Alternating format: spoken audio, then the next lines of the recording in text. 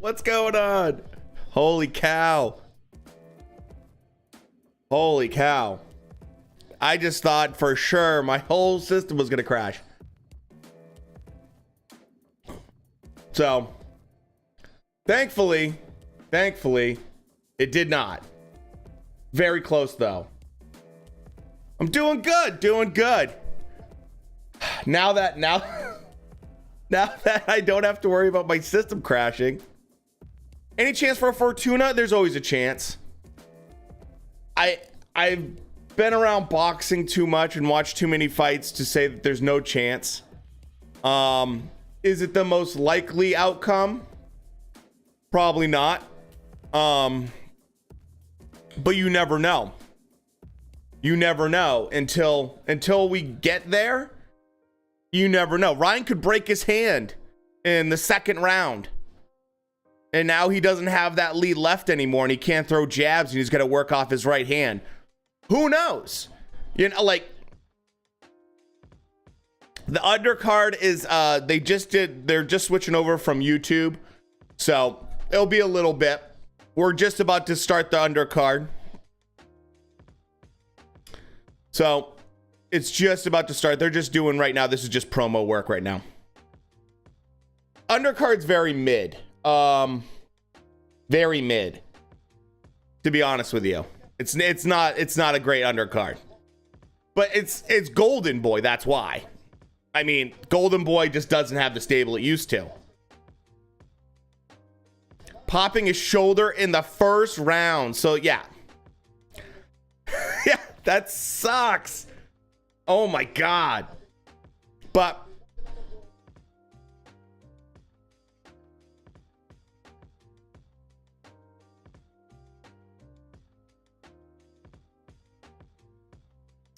so they're gonna run this, of course, as a huge deal. They're gonna try to make Ryan Garcia seem like this massive superstar. So expect that. Now, honestly, I think this should be a okay fight for Ryan. I think he should do fine. You know, but ooh, Keemstar just tweeted about Ryan Garcia. Damn. You should watch the video, The Terrifying Punch That Will Knock Out Canelo. Ooh. Takes you back. Okay. Beterbiev's career. Against a lot of fights. Like Usyk, which he, knocked out twice in the first. Wow. Well, the thing with Beterbiev in particular is that he's so dangerous, man. So dangerous. But we'll probably be the sidelined for a couple of months. Yeah. He broke something that will probably be, move to 155. Yeah, Keem's a Ryan Garcia fan for sure. For sure. I did not expect it. I keep forgetting that there's like people that actually are really, really into Ryan Garcia from a social media standpoint. I always forget this. Mostly because I don't really, I am not like a big follower of like giant accounts. Social media wise, influencer wise. So a lot of times we'd be like, oh, do you know who so-and-so is? And I'm like, no, I have no idea who that is. You know? I'm Dominican. I still can't wait to see Fortuna wide swinging style beating Garcia. Look, I'll put it this way. If Fortuna does win, it's a huge, I mean, it's huge. It's huge. It would be like the biggest win of his career. It'd certainly elevate him in that discussion for a lot of these lightweights. Granted, this is at 140 pounds, but still. So, it's so overrated. Garcia, I'll put it this way. Garcia was very overrated for a long time in his very early career. And then when he switched to Canelo's camp, he proved that some of the hype was real because he had that great body shot on Luke Campbell. And it's like, this is it. This is where he's gonna start. He's gonna start kind of showing us, right? And then he took that whole year off, left Canelo and Eddie Reynoso's camp. And now his last fight was not super impressive. I would say that that Ryan Garcia hasn't shown us enough, plain and simple, to get the amount of praise and just general like amount of people that are super hyped on him. I would say that he hasn't shown enough. But that said, the amount of people that think he's awful and just absolutely hate the kid, it's a bit much. You know, like any of the hype that he had really kind of died after he left Eddie Reynoso and Canelo. Because now he's having arguments with Canelo. And it's just like, you're not going to win, man. Oh, Vaughn, you're at the fight? Sick, dude. Vaughn Blue. By the way, if you don't know Vaughn, go check out Vaughn Blue's Boxing, man. Great YouTube channel. I got a question for everyone. Here's a question.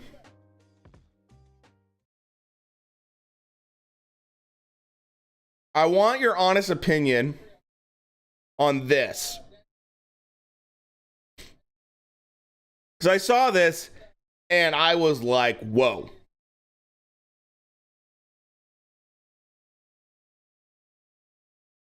It's this post from Ryan Garcia. Look at Ryan Garcia. He looks absolutely huge. Do you think Ryan Garcia is on the juice? That's my question.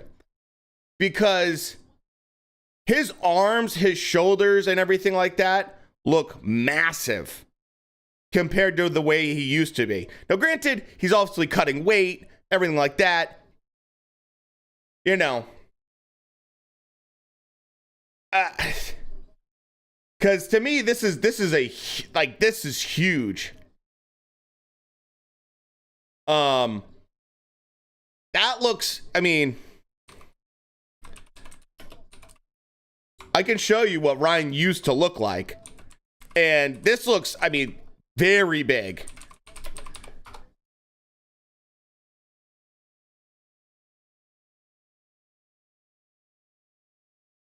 Now, you know,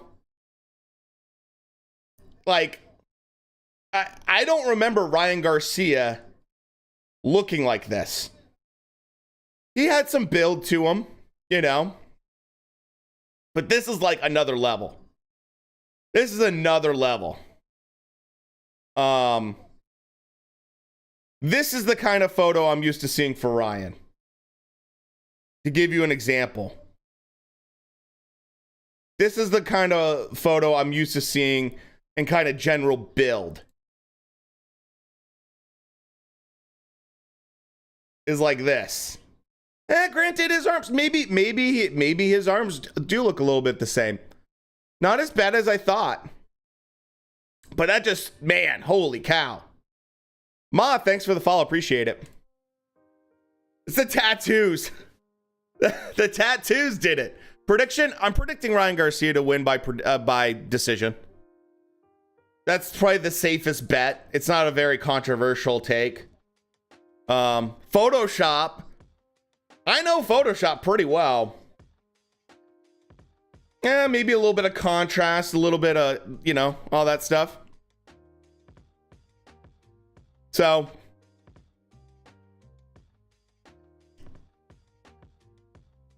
all right. So, thoughts Oh, versus Charles getting announced for UFC 280. Honestly, I just love I like Charles a lot. He's just a monster, man. Oh yeah, absolutely. The Tank Davis fight is 100% dead if Ryan Garcia loses this fight to Fortuna. And I'll tell you why. Because immediately there's going to be a rematch clause. There's going to be a rematch clause. It's a guarantee there's a rematch clause for this fight. 1000% guaranteed there's a rematch clause. So instead of Tank and Ryan fighting in October, November, which people are talking about, it doesn't happen. It gets completely pushed back, and it's not going to have the same juice as it used to. So that's what happens if he were to lose. I don't think he's going to, but that's just the general gist of it. You can't lose to Fortuna and then fight Tank Davis. The promotion of it would be terrible. Dream fight this year, probably Bud versus Spence. That's probably the dream fight this year. There is rumors of Devin Haney versus Lomachenko. There's talk about it. I don't know how, I don't know how close we really are to getting that. I know Loma's going to be trying to fight in October. So that's my general take. That's my probably like number one. I mean, obviously we're getting AJ and Usyk, which is going to be a fun fight. Usyk should win. We won't have enough time this year to see Usyk versus someone like, Fury.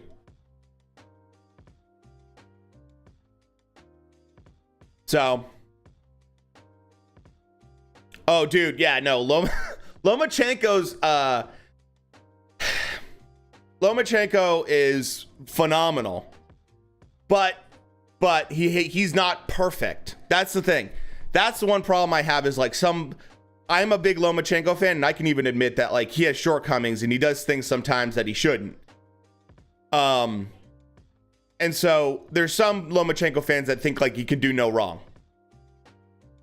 That he beat Lopez, and that, the Salido fight was garbage and all that. They make a lot of excuses. You can't do that. It is what it is. And he did mess up on both those fights. So, just gotta own up to it. But he is a good example of just because you lose a fight, you shouldn't immediately dismiss someone. Because after he lost, he then took out Yoshi, and then he also took out Comey in devastating, impressive fashion. Started going after guys that were top 10 lightweights rather than just fighting bums. So, take unnecessary shots. I would say Lomachenko's biggest mistakes have been primarily, he doesn't get hit too much, but his biggest problems have been the Salido fight. He waited way too long to step on the gas. He kept on looking at the ref dude, this guy's low blowing me. Ref wasn't helping him. He took way too long to step on the gas, and he did the same thing with Lopez. But with Lopez, it was because he had an injury that he was going into the fight with. Should never have done that. Because if you look at both those fights, the first 4 or 5 rounds, he's just giving away rounds. Just giving away. It's you can't give away 4 or 5 rounds and think that you're just going to come back and win.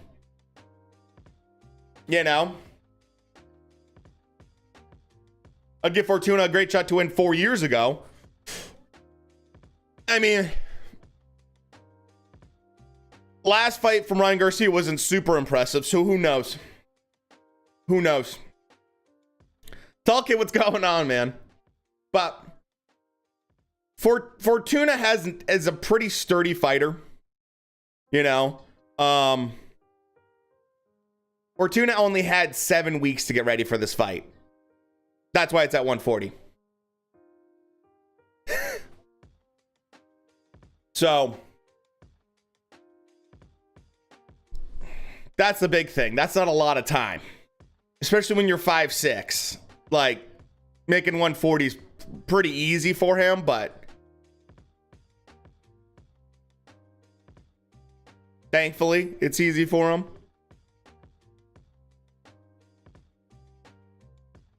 You know?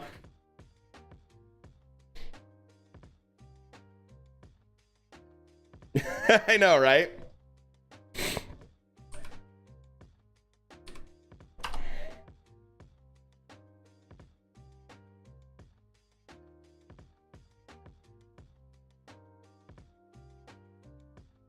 So, I didn't even watch that fight, actually, Derek. To be honest with you, I know it was main event over in the UK. I did not watch it at all. Yes, Fortuna's has a few decent names on his resume. He did lose to Jojo Diaz. He also got knocked out by Jason Sosa.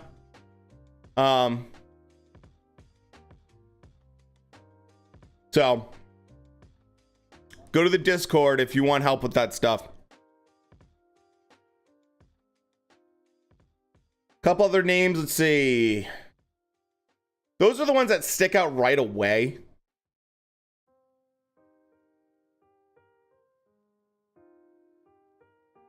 Oh, Robert Easter. Another really good one, actually. Robert Easter, he lost to as well. So basically anytime he's gone up,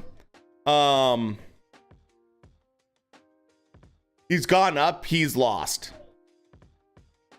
against top level talent, pretty much, to be honest with you.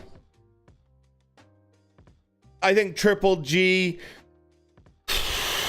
it's hard to say that Triple G gets stopped, but I could see a scenario where body shots take a toll on Triple G and Canelo. I mean, I'm picking Canelo.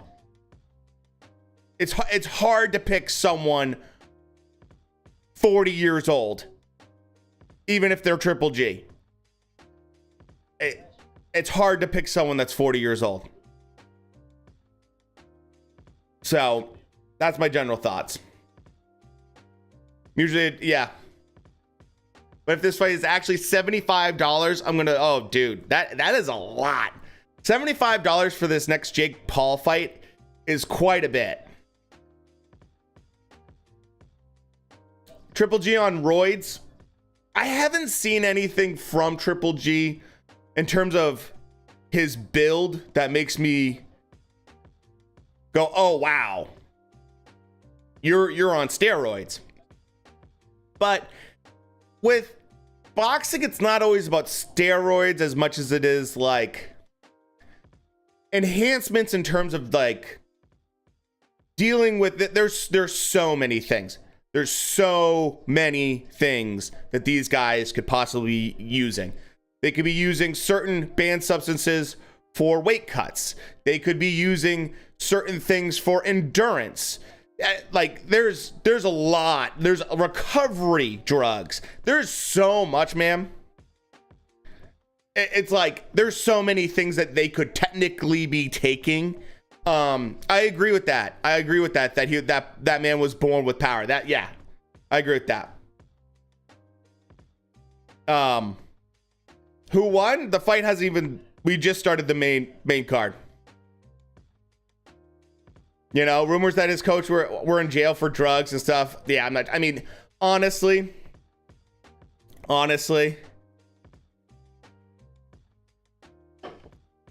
It's boxing, man. Oh, we're narrating. I can't show it. I'll immediately get banned. That's why it's called a watch along. So.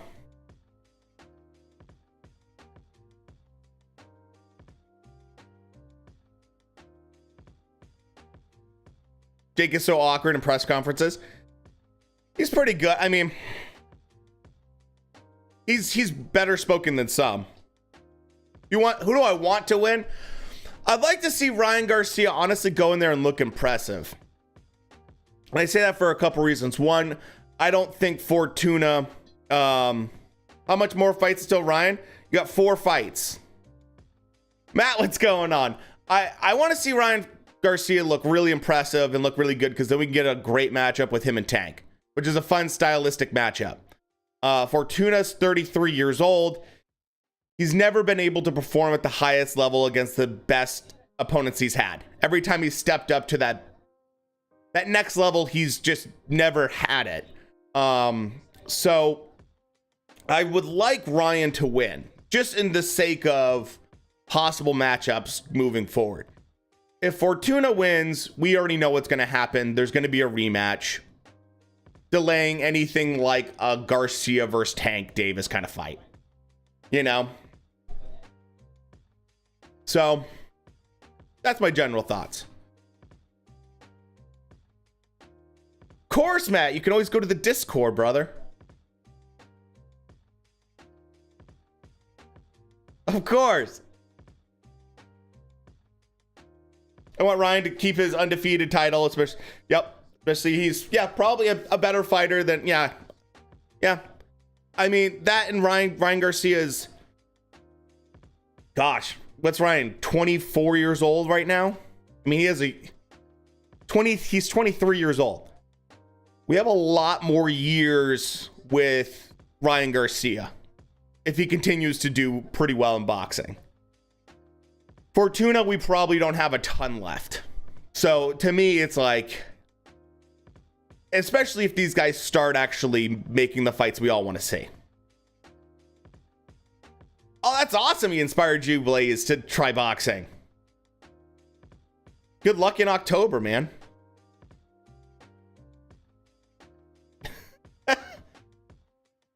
I know, is that long fucking week.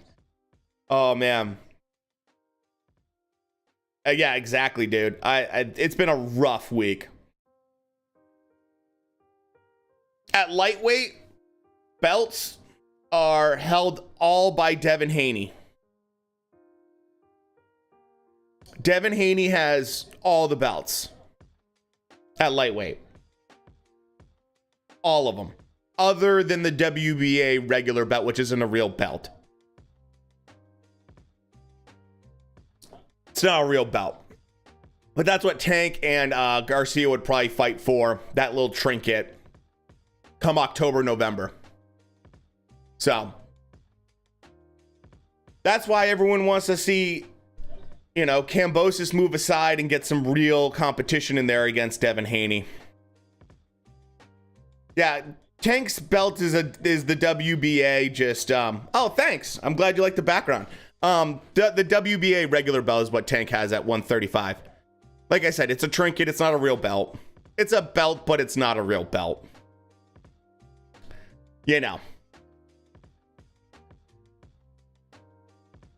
Of course, Jake wants the belt. That better be Jake doesn't want that smoke. He doesn't want that Canadian smoke. So, but yeah, I mean, the lightweight division's interesting right now because we have an undisputed champion. Question is, who's going to challenge him, really? Because Devin Haney is skilled. He doesn't hit as hard as some people, but he's pretty skilled and he's really young. He's got a phenomenal jab. He moves well. He has plenty of time left. So it's not like he's aged at all. He hasn't taken any beatings in a single fight. So it's like, who's gonna stop him? Really? The only suspect thing about Haney is if he gets a little bit too confident and wants to try to get in close and gets hit with a shot, like we saw against Linares. So Bivol supposedly, They talked about him fighting Ramirez next. Then that got turned down.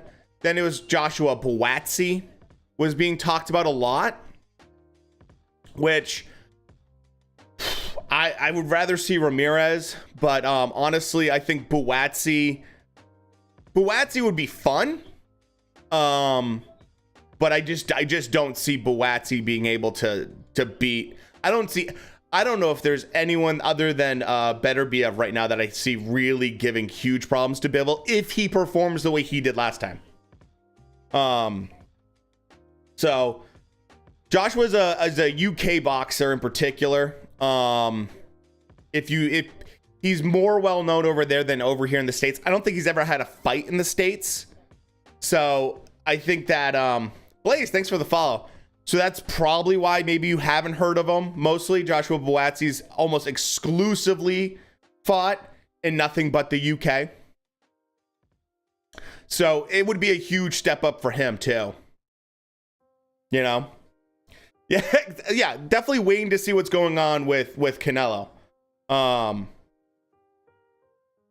So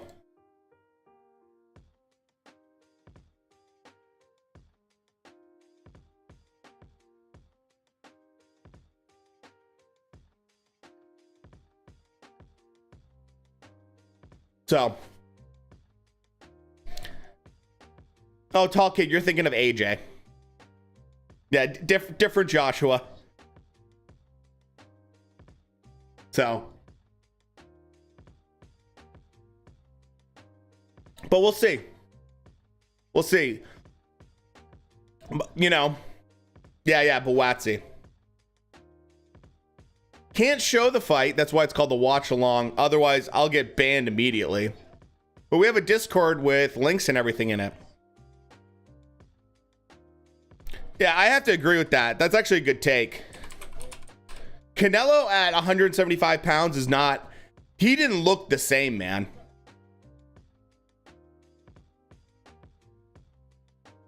He didn't look the same. His gas tank didn't look the same. Oh, thanks for the follow. Appreciate it. So that's my big thing is he looked flat-footed. He looked tired. He just looked like he could not penetrate through that defense of Bivol whatsoever. He was trying to do what he normally does, which he walks guys down. You know, he has that high guard, comes inside and just tries to walk guys down and do body work. And it was just like, did not work. Just too much heat coming back the other way. So,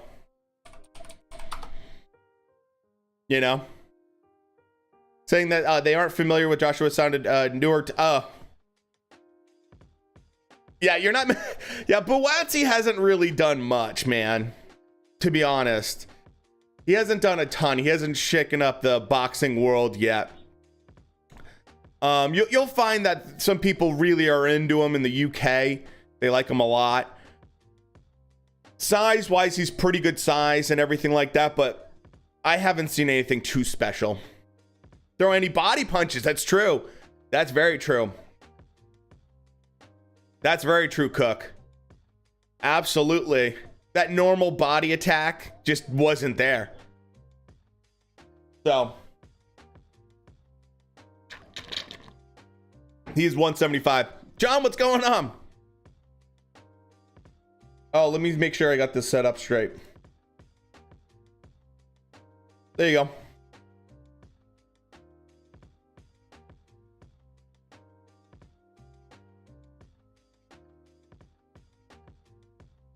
So go to the Discord and go under fight streams and you'll see free fight links. Click on that and there you go.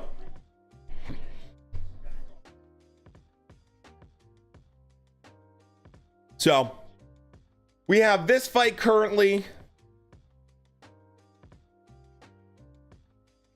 Then we have two more. We have at least two more fights and then we have the main event.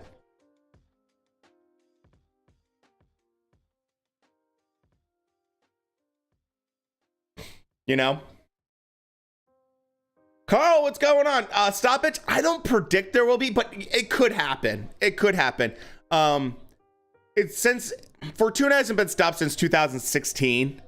So he's a pretty sturdy guy, especially against a guy like Robert Easter, who's pretty hard hitting. So I predict that it could happen. It very well could happen, man. You know, I'm predicting he'll go the distance, but that's more based off of the recent fight from Ryan that was not super impressive. Could happen. Fortuna only had 7 weeks to get ready for the fight. It's at 140 pounds. There's some things there. I don't like how Yard versus Beterbiev next fight. Seems like a waste of time considering Beterbiev has, yeah, oh dude, it's not even close. That fight's not even close. Yard is such a fundamentally flawed boxer. Watching Yard box, he's so fundamentally flawed. He's just not ready at all for a guy like Beterbiev. Beterbiev is going to eat him alive. Valdez, that's a good question. If I was Valdez, I'd go, I mean, Shakur Stevenson owns 130. There's no question. So where he goes from here, Oscar Valdez can either try to drop down and wait. If he can do that. I heard some people talking about, you know, maybe there's a Leo Santa Cruz fight, which would be fun. Be super fun to do a Leo Santa Cruz fight versus Valdez. It'd be a tough fight though. So Isaac Cruz probably not, because you know Valdez, unless Isaac Cruz went down, decides to go down to 130. Leo Santa Cruz Leo throws so many punches, man. It's so fun to watch how Ryan deals with a lot of pressure. That's probably the number one thing that we haven't seen. We've seen it one time with Ryan. It was when he was really young. It was maybe 2.5 years ago. Maybe 3. It was against Morales when he fought him. Who was an older kind of washed fighter. And he put a shit ton of pressure on Ryan. And he did a lot of dirty tactics and a lot of grabbing and a lot of pushing around.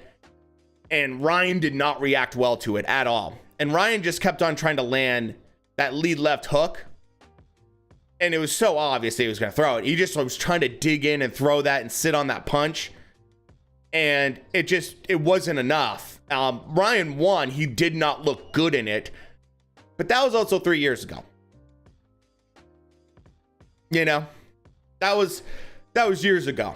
So I'm assuming now with Ryan's size, he'd probably do better if he was presented with the same kind of fight from a opponent like that.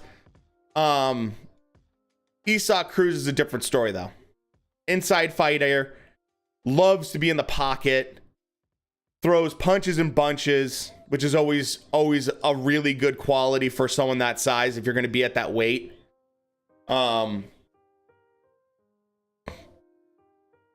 You know, I think you're right, Tolkien. I think there was some ring rust there for sure for Ryan. I also think that he probably felt pretty confident going into that fight, so maybe overlooked the fight a little bit. I didn't love that it wasn't at 135 pounds. You had a lot of time to hit weight. He is not going to be staying at 140 from what I understand. He's going to be moving back down to 135 after this. This fight was mostly asked to be at a 140 due to Fortuna only having 7 weeks to set up for the fight. So short camp for Fortuna, they moved it to 140. Ryan does plan to go back down to 135. And arguably the fight that's going to be next, whether you believe it or not, is him versus Tank at 135. Which, I mean, I don't care how you slice that. That's a fun fight. That's a fun fight right there. That's a huge money fight for both guys. You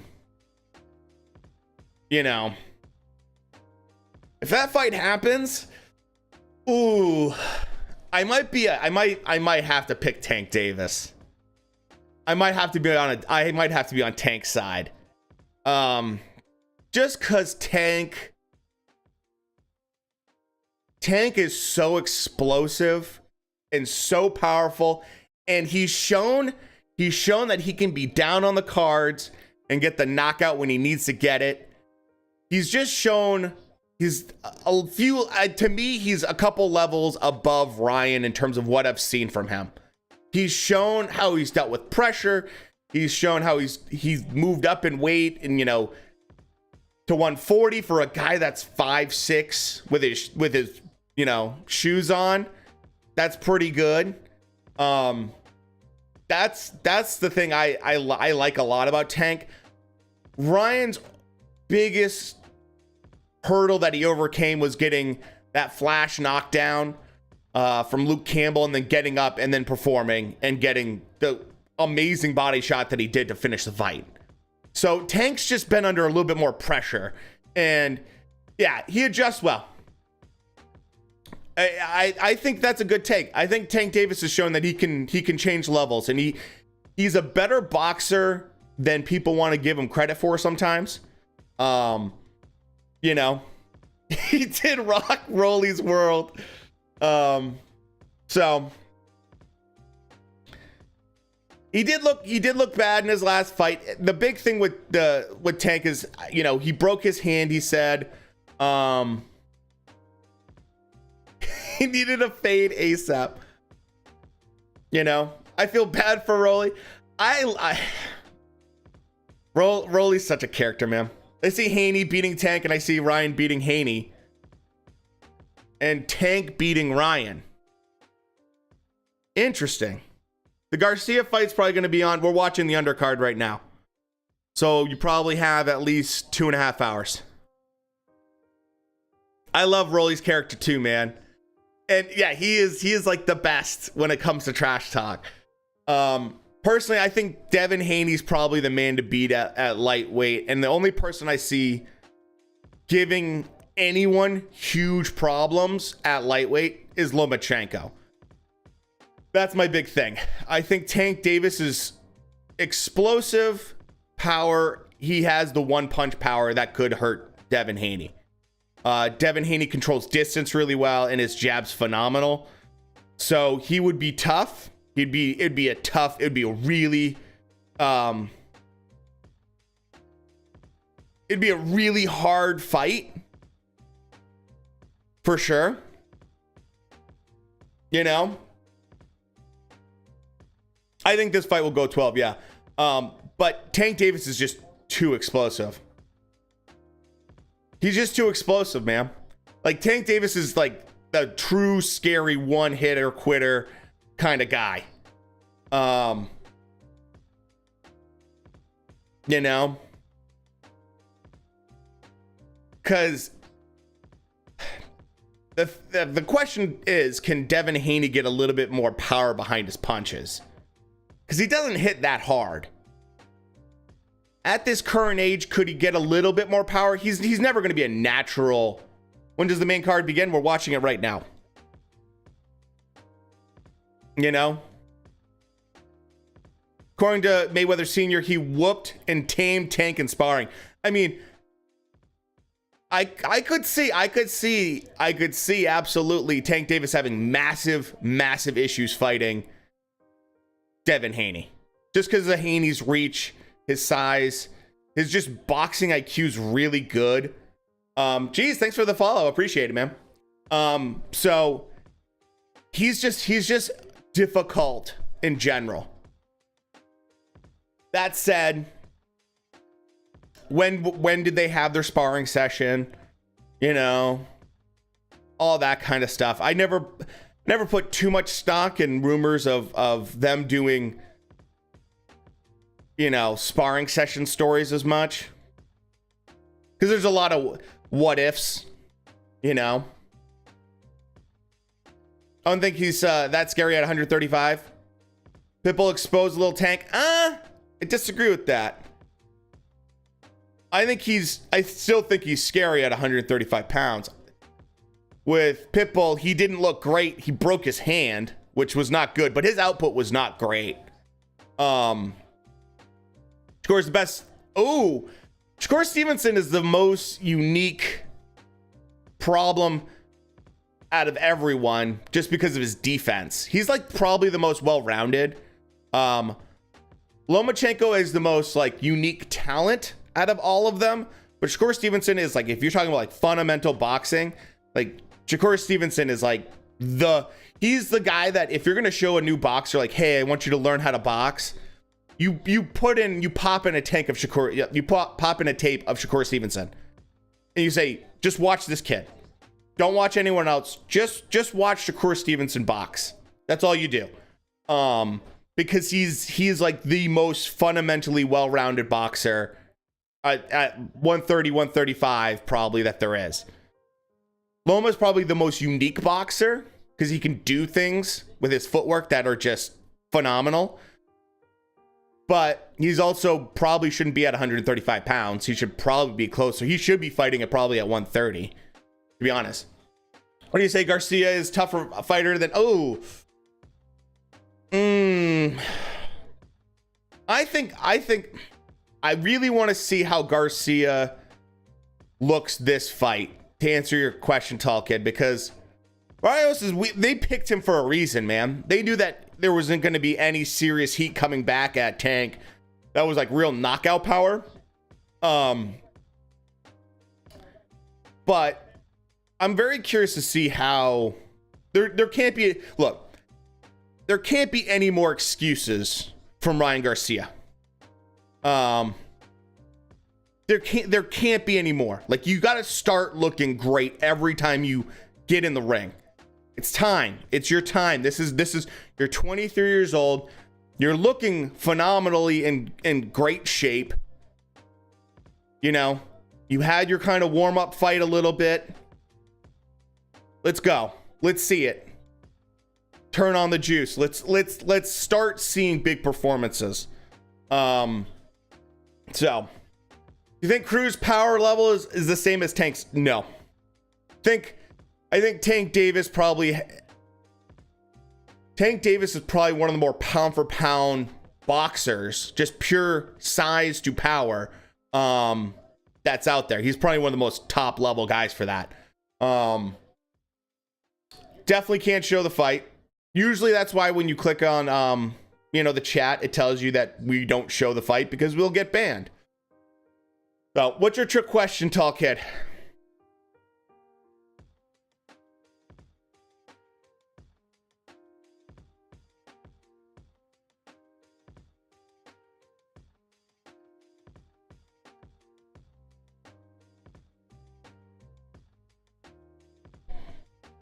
Can only hear the audio.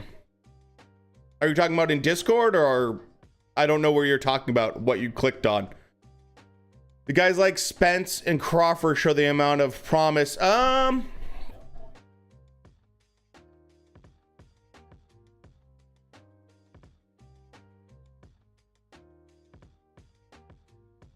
do we get in the verified channel? So we have a whole section for like how to get verified. Carl, you've been around enough. What's your name on Discord?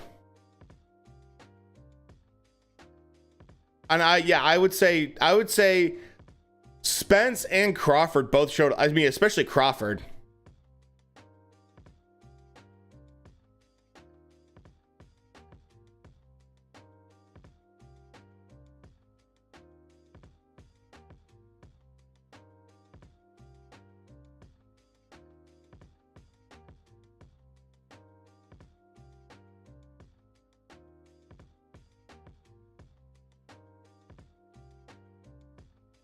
So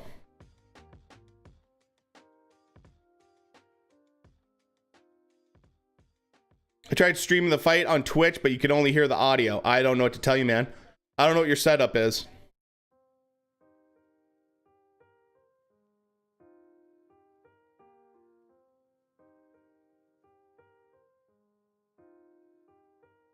Perfect.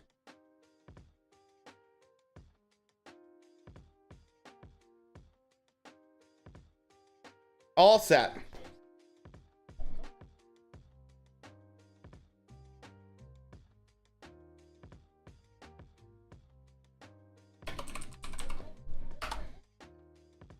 Not a problem. You've been around for a while. Basically, the way you get verified is if you're in Discord and you participate there, or if you participate in stream, one of the two. Using Streamlabs. So you need to capture your video device. Now, if you're using DAZN, here's the biggest problem. Did you buy DAZN? Let me guess. You're using DAZN, right? What time? 2 hours until the Ryan fight. We're at the very beginning of the main card. So the problem is you're using DAZN's website, correct?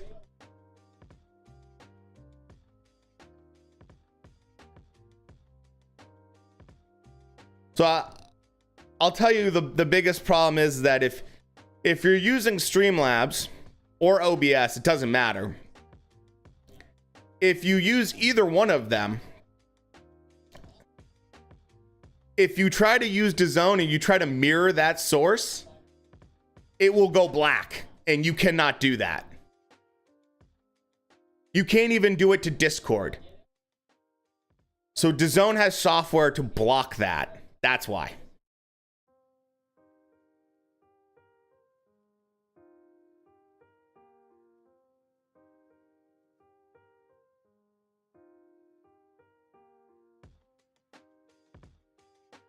So that's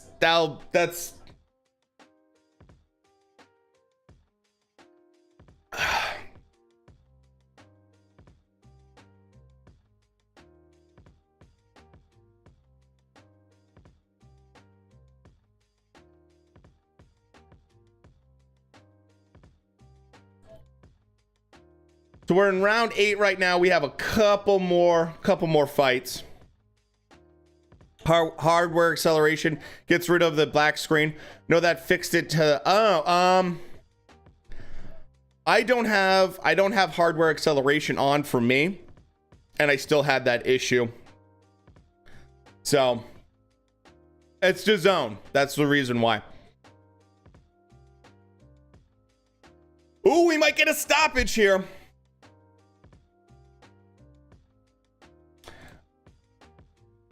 You have to go into your system setup through the web browser that you're using to turn it off. It's a settings inside your actual web browser for hardware acceleration, but still, it doesn't matter.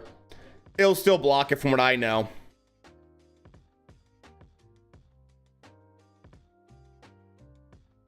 Okay, problems to score in the amateurs. Out of his 6 lost fights, 5 of them were, southpaws. Okay. That's interesting, actually.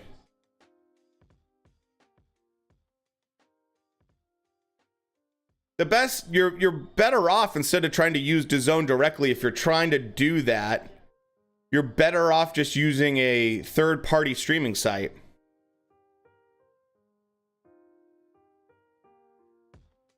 That's what you're better off doing, because then you don't have to worry about it.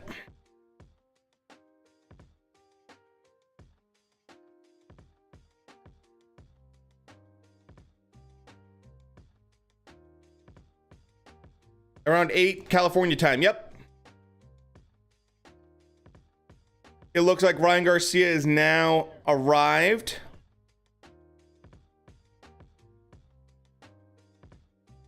Comes out and smokes Fortuna. Would you say he could beat Tank? Depends how he does it.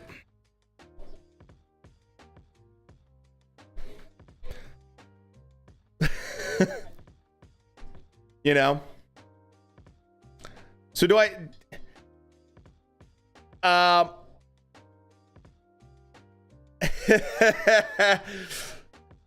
It is very clear. I'll say this, Carl. I don't want to self-incriminate too badly. Let's just say let's just say a little bit of both. Depends. You know?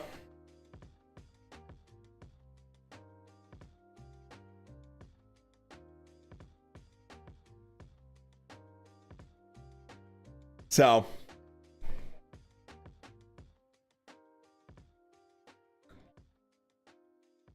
what arena is this in? Is this, it might be Staples Center? If I'm not mistaken. Let me just double check. Crypto.com arena. That's what it's in. So, of course there's got to be a Crypto.com arena. God damn, I hate them. Which is Staples Center, yeah. I not a huge fan. Crypto.com is just getting flat out annoying, man.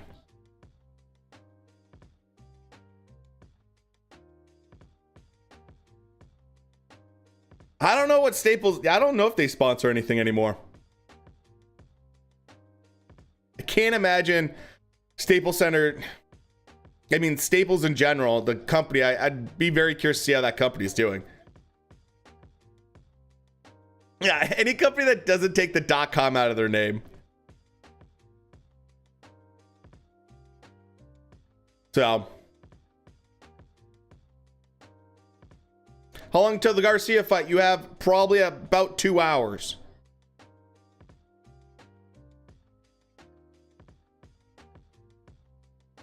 So,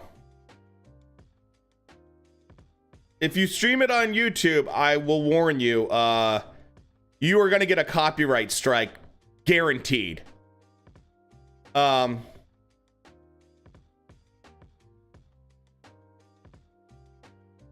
So, just going to tell you right now, man, if you have a YouTube channel that you care about, you will get a copyright strike. I guarantee it right now. So, it's not great. It's not great because if you get 3 of those within a certain amount of time, I think it's within, I don't know, a year, you lose your entire channel. And the video will be pulled. I guarantee I don't know how long it will stay up, but there's actual hidden code in all of this video live streams that they can read it automatically. They're gonna bot it. So just so you're aware, man.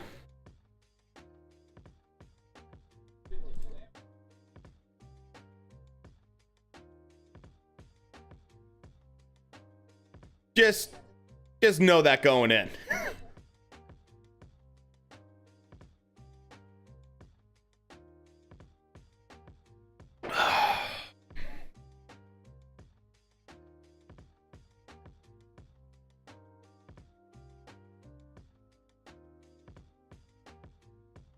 So we have, what is it, 3 rounds left in this first fight.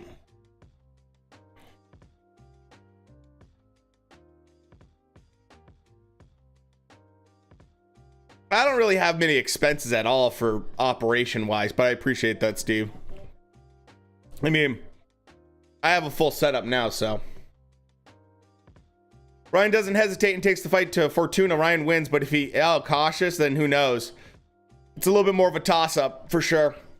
Well, Fortuna really doesn't have a lot to lose in this fight, man.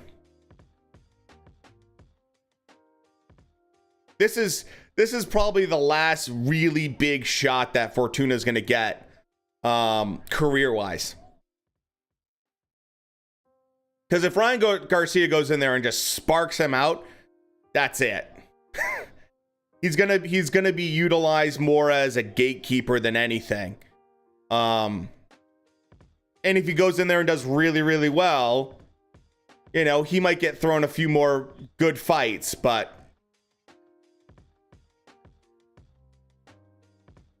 you know.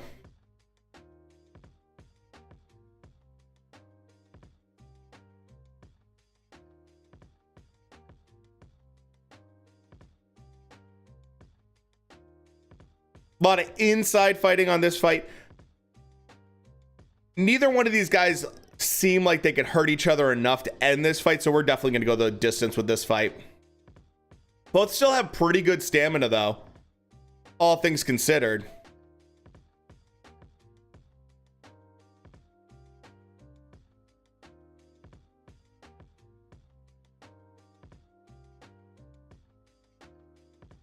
So, Devin Haney should fight Lomachenko now, says Tim Bradley.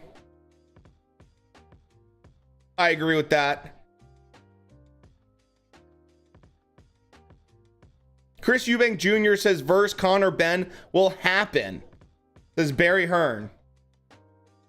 It seems like they're really pushing this Chris Eubank Jr. versus Conor Ben fight. Hardcore trying to push this fight. Ryan needs to look good if he wants the Tank fight. I don't know. Because I'll put it this way. If he doesn't look great, right? All the more reason to make it if you're Mayweather, right? You didn't see anything too impressive. You know? That said, I think Oscar probably wouldn't sign on any dotted lines if Ryan doesn't look good, though, to your point. And I don't know how confident Ryan would feel going in there against Tank.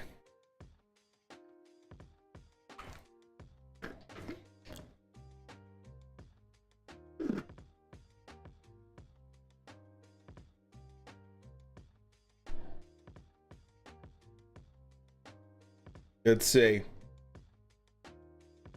Here's another question people are asking. This is on Boxing News 24. Is Anthony Joshua's career on the line against Usyk for August 20th?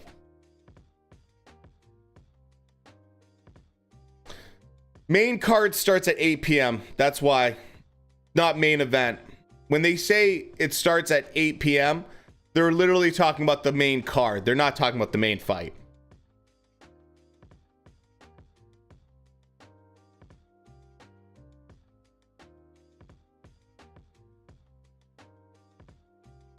They are throwing Ben to the wolves, but at the same time, I kind of love it. Kind of love it.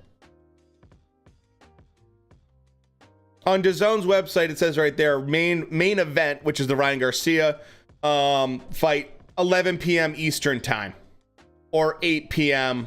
Pacific time. And that's a rough estimation. Not a bad undercut. Yeah, it's good little scrap. I'm actually more interested in the next fight.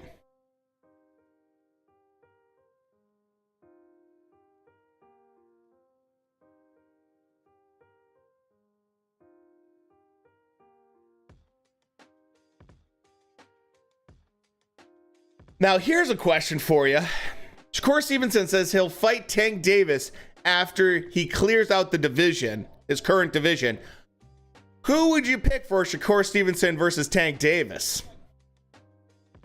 If that fight would happen, my goodness. That's a risky fight. I'm guessing it'd be at 135 pounds. I'm assuming it would be. But that's a risky fight.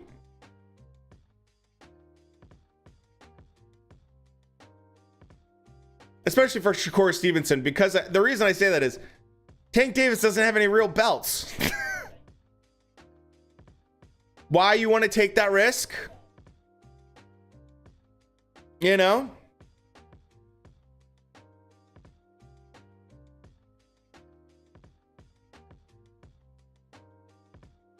Ryan Garcia should win by decision.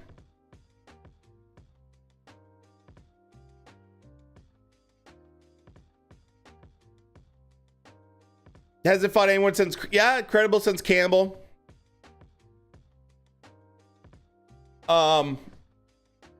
Tank by murder.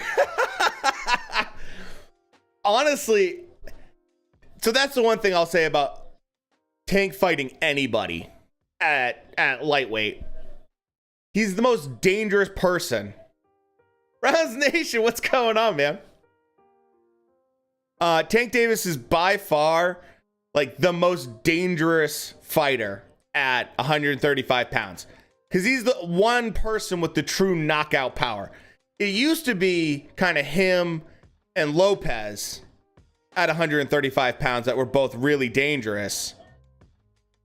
But Lopez is moving up to 140 now. So it's really like the only person you have with like true one punch, knock you out is Tank Davis now, really. We might get a little upset. Tell me this guy gets this comeback win right now. He's trying. He got a nice knockdown.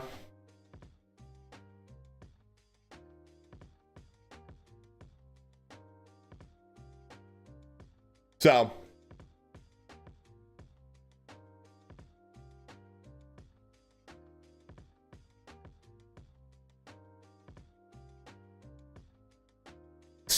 if this kid is hurt at all going into this final round, this is not good because he's looking like he's easily going to win this fight. What do you get hit with?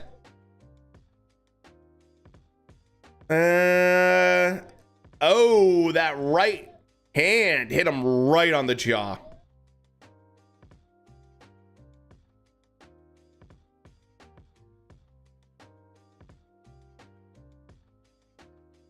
Sandoval, I don't know how good he's going to be in this last round. If he's wobbly.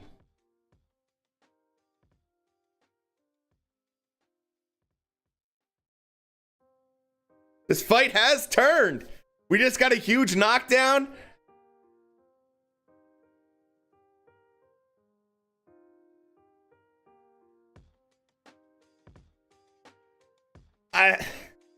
I love that they're just going at it, though.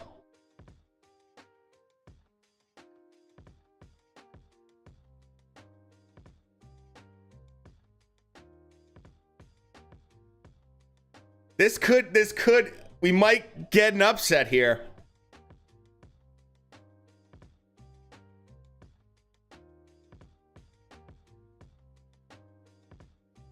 Two minutes and 15 seconds left. These guys are both swinging for the fences right now. Sandoval is getting absolutely mauled by this guy.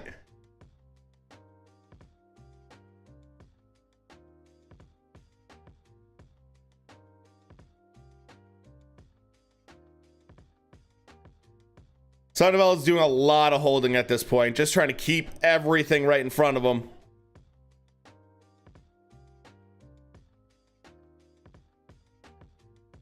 Definitely changed the atmosphere of this fight, though.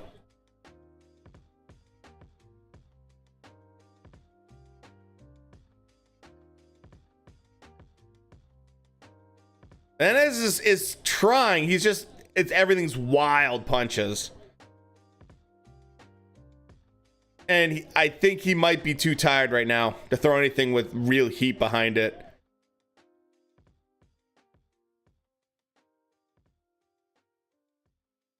Oh, some good shots. Oh my gosh. This is a hell of an end of this fight. Someone might get dropped. We got 1 minute left. Holy shit. This fight just got really good.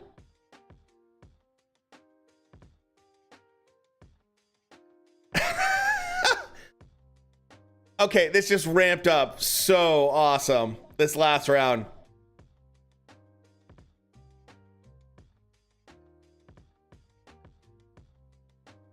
These guys got to be exhausted. This is a crazy pace they're doing right now in the 12th round.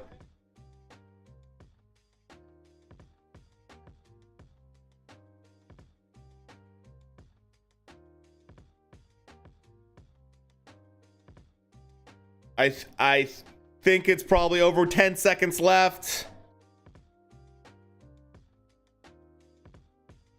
I don't think we're getting anything new.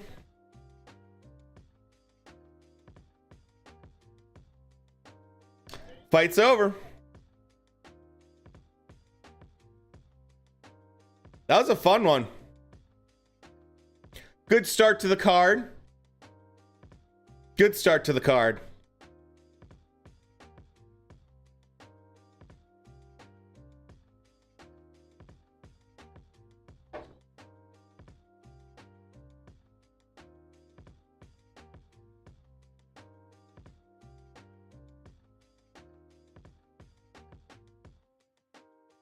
Let's see how the judges' scorecards are for this though.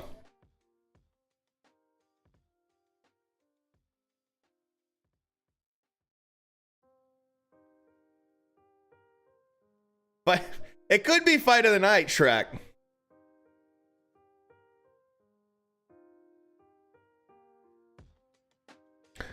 Right now we're watching the very, very first fight on the main card.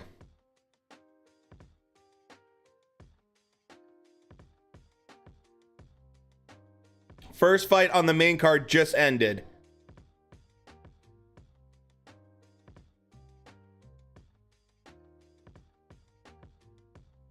So let's see how the judges score this.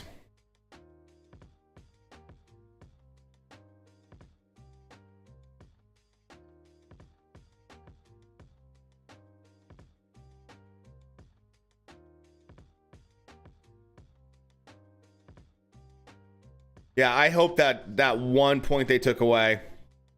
Pretty mean low blow, though.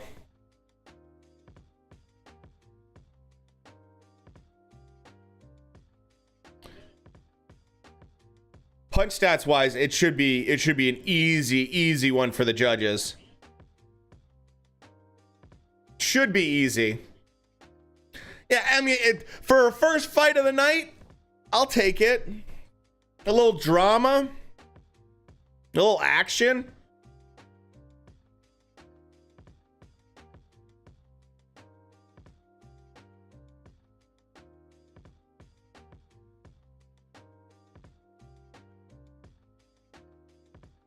Oh, this is... I mean, it's flyweight, so...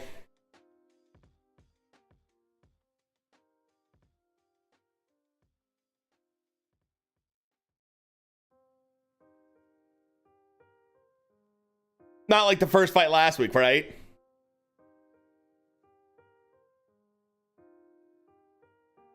One 14, 112.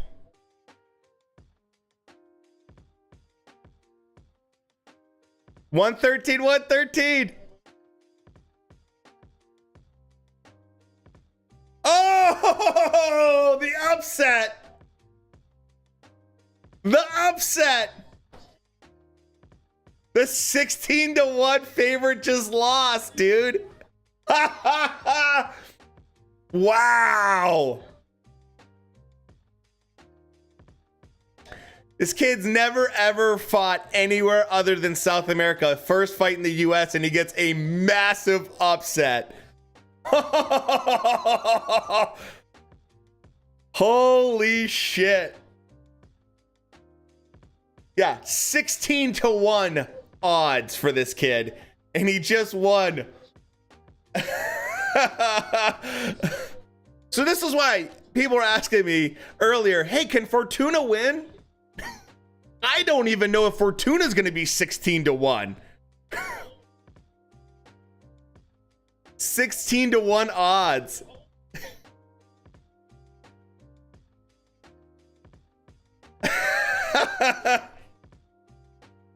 Participation medal. Wow. Anything can happen.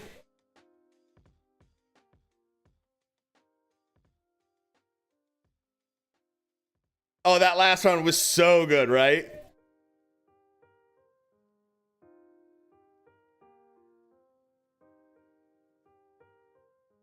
Yeah, just throwing nothing but bombs.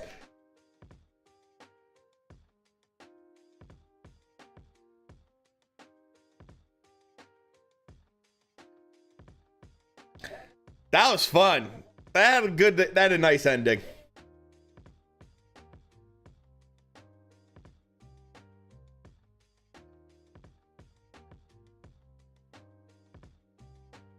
I mean,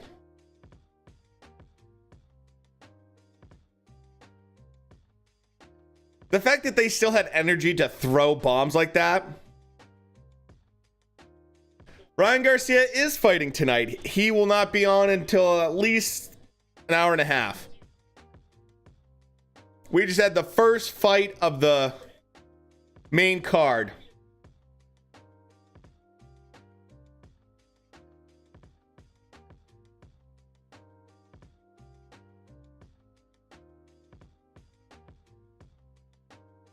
Yeah, I got you. All right.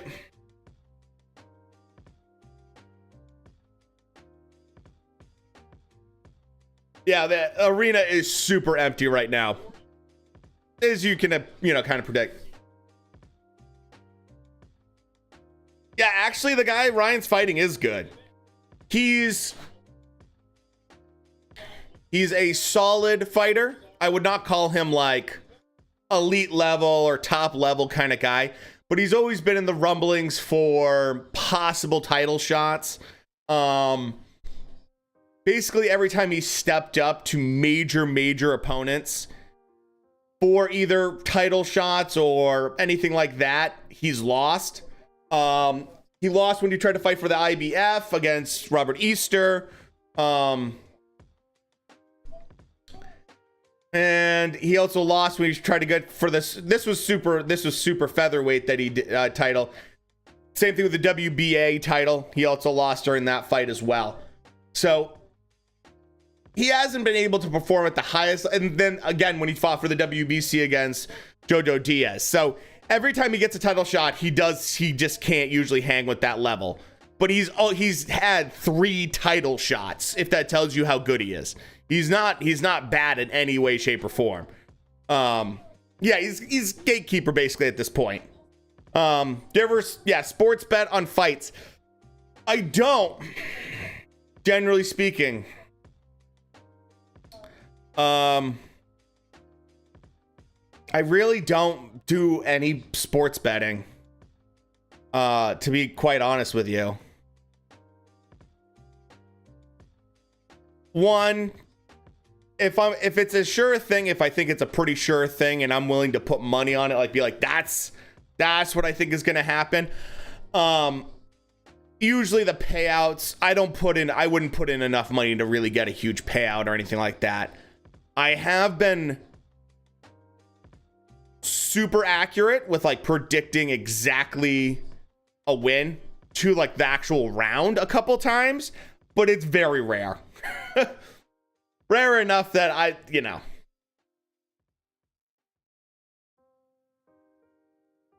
don't plan on, I've just never been super big into betting.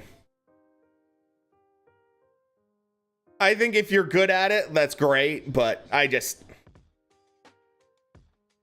because I'm the kind of guy that like I'd put like $20 in. And it's like, what are you gonna make? Unless you get like something crazy like a 16-1 odd. Hell, even Andy Ruiz was 11-1. Even something like that. Like, I just still wouldn't pay out insane money. But that's me though. So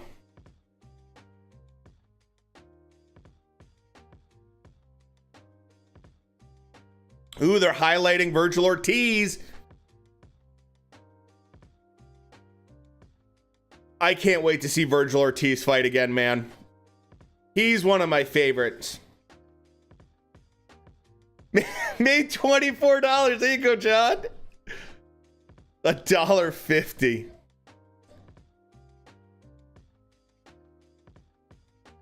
McKinson versus Virgil Ortiz, man. I'm gonna tell you right now. Bank, yeah. You can almost get a bottle of bourbon for that. That's not bad.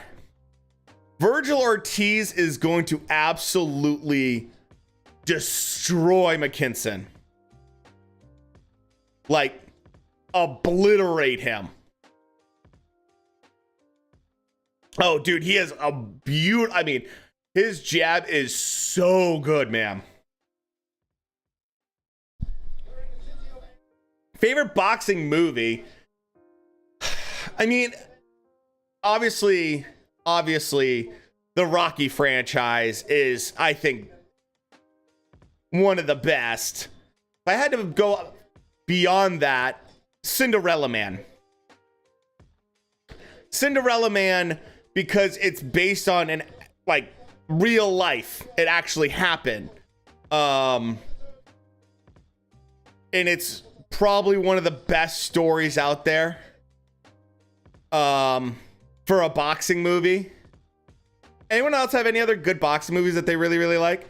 That one in particular, like, sticks out to me. You know, I thought Will Smith did a really good job doing Ali. That was a fun boxing movie, obviously, but it's a, you know, it's a biopic similar to Cinderella Man.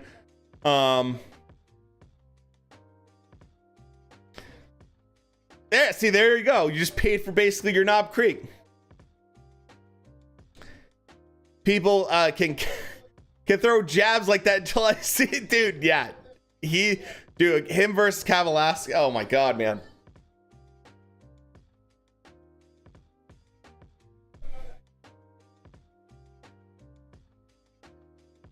Ooh, that Duran movie. What was it? Is it Hands of Stone or Stone Hands or something like that? Dude, Knob Creek's really good. I like Knob Creek.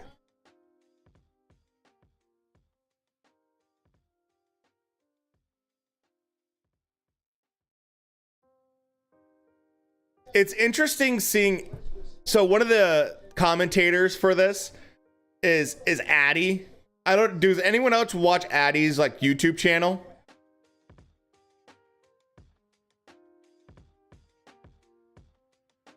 Ak and Barack, I can't not stand these guys at all. They're like, they give the worst commentary. But the other guy to the left that they're showing right now, Addy, anyone else watch him on YouTube?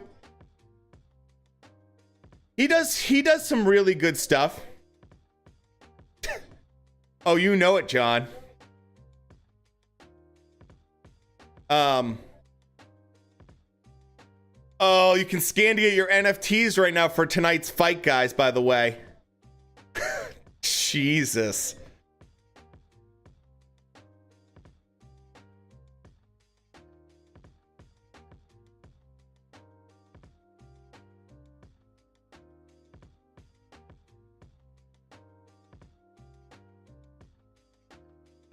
So let's see how the rest of this card plays out. I actually like the next fight a little bit more. Well, just I know Roach.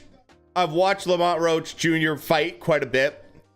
He's a pretty solid fighter.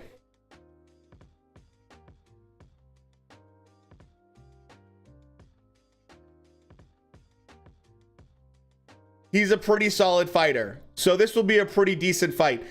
It's the WBA, so it is what it is, and it's just a light, you know, junior lightweight eliminator, so it doesn't really mean a ton. But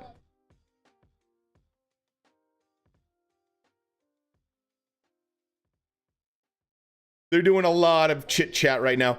I rather than Ak and Barack talking, I rather listen to Addy talk. Addy knows more about boxing than both these knuckleheads combined.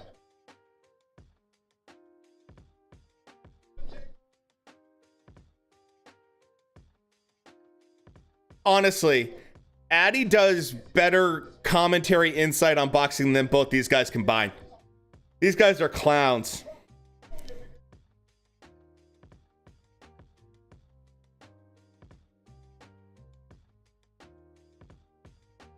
I don't know how these guys got their job, but man, I would kill to have their job.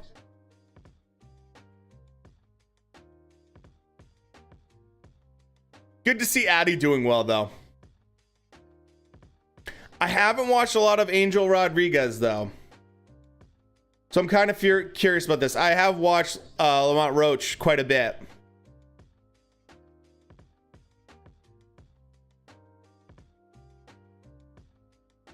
So kind of curious about this fight.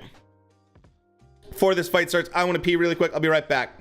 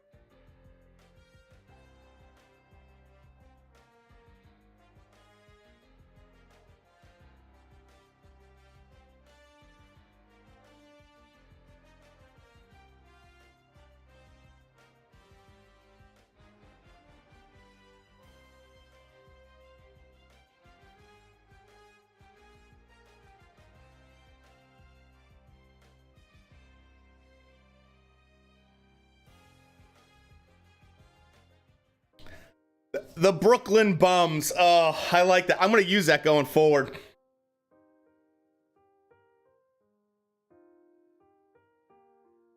Would be great commentary. Dude, I would enjoy it so much. Even if it is on DAZN.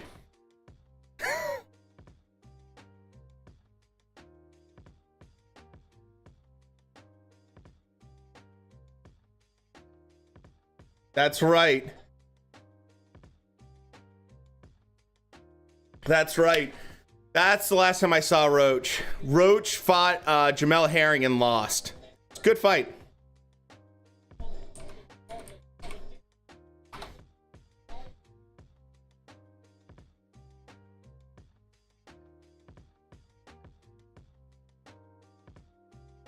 So this could be a fun one. This could be a real fun one.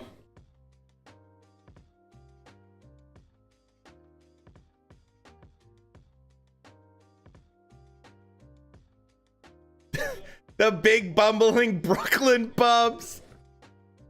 We're getting all Dr. Seuss on it.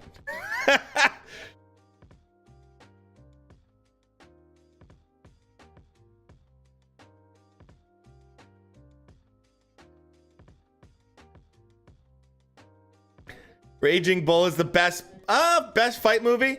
It's a good one. That's a good call. Classic. You know what movie I haven't seen that's a good boxing movie I've always heard? And I should definitely watch it. Is Hurricane. Booker, what's going on, man?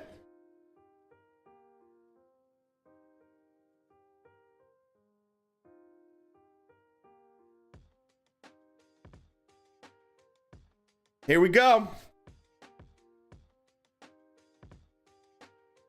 Second fight on the main card.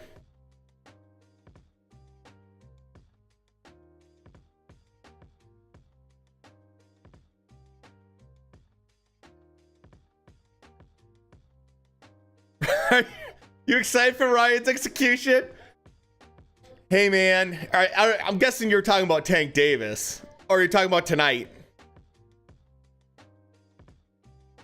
I haven't seen Hurricane. I got to check that one out. That came out, I think, when I was in high school. You want Tank to knock him out? Yeah, I bet you do. I would say there's probably a good chunk of people that would like to see Ryan Garcia get just absolutely obliterated by Tank Davis. You're in good company. The big bumbling dumb Brooklyn Bubs, their brains are the size of their thumb. Yeah, that's pretty accurate, man. I'm sorry. Look, there's like New York accents that I don't have a problem with, and then there's New York accents that I just can't listen to. And I can't listen to their accents, man. They're brutal. I want Fortuna to win tonight, but I want Tank to destroy him. Yeah, that is the catch-22 with it all. What you could wish for, Booker, is that Ryan Garcia steals the fight away from Fortuna and looks bad, and then goes in, because then you know Mayweather wants to make that fight happen. Goes in there against Tank and just gets blown out of the water. Kind of the best of both worlds. He gets humiliated by Fortuna and then gets knocked out by Tank. Win-win.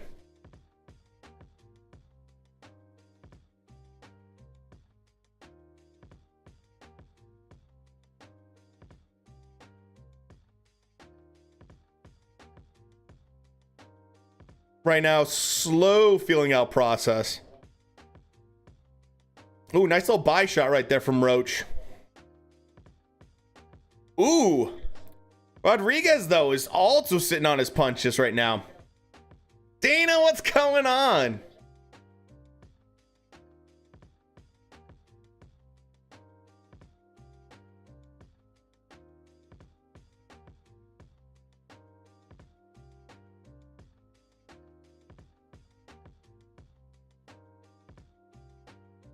Let's see what happens. A lot of feeling out this first round, but both guys still throwing with a little bit of intention, which is nice.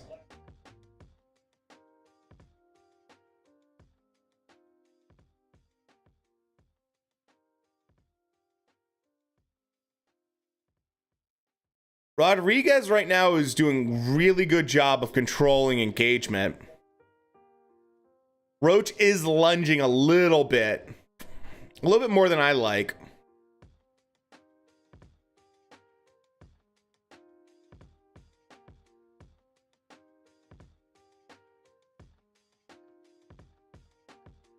They're not quite engaging probably as much as the crowd's gonna want. Crowd's probably gonna get a little antsy if they do this for another couple rounds. A little too much hugging, not quite as much engagement as you'd want.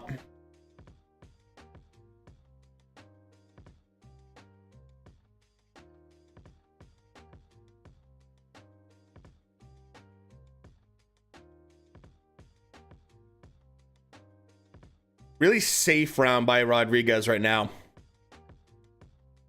Really safe. Just get in there, score a couple jabs.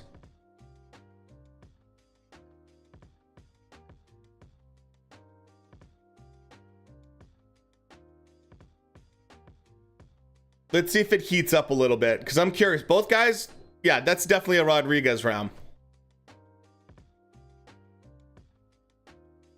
Let's fight, boys. Yeah, that's right.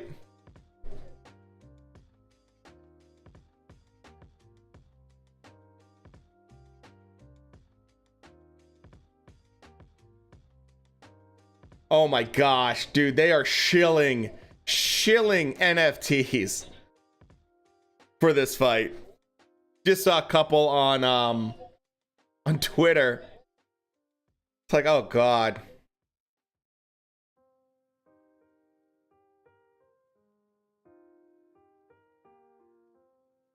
Problem Ryan Garcia has is if he stays at 140, the chances are that he'll get KO'd. That's a murder row at 140. Yeah, it is. All those fights get... Oh, dude, absolutely. Don't be surprised if Teo gets beat up at 140. That's... Dude, Dana, absolutely, dude. That's no joke. 135 pounds is a way better spot for Ryan. Heavyweight Ryan. Look, he's basically reassured everyone that he's going to go back down to lightweight.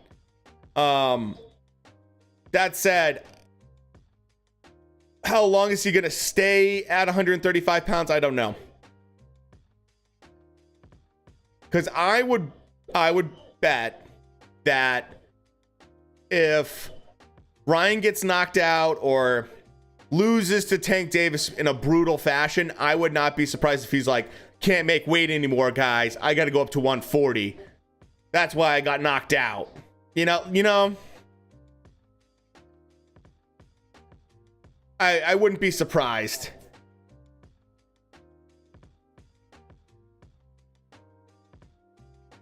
People are not happy with this fight currently in the ring. I was hoping for a little bit more sparks.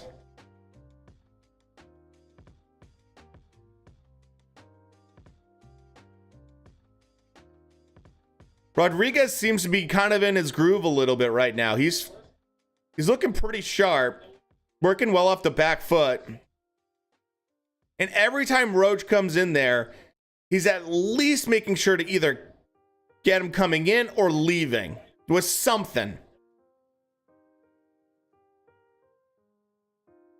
Nice little right hand right there from Roach.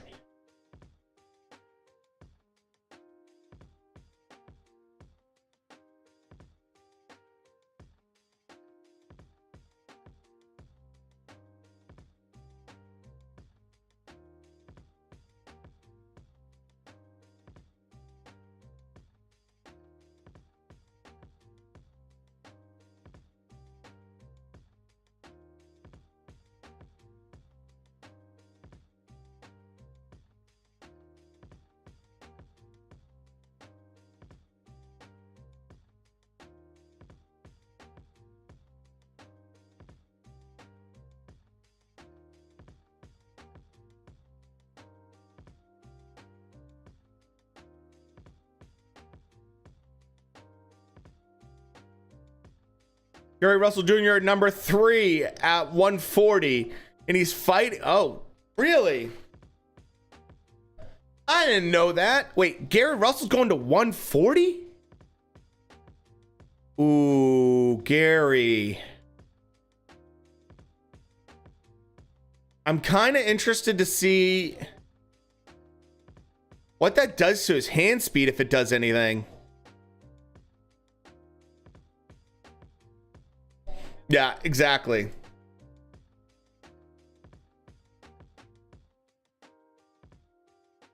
What's going on, Boxing Therapy, man? Well, first fight was fun. This fight so far is pretty dull.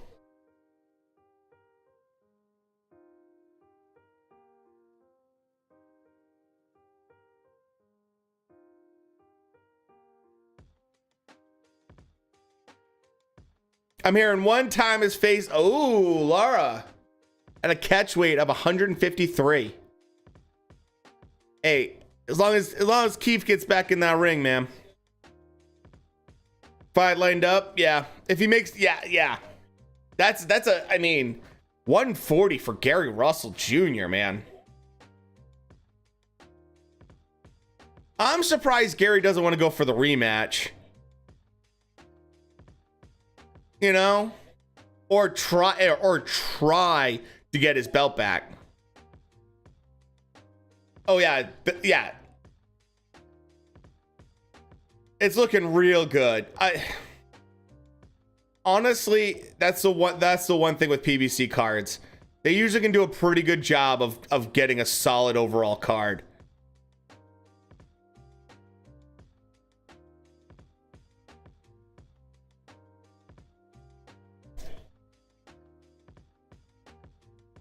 Nice little body work right there from Roach.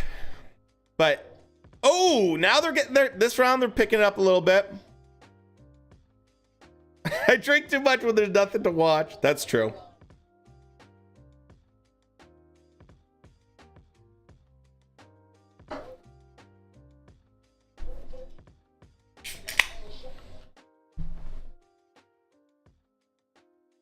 Yeah.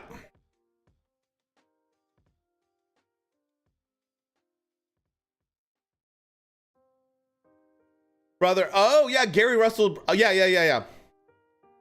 Oh.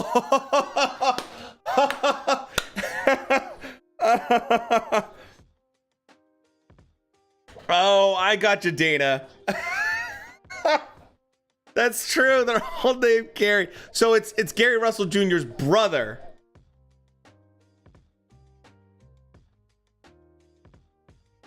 Yes. Yes. Perfect. Okay. Dude, he's got great hands. So he's actually really fast hands like his brother.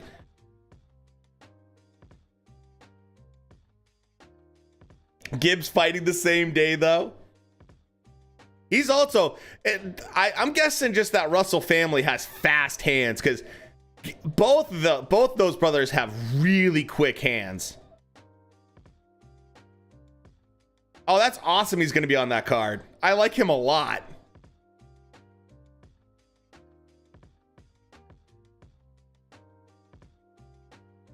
He's a really good fighter. Okay, his third round's still pretty slow. Punches are getting thrown at least a little bit more.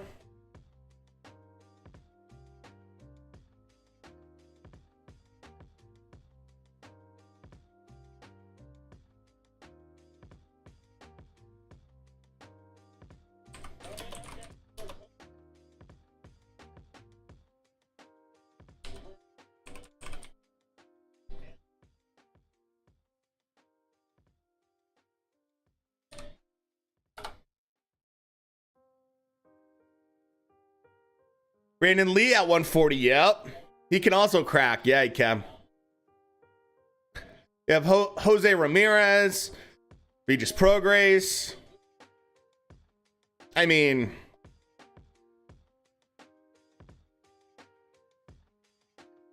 really solid 140 class, actually.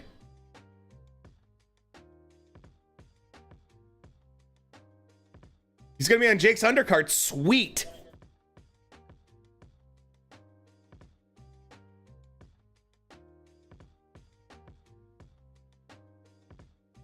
Okay, round 4. Let's see if they can pick it up a little bit.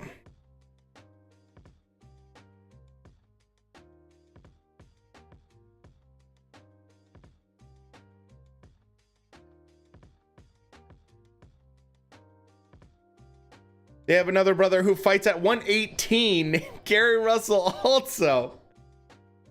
So just Gary Russell Sr. kind of just pulled a George Foreman and named all his kids after him.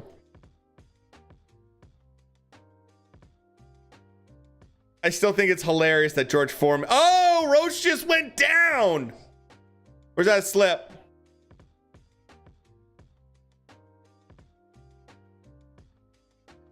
I gotta see the replay on that. We gotta see the replay on that.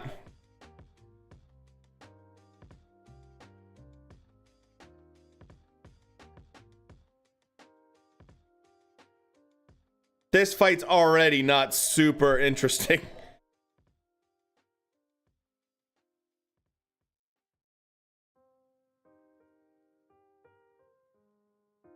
Yeah, low blow. I want to see the punch though. I didn't see it. Here we go. Oh, that is a low blow. That was brutal.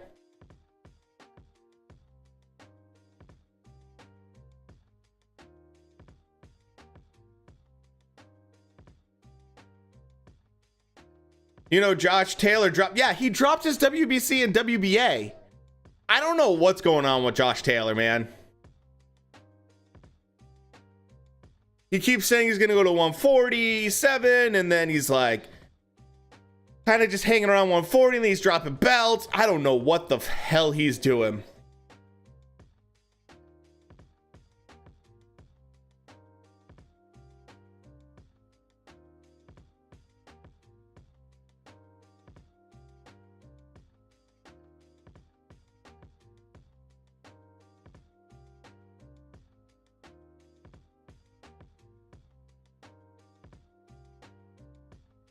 Guys, who's this guy named Blueface? I'm seeing Keemstar tweet about this guy called Blueface.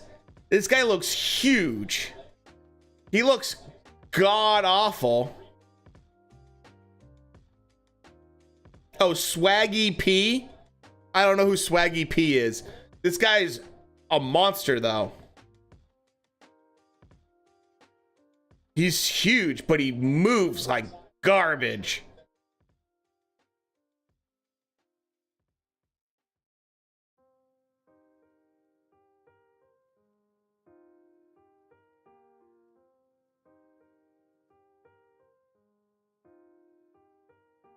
Rodriguez is fast. Yeah. Just a little. Yeah, he's inaccurate.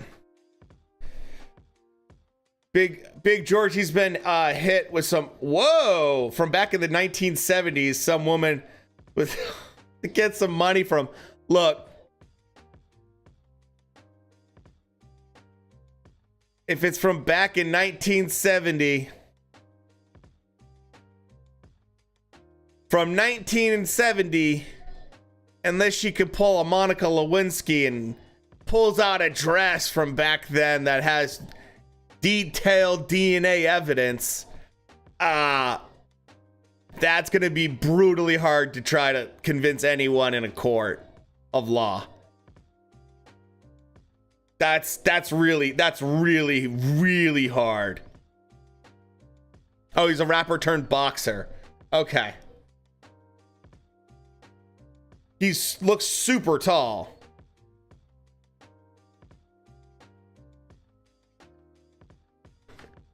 So this fight really hasn't caught fire so far.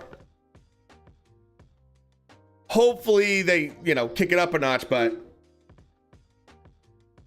if we have 12 rounds of this, I won't be too impressed. Especially because Roach had knockouts in his last couple fights, so I thought this would catch fire a little bit more, but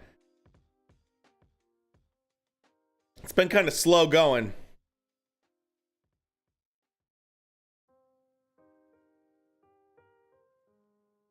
Little bit slow going so far.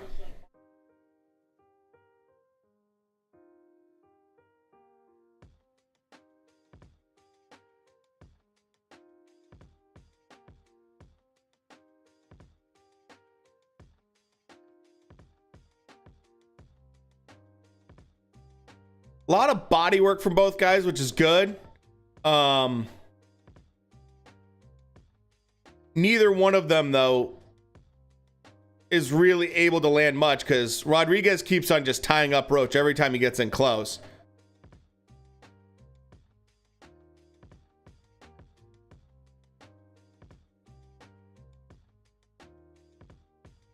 Roach is definitely the aggressor, which I like.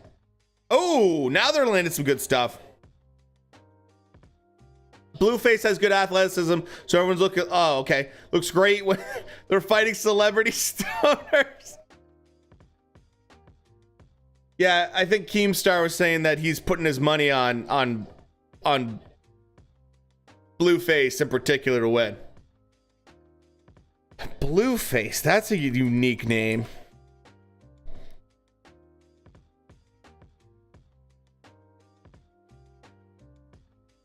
Oh, I've seen this guy, I think. Uh-oh. Rodriguez is hurt. Rodriguez is definitely looking wobbly right now. Taking some good shots.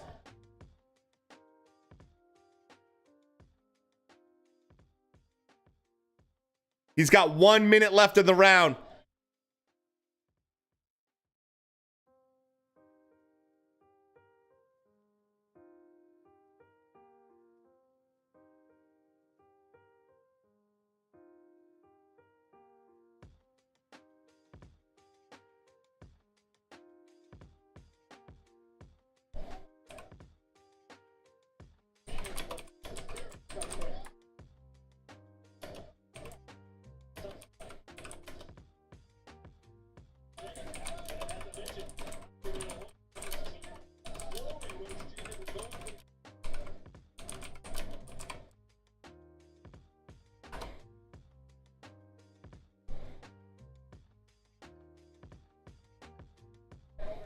Roach, yeah, dude. Go to the body after that good shot. Rodriguez expecting another. Yeah, that's true.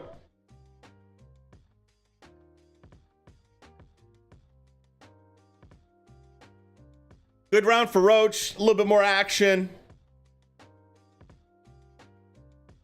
Okay, Swaggy P. I don't know who this guy is either.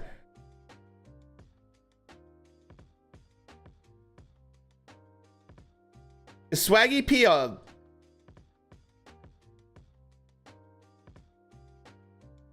Oh, basketball player?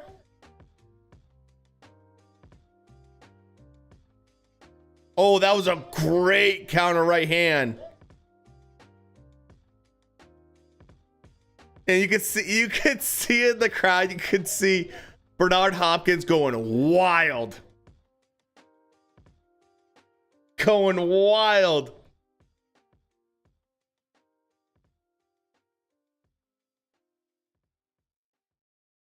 Hey, the great next Cuban boxer fought in Dubai today. 17-year-old kid.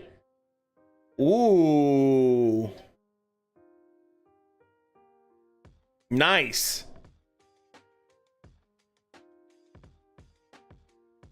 Celebrity boxing going on. Apparently. Isn't he a juggalo? I have no idea. All I saw is that he's a former professional basketball player. That's all I know. No wonder he's so tall in that video.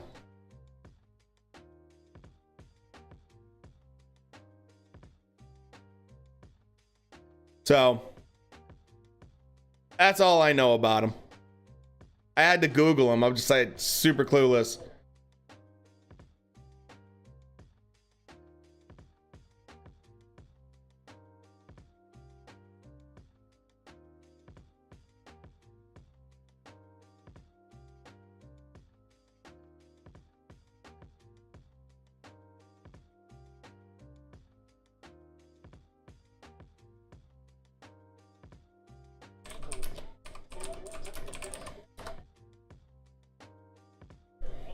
Knows he can always fight Wilder if he can do the numbers. That's hilarious. I like that Roach is getting more aggressive here.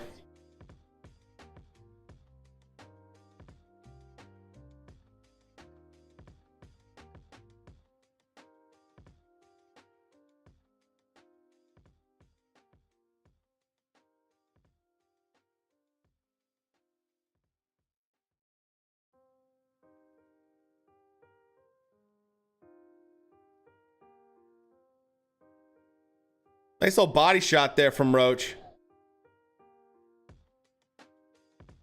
What time does it start? Main event right now. We have the second fight on the main card happening right now. It's in the 6th round. Then we have the co-main, and then we have the main event. So expect about at least an hour plus. An hour and probably 15 minutes is probably more likely at this point. Runner.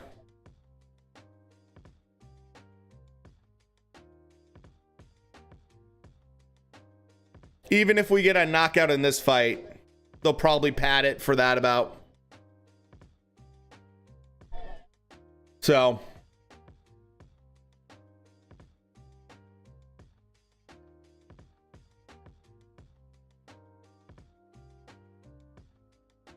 We got a little bit.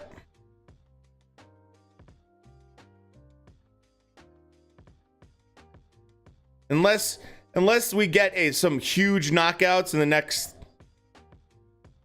in this fight and then in the next fight, most likely that's what I'd expect. Even still, they'll pad it out. They always do.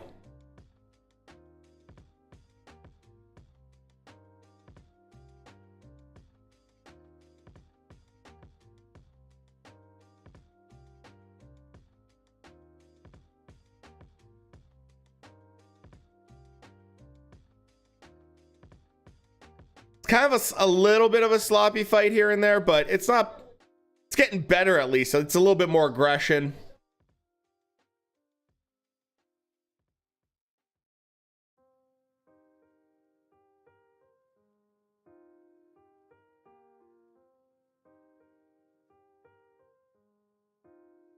Like 6 more ounces of bourbon till the main. Basically, yeah.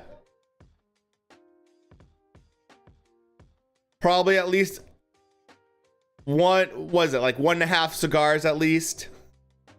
Probably at least another whole cigar.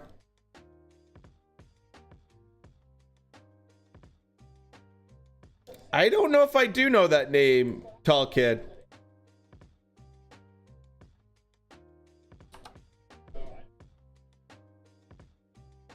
Oh, he's Jake Paul's sparring partner.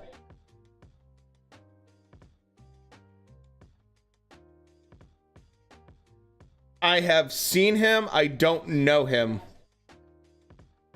You know? Garcia's fights at least an hour and 15 minutes.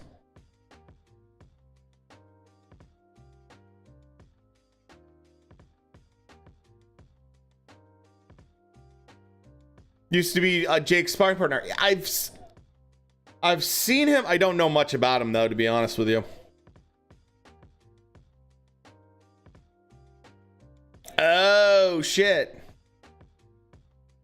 Well, that's a decent it's a decent reason to switch sides.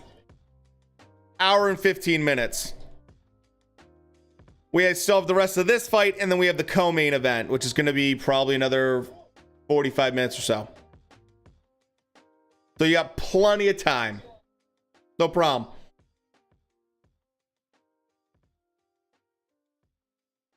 Good body shot from Roach. Rodriguez does not like that.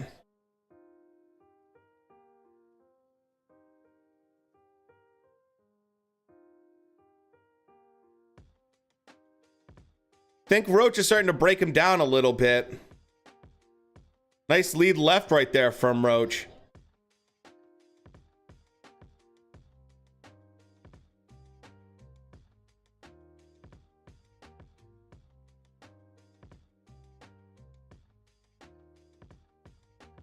You think if Jake beat I don't know what, I have no idea, man. Got that Roach clip. I have no idea what's... See, the thing is with Tommy, I have no idea what Tommy's thinking.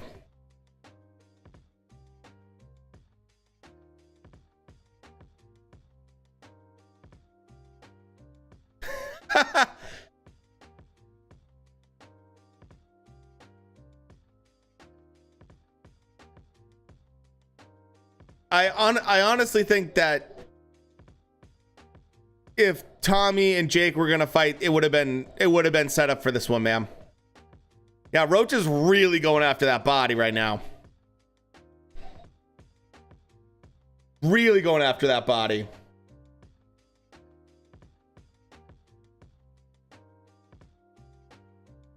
I think Roach is starting to pull away a little bit more now.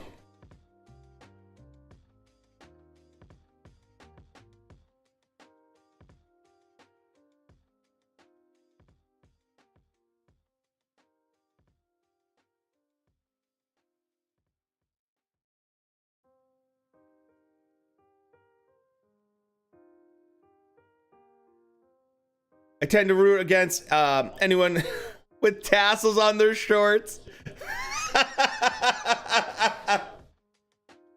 That's funny, actually. That's genuinely funny. I think Rodriguez, those body shots are probably taking some of the wind out of him.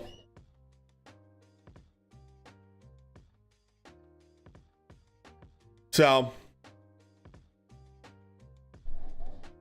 who won? Do you mean in the last fight?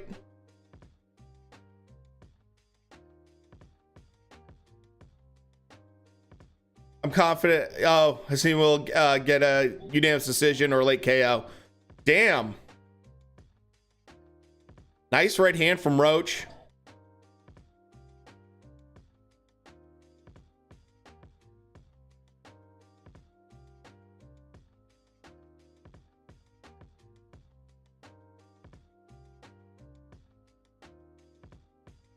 Underdog won the very first fight. And right now we are in the middle, round 8 on this second fight.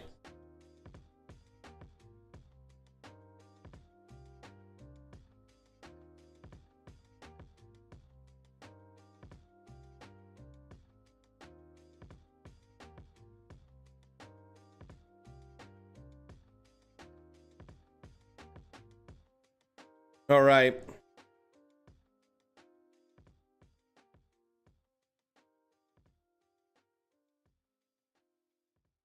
Roach landed some good shots here. Rodriguez is getting pushed up. Whenever Rodriguez gets on the ropes, man.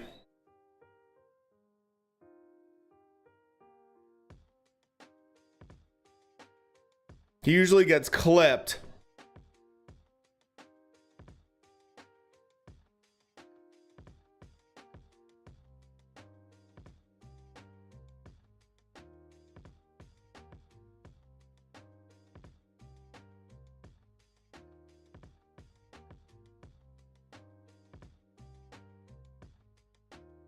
More body work. Roach is just absolutely going after that body work like crazy.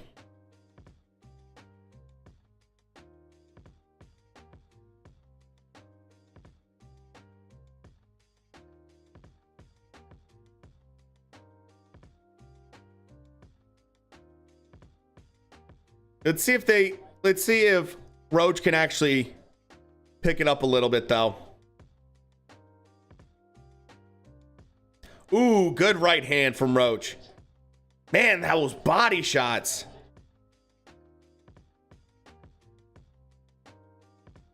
I mean, it's been a slow going, but Roach is definitely starting to wear him down.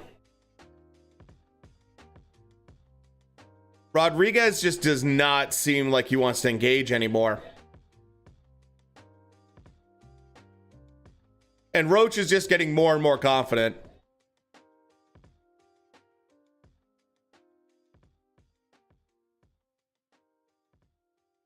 Good round for Roach.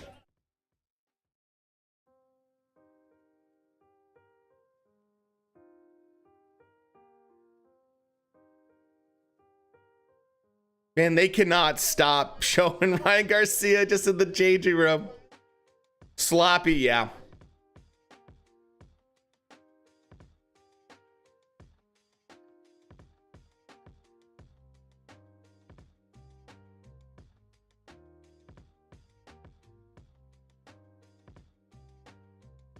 You know who I haven't seen box in a little bit?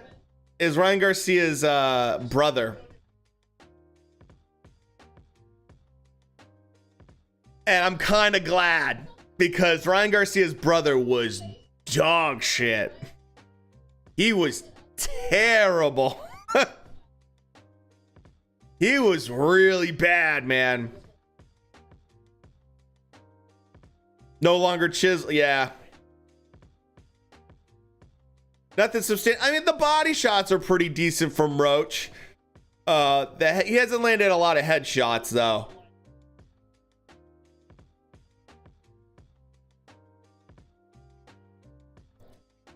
Clearing issues can be solved by experience. That's true. I agree with that, Shrek.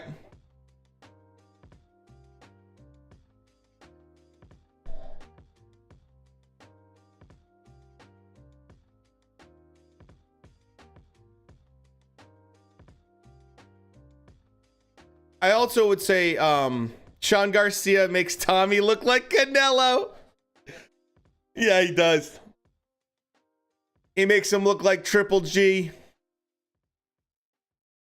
Trying to set him up for something, yeah. Yeah, the power is questionable. Rodriguez has a pretty decent chin. I mean, he's taken some good shots.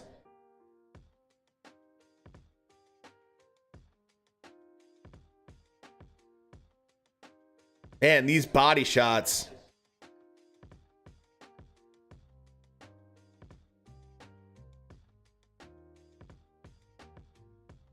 It just, every time Roach goes to throw upstairs with a straight right hand, he telegraphs it a little too much. He should feint a little bit more. See if he can land something or set something up.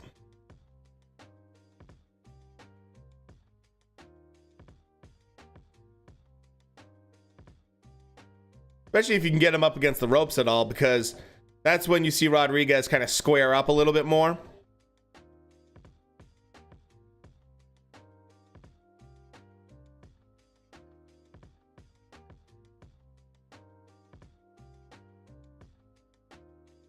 Okay.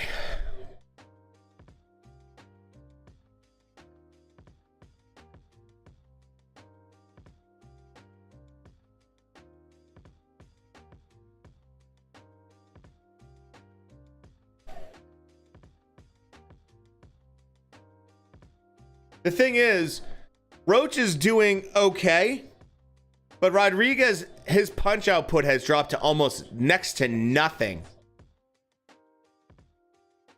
I mean, Rodriguez is throwing almost literally nothing.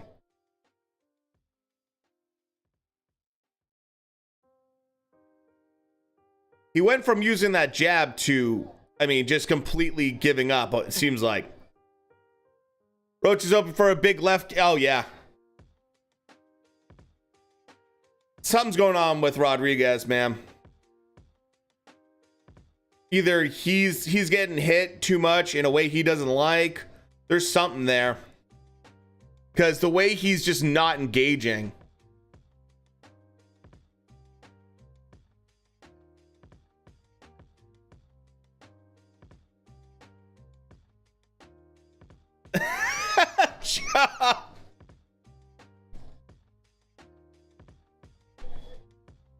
I don't know if I'd go that far. Come on now.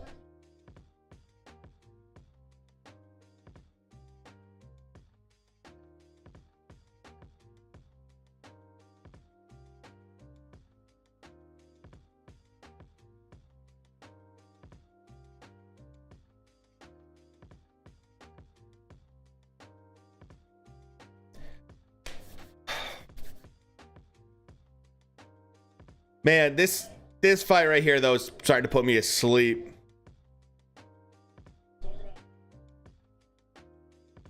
What time does the Garcia fight start? An hour and 15 minutes. We have a whole co-main before the next one.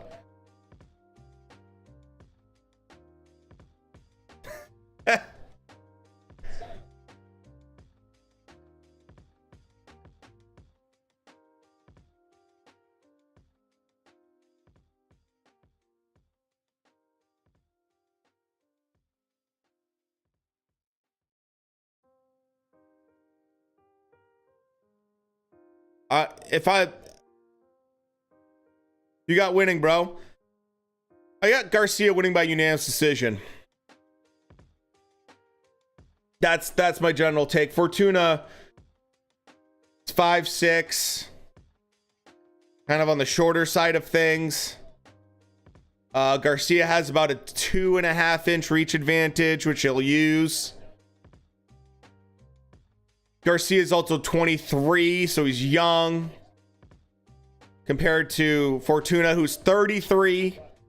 Fortuna, every time he stepped up to major opponents, has pretty much always lost every major title fight he's had.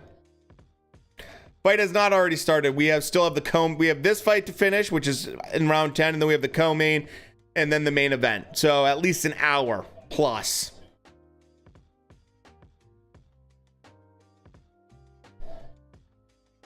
This should be a walk in the park for Ryan if he knows what he's doing. I mean, it depends. It really depends on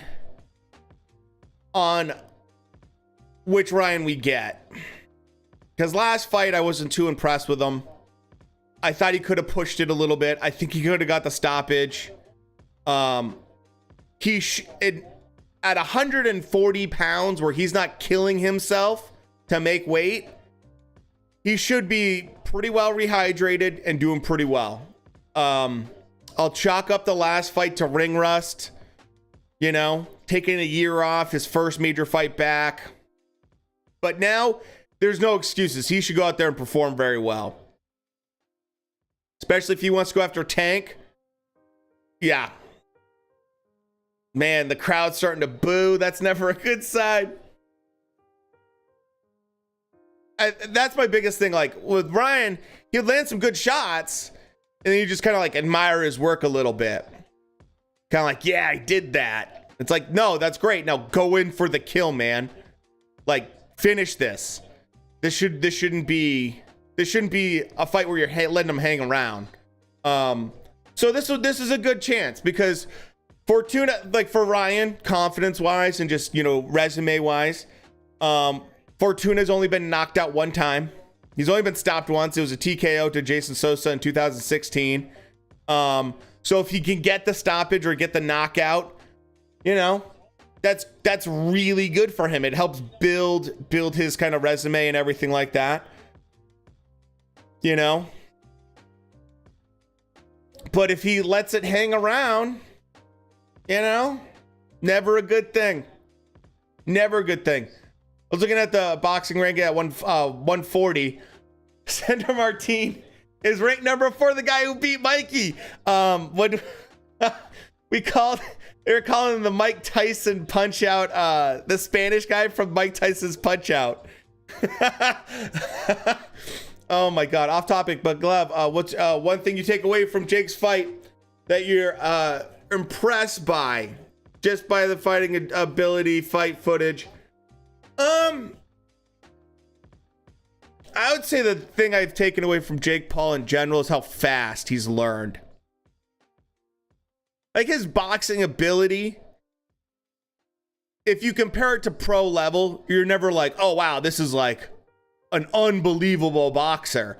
But then you're like, yeah, he's only been doing this for like, I don't know, 3-4 years. You're like, okay, that's pretty impressive to kind of to go from a complete novice to now he's gonna fight a legit boxer in his next fight. That's probably the thing I took away, is like his whole game in general to be that quick and kind of working his way up.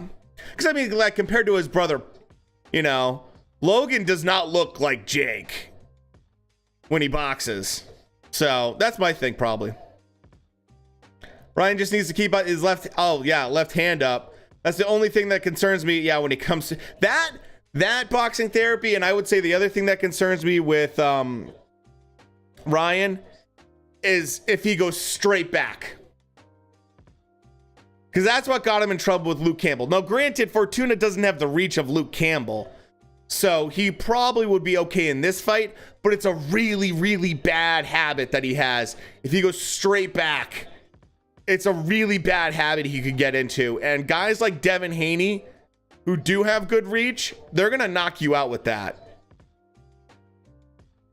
You can do that with shorter fighters, guys that, you know, can't really hit you because they just don't have that kind of reach. Guy like Devin Haney's going to hit you.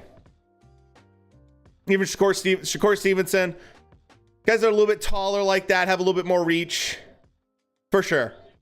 I just think Jake might lose against... Oh, yeah. Rockman Jr. The weight and the pressure might be too much. Definitely. I mean, it definitely could happen.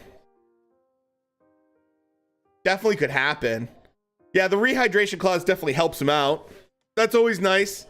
That's always nice to have on your side.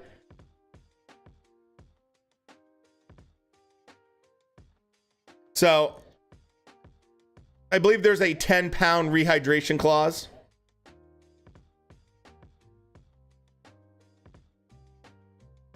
So,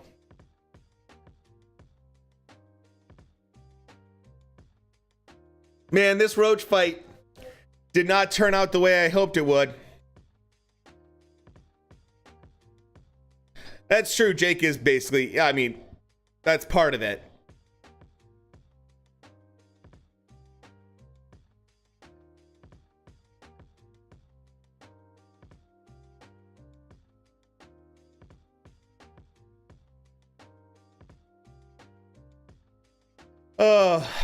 Okay. Let's hope the next fight is a little bit better, man. So,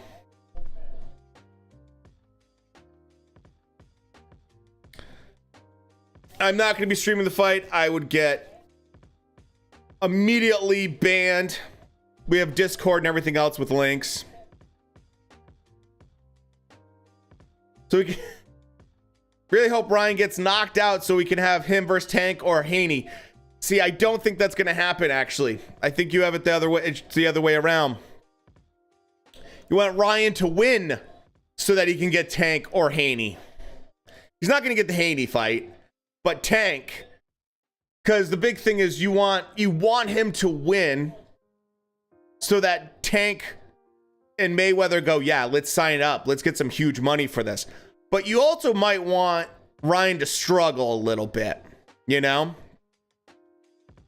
So I wouldn't be surprised if there's a rematch clause with this fight, just in case Fortuna does win. You know, Oscar's making sure that he has that rematch clause so that Ryan can get that win over him again if he were to somehow lose. So ultimately, if you're hoping for Ryan to get KO'd or stopped at any point, you'd want Ryan to struggle in this fight, Mayweather and Tank to be like, yeah, let's do this.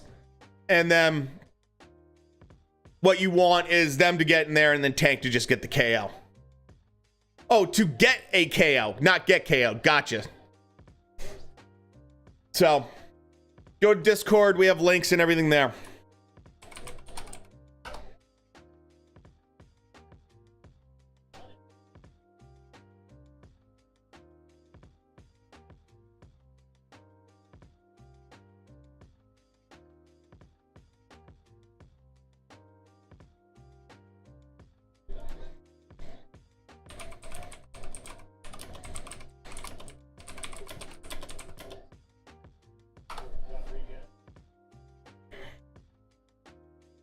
Last round. Thank God for this fight.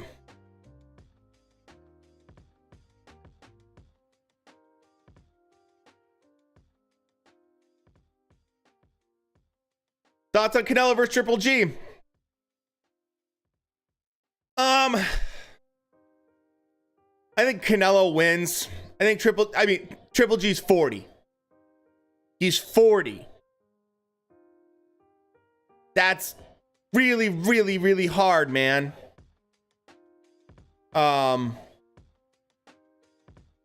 It's hard to pick a 40-year-old over Canelo. What time does it start again? Well, we have the co-main, so we have at least 45 minutes of fighting, and then probably going to do at least 10 minutes of ring walkout. So you probably have about an hour almost. Give you a sense.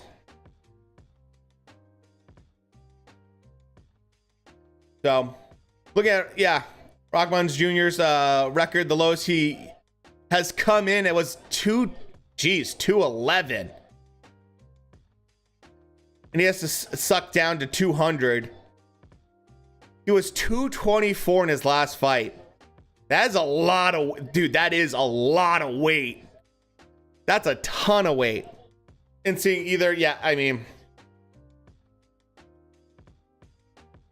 Triple G got a fantastic knockout, but yeah, I could see, yeah, well, the thing is too, Triple G struggled for a little bit.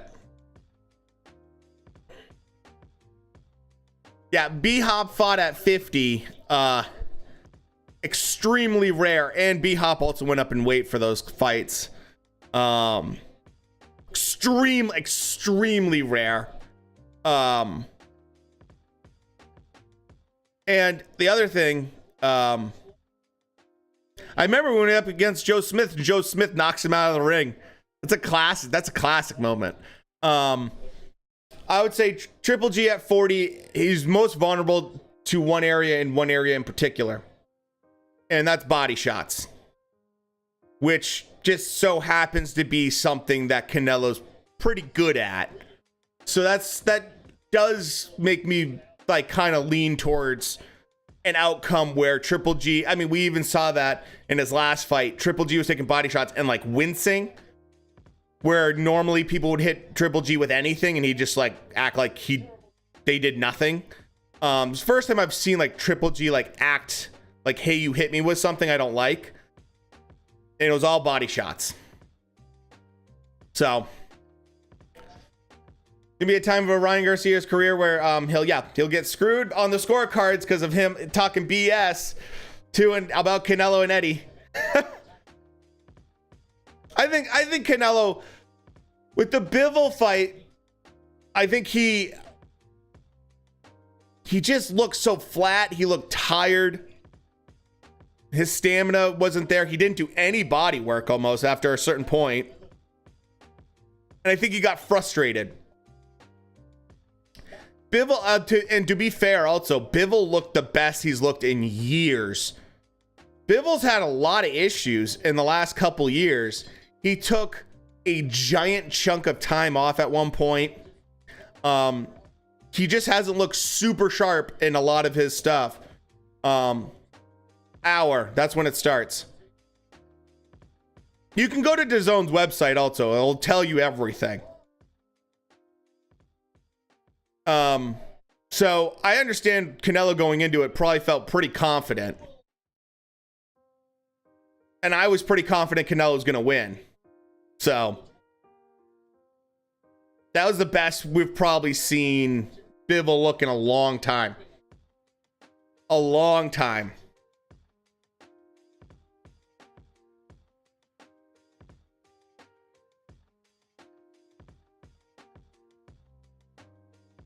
Yeah, call it, but not proud of it. Yeah, that was quite the boring fight.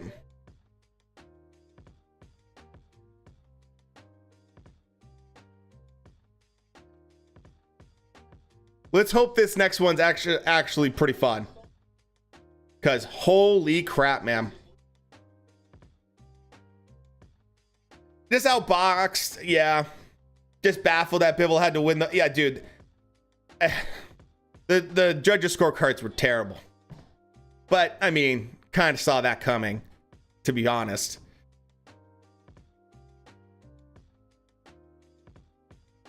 You know?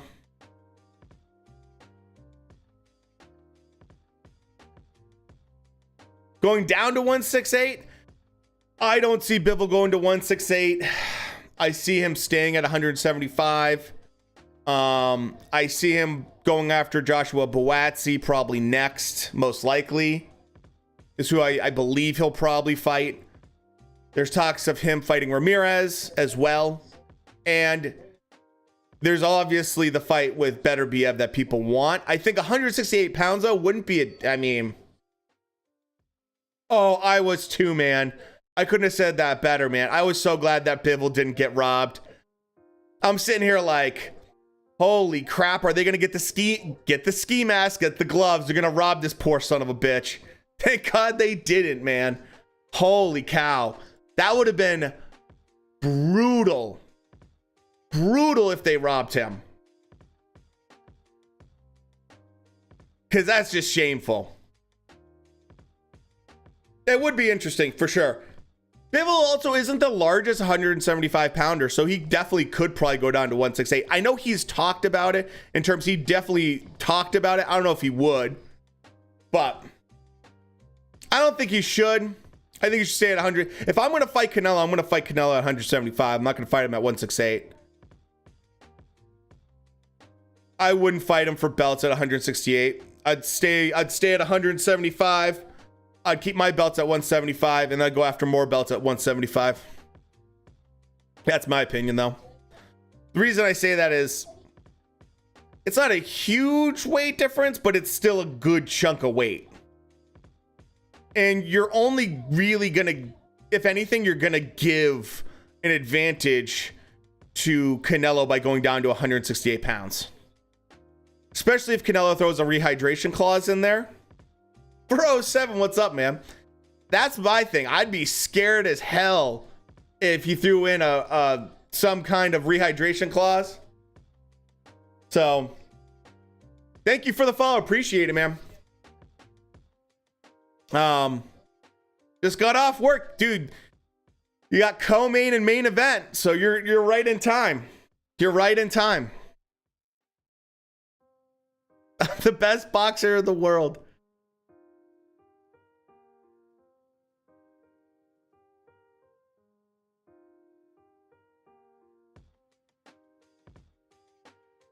I think 168 suits him a lot better.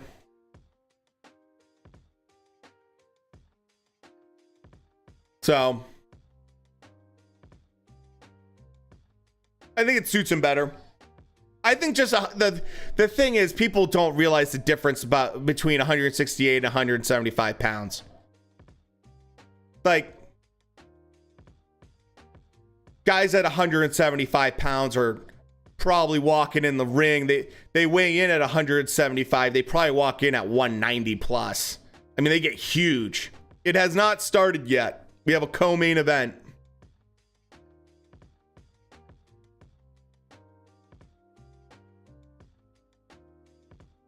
So,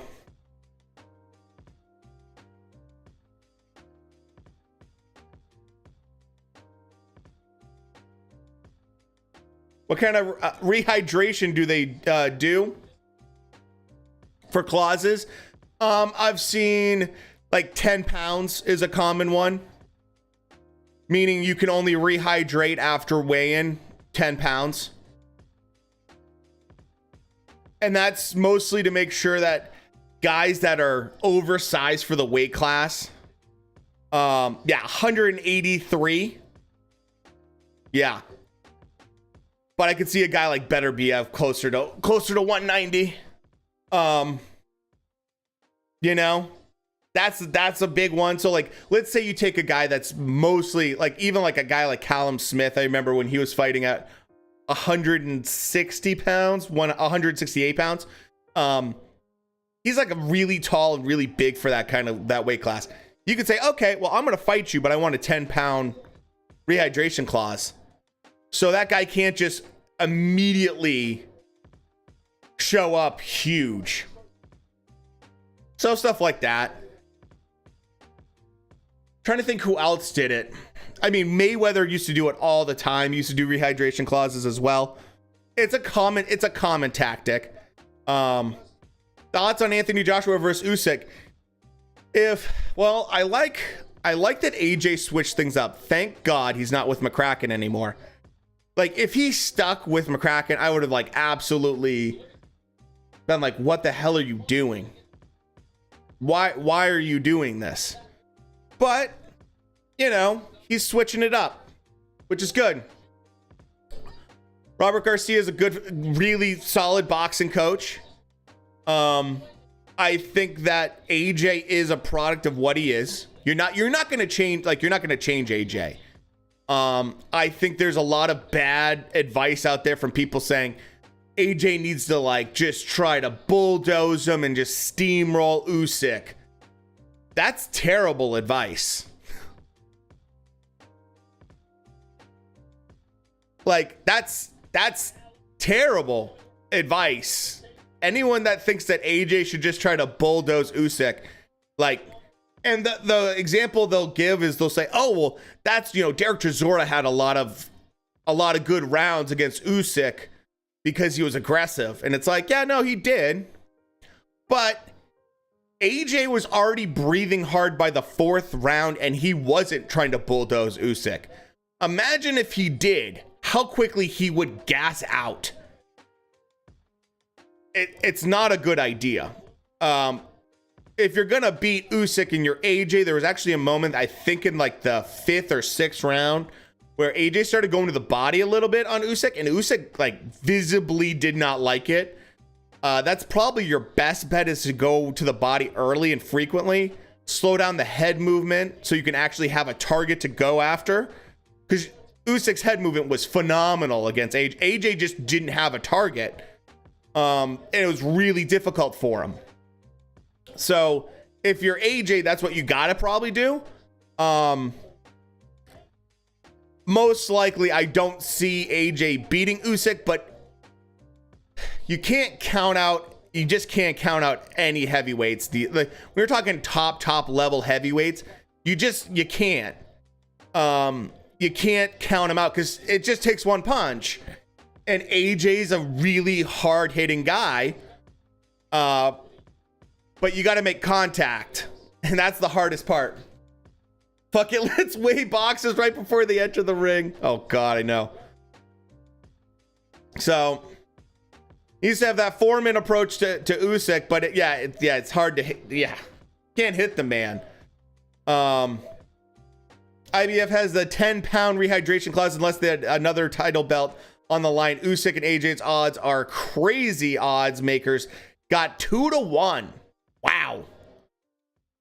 That's quite a bit. AJ should suit good with Robert Garcia. If Sugar Hill didn't trade Tyson Fury, AJ and Sugar Hill would. There you go. I like that. Or Jonathan Banks. That's a good call. Good call. I saw that Wilder versus Helenius in October. That's actually a really good fight for Wilder. When I saw that Wilder was coming back, that was actually low-key awesome.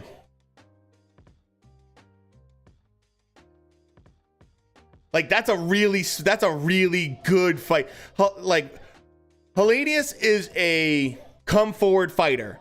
He's a pretty no-nonsense boxer, which is good. He also hits pretty hard. He's pretty good size, and his basic, really solid fundamentals. He should eventually have Wilder land something big on him, though. He's not super elusive or anything like that. He gets hit pretty decently. Co-main event's happening right now. The fight has not happened. So I didn't know about that clause stuff. Oh yeah, they use it to their advantage all the time. I mean, it's one of the little tricks. So no, I will not be showing it live on here. I would get banned immediately. That's why we have Discord and everything else.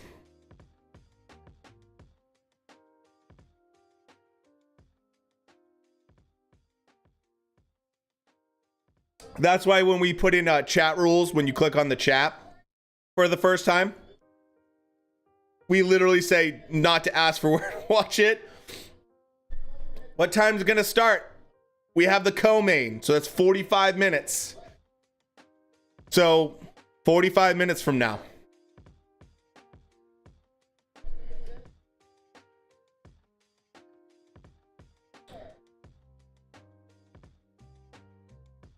And you're banned. That was easy.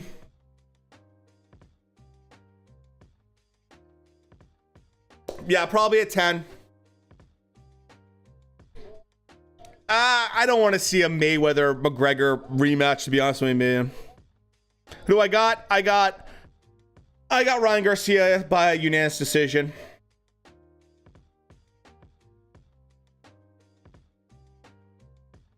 Opinion on Ryan Garcia. He's got a lot of hate for being an Instagram boxer, but I like him. It starts at 10. It starts in 45 minutes. Or my time, 10. 11 o'clock on the East Coast. I like Ryan. I used to hate Ryan for a little bit because he wasn't fighting anyone decent. And then he got with Eddie Reynoso. And then he got with Canelo. And the Luke Campbell fight was a great fight for him. Really, really great fight for him. And I had a lot more respect for him. But after that, I'm like, man, like, I wish he didn't leave Eddie Reynoso. You know?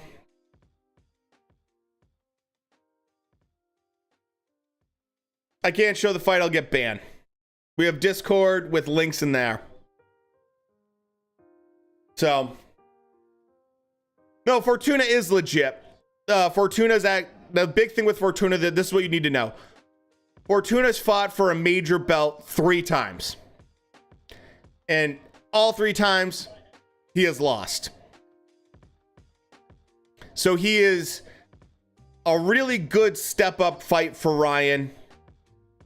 So, Tank Davis versus Garcia, that's possible in October or November. Depends. Depends how Ryan looks tonight, and it's all about money. Yeah, exactly. You got to win tonight. And not only that, you got to win and then win in a way that Mayweather and Tank go, yeah, that's the guy we want to fight next. So,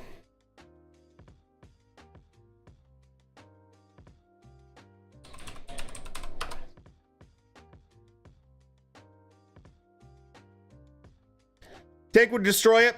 Most likely. Yes, it is happening at 11. 11 o'clock Eastern time.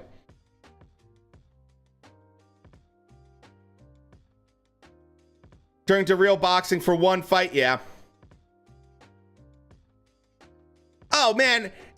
There's nothing wrong with wanting a boxer to lose. Especially if you like the other guy more. And Ryan Garcia, I'll put it this way. Ryan Garcia is one of those fighters that makes it very easy for someone to dislike him. You know? It's one of the things about Ryan Garcia. And the reason I say that is because one of the most annoying things they do is, nope, you're right on time. That's the co-main event. You're right on time. Your stream's perfect. The reason I say that is because they used to announce, I don't know if they're going to do it tonight. They're probably not going to do it anymore, but they used to do it all the time. For every time Ryan Garcia had a fight, they would announce Ryan Garcia. They would talk about his weight, his height, all the typical stuff that you normally get. And then they'd talk about how many Instagram followers he has. With 5 million Instagram followers, Ryan Garcia. And people are just, it's like, come on, man. Like, you're making it easy. Add in his relationship with the Paul brothers and that whole thing. And, you know, some of that stuff, he makes it a little bit easy on himself. For people to just be like, I don't like this guy. You know. To be fair. Certain fighters, some people, yeah, they talk about his looks, all that stuff, you know. And look, that happens. Certain fighters, it's just the way it is. A lot of people don't remember, but Oscar De La Hoya actually was very much hated by boxing fans. And this is before, obviously, social media. And it was because people would look at Oscar De La Hoya and they'd talk about like how he's such a pretty boy, and like the media would always talk about his looks and how handsome he is. And boxing fans are like, oh, this guy's whatever. And then he won 3 different belts at 3 different weight classes by 22 fights in. And people are like, okay, well, he's fucking legit. So, you know what I mean? That's the other part of it too. It's like, once we start seeing Ryan fight that next level and move up, then that's where you get a lot more respect. After winning against Luke Campbell, he got a lot of the haters kind of died down a little bit because it's like, okay, that was a really good win. But then he kind of shot himself in the foot and took the year off. You know? This fight ends in the first. Does that move the main fight up? Good question, D Money. No. Yes and no. If what happens, what they'll do is this fight's supposed to be about 45 minutes long, roughly. It's really about 42. I can't show the fight. I'll get banned. That's why when you hit the chat button, it tells you I can't show the fight.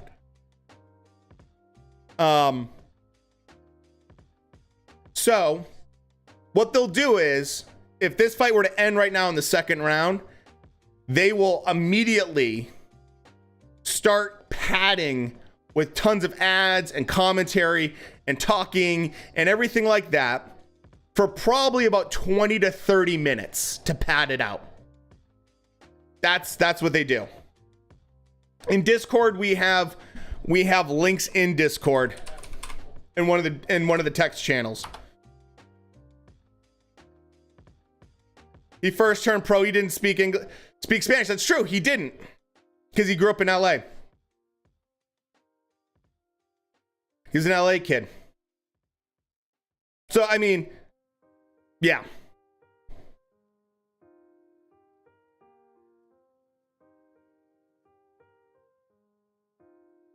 To give you guys a sense. You too, D Money. Really wish Ryan stayed. I know. It was actually a really, I have to absolutely agree, dude. Like, and that body shot we saw from Ryan against Luke Campbell, like that was something you could tell. He learned that from Eddie Reynoso and Canelo. Ryan never threw body shots like that beforehand. Ryan relied on his lead left hook too much, man. I mean, it was like, yeah, perfect path. Couldn't agree more, Matt. It was just like, this is exactly where you need to be. Good people around you. It was just like, why'd you do that? Totally, Dana. Totally. Probably couldn't keep up with, yeah, that's true. I mean, I also think that I have to wonder a little bit if how the camp felt, because if Canelo's in camp, what that does. It's a totally different power dynamic. Oh yeah, it was a total Canelo shot. When is the fight? About 45 minutes. We're watching the co-main right now. So.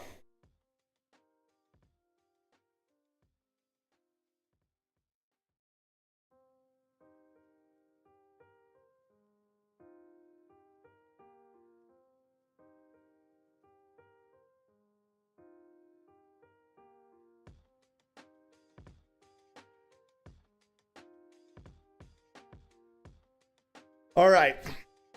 So.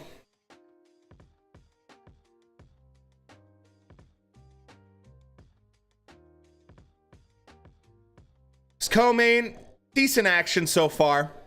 Decent action.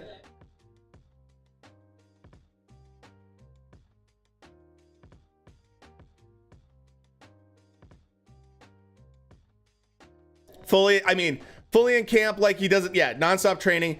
The big thing is you just gotta, if Canelo's in there, you gotta wonder how much pressure that puts on him. I don't know. It's a weird, it could be a weird dynamic. Although it did seem like, Andy Ruiz, Canelo, and Ryan Garcia in camp together was a good thing. To me, it seemed like it was kind of like a nice move. He's, you know, stepping away from his dad, which, you know, big props to his dad for being humble about it. Right when he decided to move from his dad being his trainer to Eddie Reynoso, it was like, this is a really smart move. Like, your dad's not trying to just hoard everything, you know? About his strip club or whatever that shit is.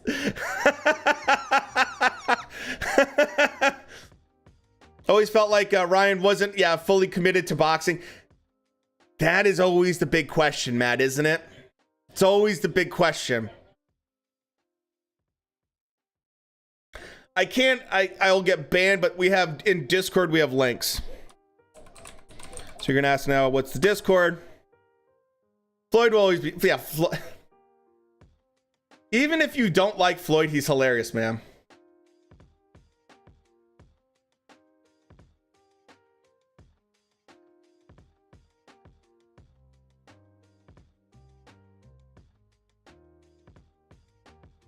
Floyd is like the perfect guy.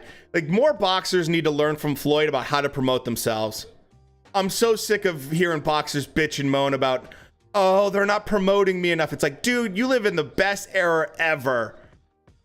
You know? Right? Ryan versus Isaac Cruz. Your thoughts? I think that's a fight that is a boxing fan fight. It's not the best fight in terms of a money-making fight. That makes sense? There's some actual risk there with Isaac Cruz, and what do you get out of it? You just don't get enough out of it. It's great. Boxing fans get a lot out of it because it's fun for us. Numbers wise, I don't think it does what, you know, the promotion would cost for it. Just because Isaac Cruz he's known to fight fans like us, but he's probably not known to the more casual fight fan. So I would love to see it. I think it'd be a hell of a fun fight. You know, thoughts on Jake Paul and what he did for boxing. So I actually made a video on my YouTube channel about it. So we've had people that are members of the community here, part of the chat and stuff like that never really watched boxing before. And then they showed up on one of my Jake Paul streams, hung out like you guys are doing right now, started chit-chatting with everyone. They joined the Discord, started talking with other fight fans in the Discord, and then they started watching loads and loads and loads of boxing. And it would be like every week they would show up. And we would talk about fun fights to watch together. And I used to do Classic Fight Night where I would show on screen here classic boxing nights and stuff like that. So, oh, you did too? Awesome, man. I'm glad I could help. And so, like, I think that Jake Paul, I've seen him do a lot more good than bad. That's my big thing. It's done a lot more good than bad for boxing. Is it a little bit? It's the circus, man. Every time it rolls in, you gotta watch it. We're due for a Classic Fight Night. We have been. Yeah. That's for sure. So that's my thoughts on him, man. I know people like to really hate on him, and there's people that don't agree with me.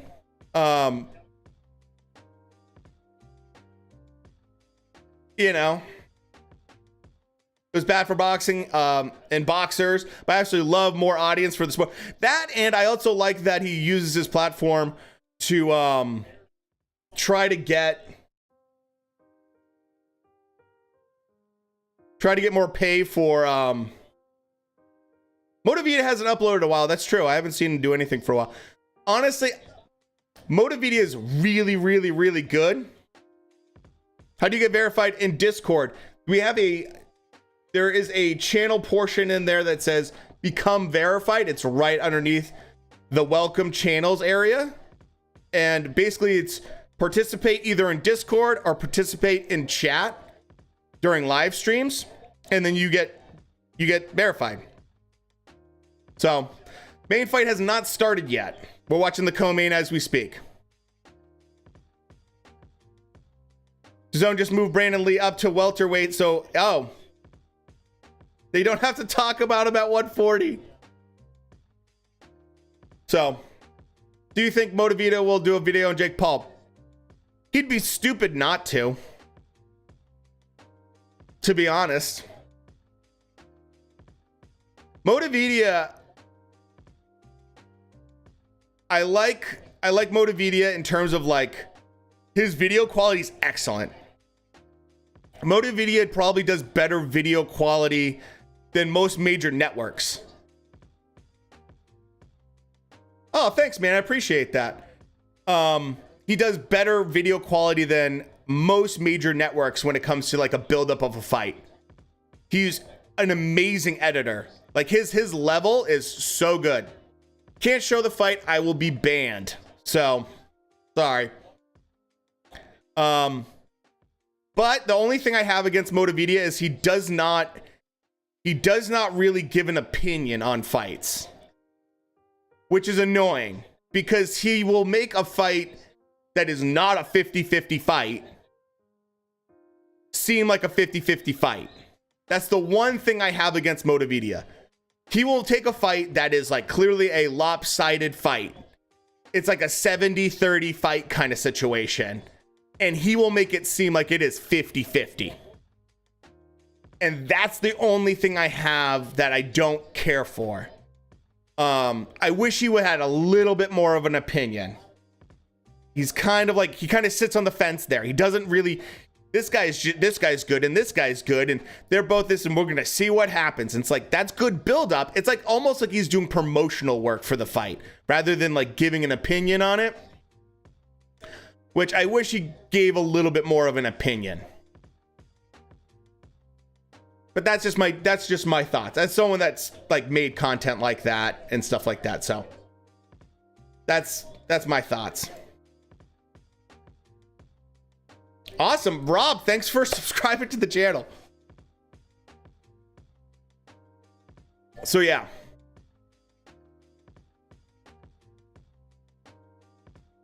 He's really good though. He's really good at what he does. I would love to sit down with Motivita and just watch him edit a video once. He's really inspired. He actually inspired a lot. Oh my God, I didn't even notice. You guys see this giant back piece on Ryan Garcia with the sword and the 2 crowns? What the fuck? I did not know Ryan Garcia got more ink. Someone's got to stop Ryan from getting ink. He's getting all this cliche shit.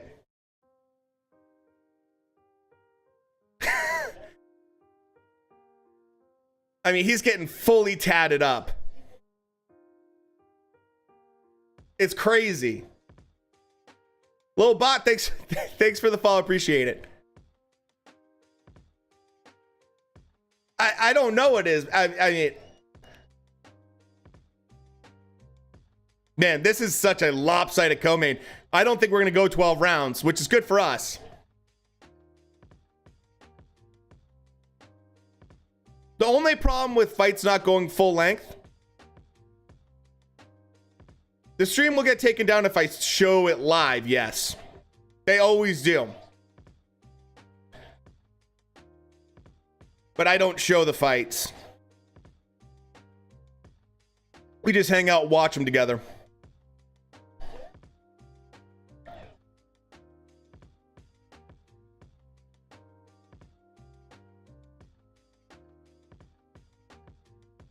Rocha is just crushing him right now.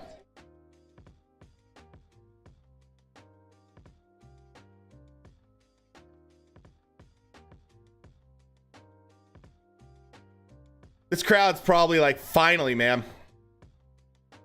They start making his acting debut. I mean, he has the looks for acting. Look, I'm all for fighters having outside income other than getting punched in the head for a living. So I'm all about that. He's got more ink than a printer. Ryan Garcia maybe having an identity crisis. He's probably trying to toughen up his image. I don't know. Tattoos are also very addicting. They are. As someone that has tattoos, they are addicting. So he just might really like them as well. Which I get. As long as you get good work.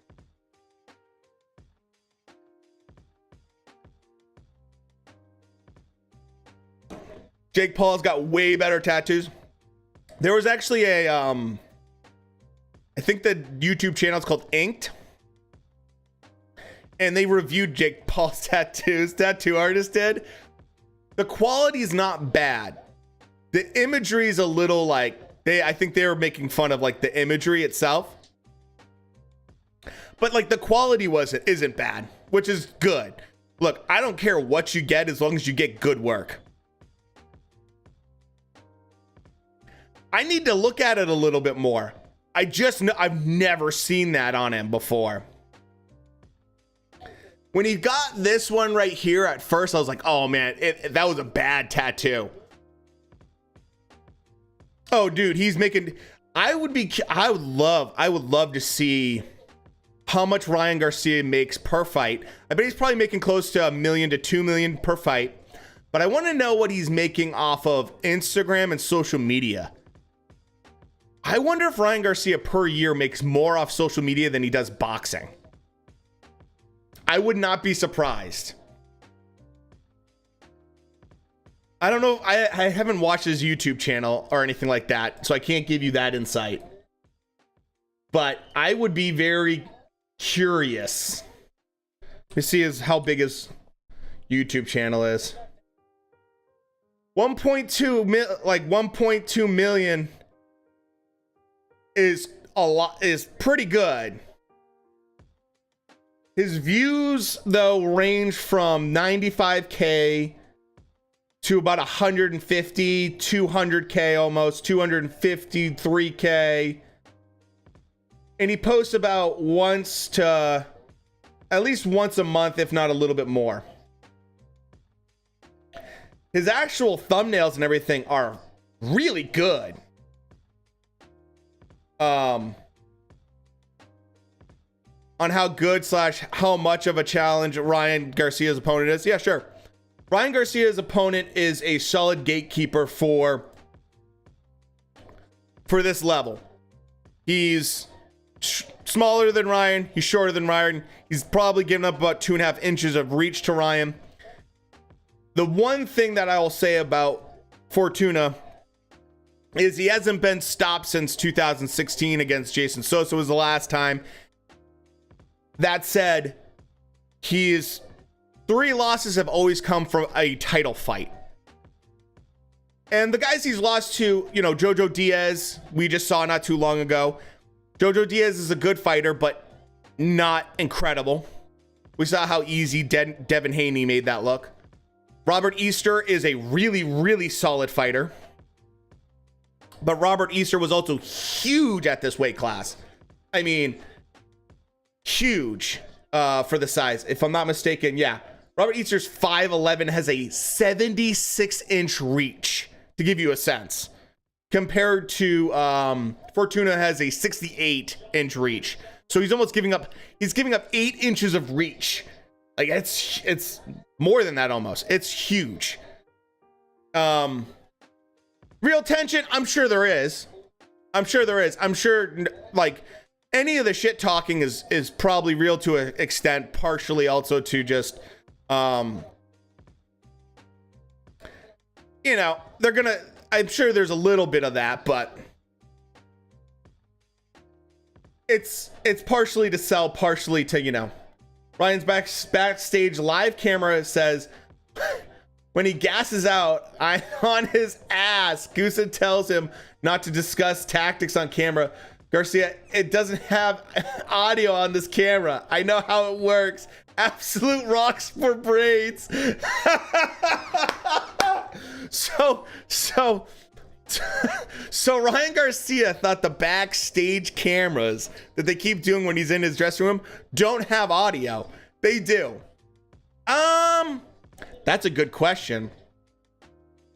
Luke Campbell. I mean, Luke Campbell, let's put it this way. The best fight for Luke Campbell that he ever had was against Jorge Linares. Fight has not started yet. We're still in the co-main. So that was a really good Jorge Linares, and he arguably almost won that fight. So, granted, this was Luke Campbell after he got destroyed by Lomachenko. Or not destroyed, but handled by Lomachenko. And Luke Campbell retired right afterwards. I think he was like 31 years old too. He wasn't that old. But Luke Campbell was also a gold medalist. So he's no joke. I would say Luke Campbell it's a very different fighter. Tall, lanky, hard to deal with range. I'd probably say Luke was probably more of a challenge than Fortuna. Until Ryan Garcia fight, yeah, it probably about 40 minutes. At what age would you say a boxer leaves his prime and declines? Depends on weight class. I would say for heavyweights, they're probably closer in their like mid-30s. I would say guys that are lower weight classes, usually because of weight cuts, usually hit it a little bit sooner. Generally speaking, they usually, depends also how much abuse they take. So, you know, I would say Campbell's a better opponent for sure.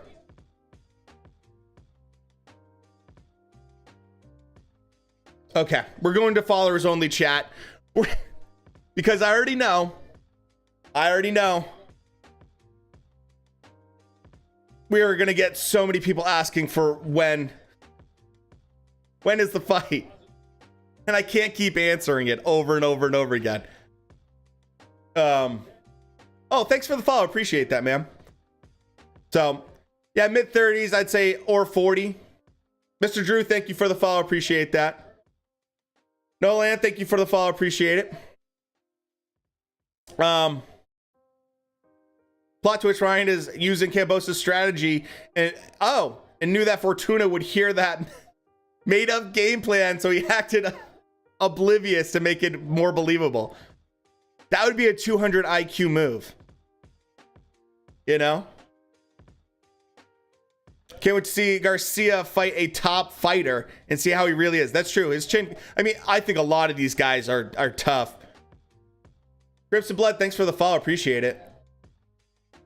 Toto Luna, thanks for the follow. Appreciate it. Just pin the time so it says it there, not even acknowledging the ones asking. I mean, or you can just Google it. It's on DAZN's website. There's also that.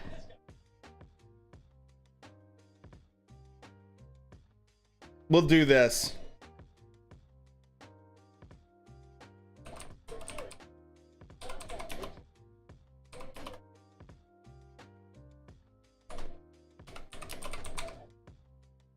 There.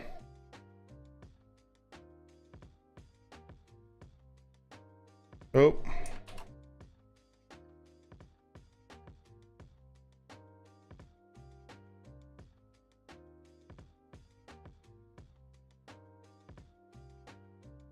There we go.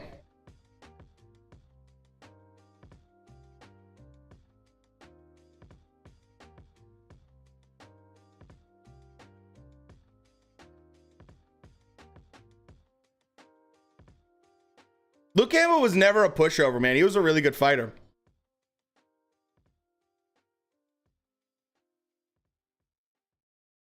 Of course, I know KSI.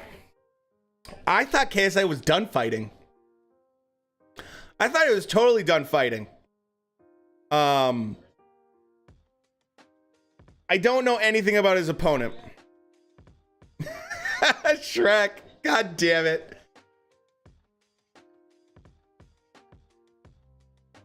So I don't know anything about it. KSI was just as sloppy and everything as Logan. So if he's gotten better, that's great. Jake Paul versus KSI. Well, I mean, the last 2 times Jake Paul and KSI fought, KSI won both of them. I don't know how good KSI is now, though. You know? Yeah, Ryan Garcia hits the hardest out of all the other opponents he's faced. Interesting. Logan Paul, not Jake Paul. Sorry, you're right. Jake Paul versus... Oh, Jake Paul beats KSI. Probably. Unless KSI has been secretly training in a cave and gotten really good. I don't know. Yeah, I don't know who Alex is. I don't know anything about the Wasabi. I don't know anything about him. KSI was super rough around the edges when he fought. Like, very wild punches, very, like, rough. Jake would probably mop the floor with him, to be fair. From DAZN, I'm making sure that 135 and 140 from Golden Boy and Matchroom fight each other. Absolutely, Dana. At a certain point, right? This fight is super lopsided. I can't believe it's going to go all the way to the end. Very fit guy. He beat KSI's little brother, Deji, via decision back in March. Gotcha. I'm guessing he's an influencer. Oh, man. If KSI versus Jake Paul happened, yeah, huge money. Huge money. Which, look, no hate. Get paid, you know? I think Jake Paul, though, is, like, levels above KSI from the last time I've seen him fight. 2010s. Oh, wow. Damn. How long has he been around? I've never heard of him. What does he do for... I gotta see what he does for content here. Now you got me interested. 11 million. Holy crap. Let's see what he's known for. Sort by... Let's see his old stuff real quick. Oh, dude, he's been doing it for 13 years. Holy crap. Yeah, no, he's been doing this stuff for a long time. And he's most well known for, looks like, skit comedy and doing parody videos. So, okay, cool. Cool, I didn't know that. So, yo, Sync, thanks for the follow, appreciate it. We will not be watching the fight because I don't want to get banned.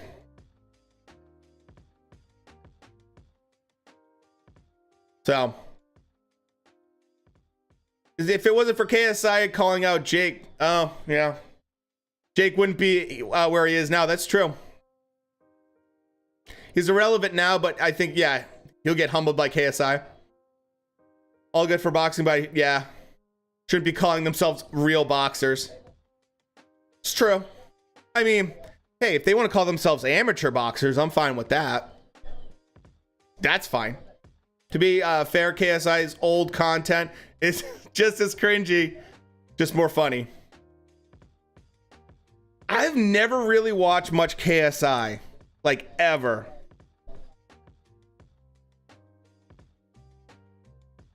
So,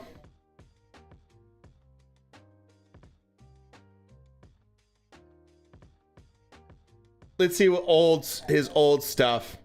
Oh man, he did a lot of like. He did a lot of video game content.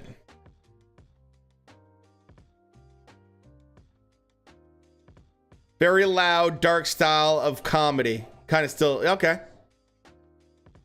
Yeah, he used to exclusively do like him playing video games back in the day.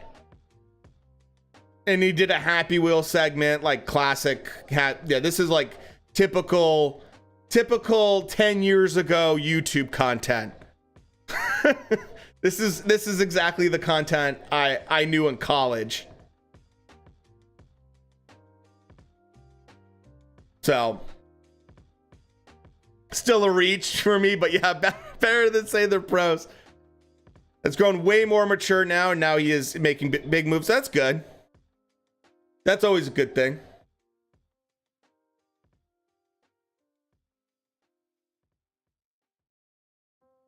Just to make content for that long too is really, really hard. Him and Deji playing scary games was pretty funny, I'll admit. I mean, everyone was doing that back then. That's how PewDiePie blew up. You know, Jacksepticeye blew up.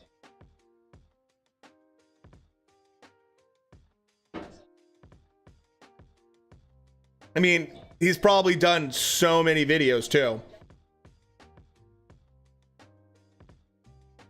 I don't even know how many videos he probably has, but a lot. So,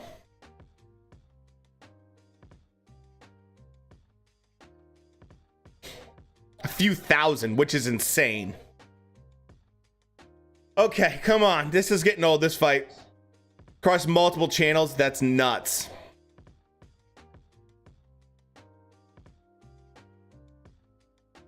With live streams, I think I was I was like 250 or something like that.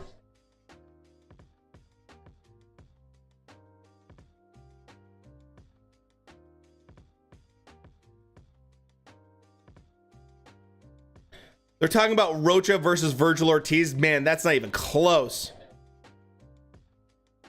Wade Concept, I do not know him.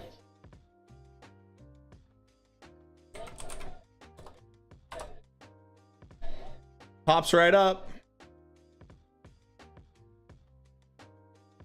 Oh, I do know this guy. This guy popped up from doing a shit ton of Logan Paul. I see he's still doing it. A shit ton of Logan Paul videos. I do know this guy. He literally just exploded in like 1 year from just doing nothing but like Logan Paul videos.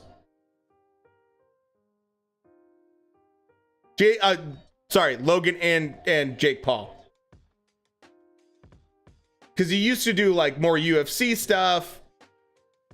And then he just like found that all his Logan Paul, Jake Paul stuff did really, really well for him. And that's like all he does now. Yeah, I know. I'm looking at his channel right now. It's like, it's crazy. We still have Ruiz fighting. I believe we still have Ruiz is going to be fighting him.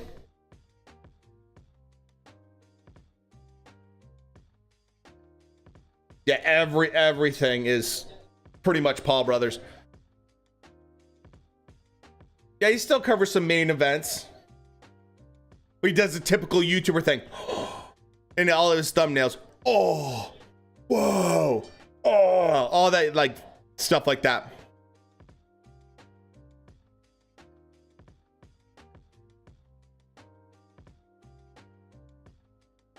Seeing Canelo cussing in English, funny as shit. Oh yeah, that's my favorite.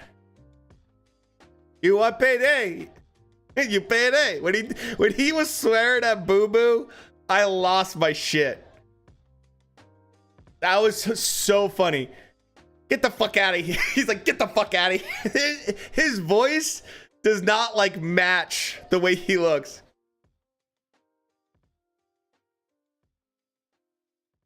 Hey man, look, if I could have my YouTube channel and I mean, he went 4 years ago and he's getting close to 200,000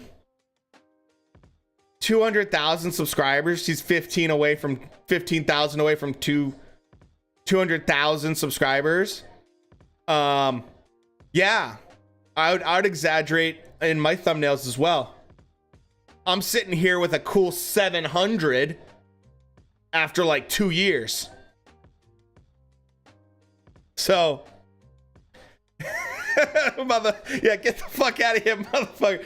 You are a horrible fighter. It's probably one of the funniest things ever. I love it, man.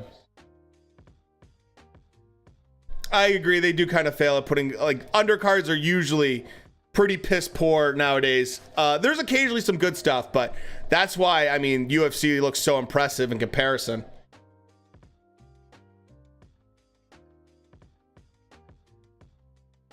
Man, this is just dragging on.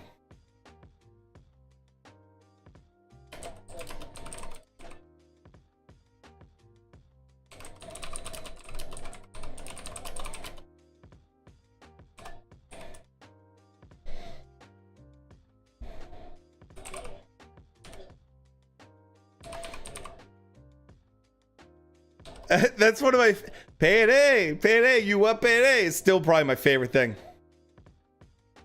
November 6th, you feel something special. It's just dragging. And look, I understand you can't always get the knockout, but man, it's tough.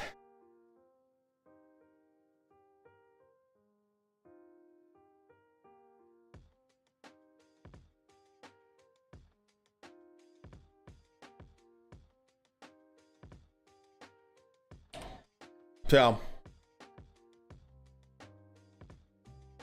you guys, no, we can't show the fight. We'll get banned. So when you click the chat, literally like in the chat rules, it says that we won't show the fight because we'll get banned immediately.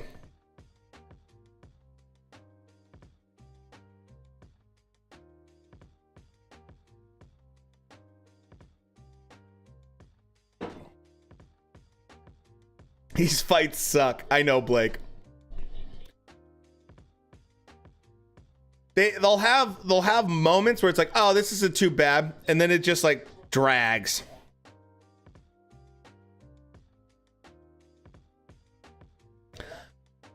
I think Rocha versus Hooker isn't a bad idea. Do you know if Jack Reese will referee the main event? Let me find out for you really quick. I might know. Let's see.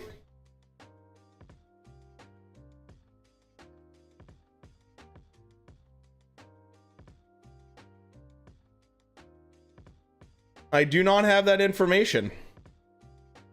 I fucking hate Jack Reese. Jack Reese is a garbage referee. Let's go main event. Exactly. Edgy Canelo hit different. For sure. I'm surprised that and disappointed the fight went to the distance. I know, John, right?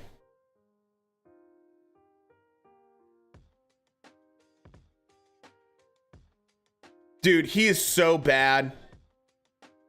Jack Reese is just awful, man.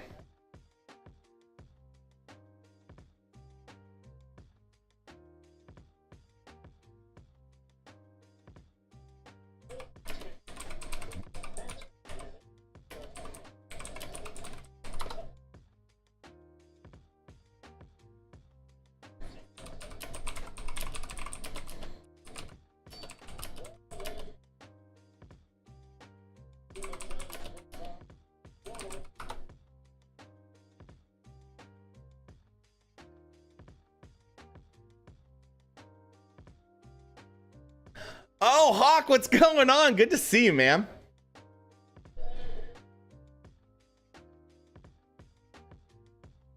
All right. Yay, we got it. Let's move forward now. This fight is one fighter came in to win, the other one came in to survive. That's a fantastic take, Dana. He took that point from Logan. That's true.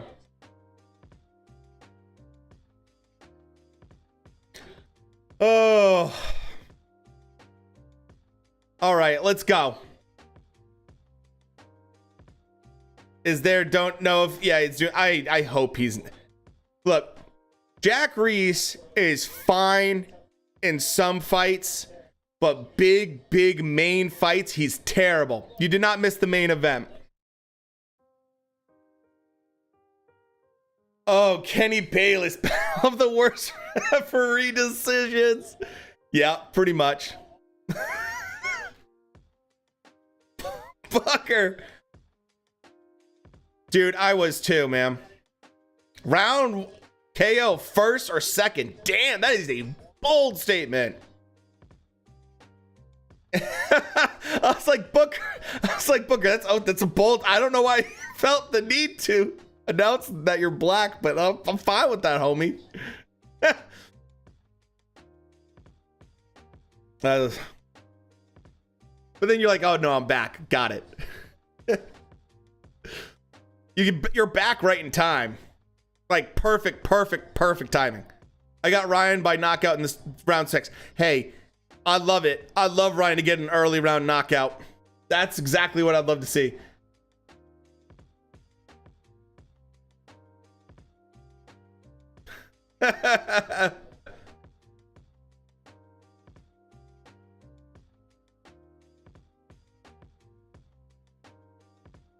We got Ryan getting skull caved in. Is this pay-per-view? I don't know if it's technically pay-per-view. I think it's just his own prices. Let's see. I think, yeah, it's just his own regular DAZN. Don't interject themselves. Exactly. In KSI when he was, going down. And missed a clear KSI knocked out. Dude, KSI, but Jack Reese is just in general, not generally. He interjects too much into fights. How many rounds is there for Ryan? Well, they just got done co-main, so there's 0. We're gonna start the main event.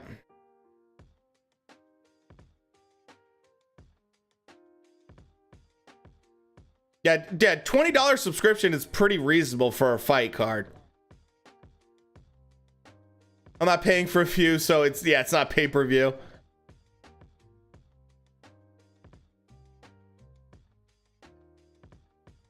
They're showing women's soccer right now before this ad is it's like no one wants to see this random girl soccer thing in the UK that no one cares about.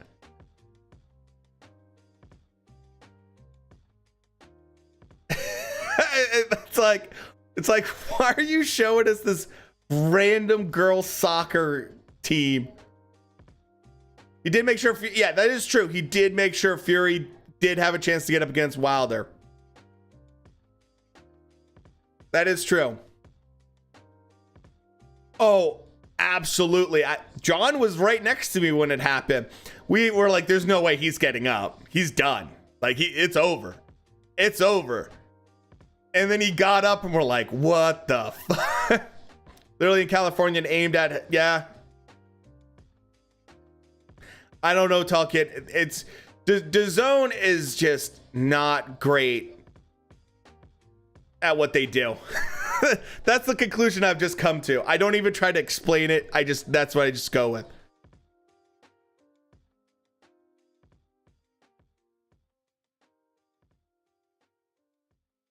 I do like that they're showing off the Virgil Ortiz fight a lot, though. Because I'll tell you this much. When I do a stream during a Virgil Ortiz fight, or if I do a video about Virgil Ortiz, it's amazing the amount of people that come out for him, man.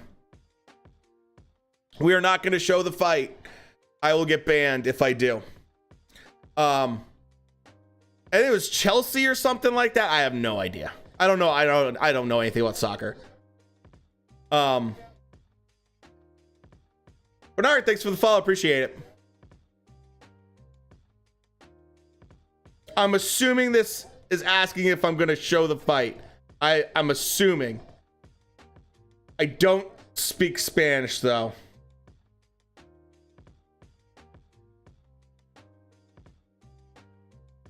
The fight has not started yet. I literally gave the time.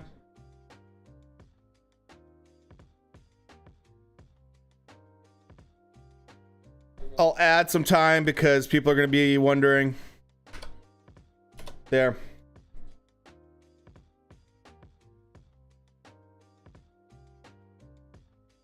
You know. Oh, he said, put on the fight in Spanish. Sorry, man.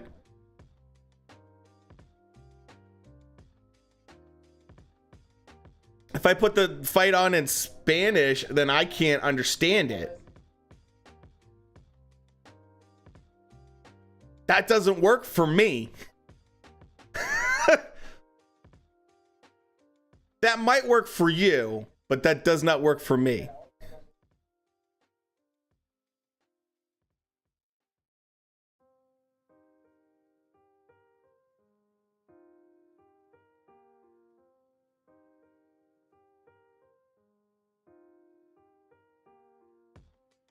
You know?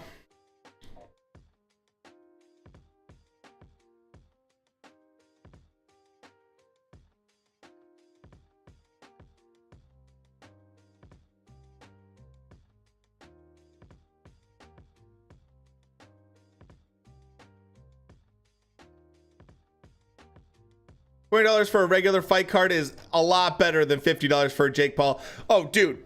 I mean, yeah, $20 is nothing. Soccer guy is doing the fight goal. Garcia TKO. Fortuna goal.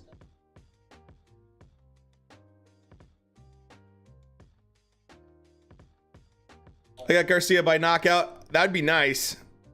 If Tank hit Ryan the same shot Luke dropped him with, would he have got up? Good question. Good question. I don't know if Tank could ever hit Ryan with that shot, because it was going backwards and Tank doesn't have that reach.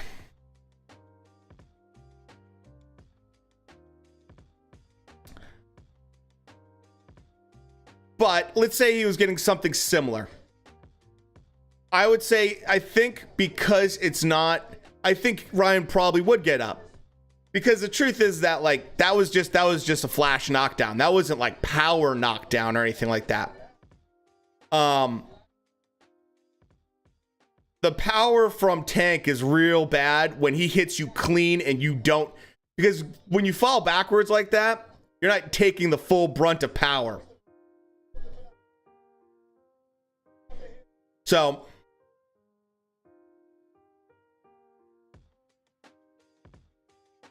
all right, since you're crying, I'll help you out. Just give me 1 second, okay?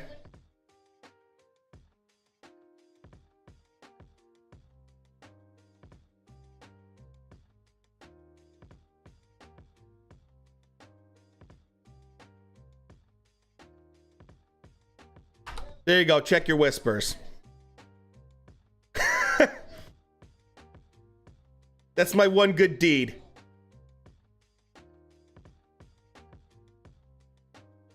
You're all set now. Nothing to cry about. I think Garcia has changed. Yeah. Height's a problem. No, I wasn't going to ban him.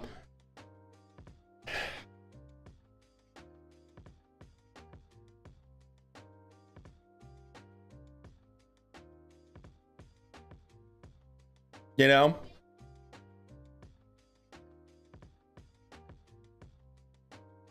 Booker. Damn it, the go. Thanks for the follow. Appreciate it. Do you think Ryan Garcia wears when he fights? I have no idea, man. We can't show the fight because we'll get banned. We have Discord, though, with links.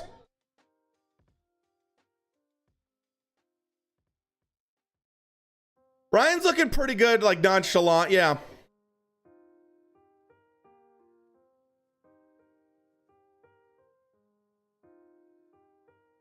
Ryan looks casual, yeah, looks focused at first. Maybe he still is. Ryan still will be fighting, yeah. At this point, I think he will be. I got you, man. Glad I could help. Ryan wins by way of Instagram followers.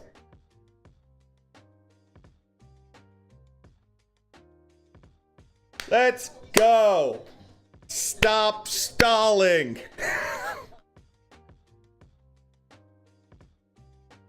How do I join the call to watch the fight? That's for verified members and only for verified members. But if you look above that, you'll see the free fight links. Just click on that. That's how you can. By that logic, the only boxer that beats Ryan is Jake Paul.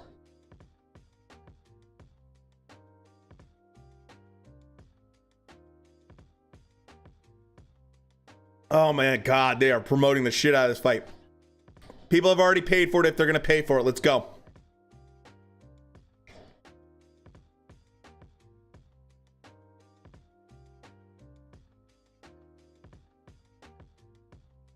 the big question I have is, what happens if Ryan Garcia,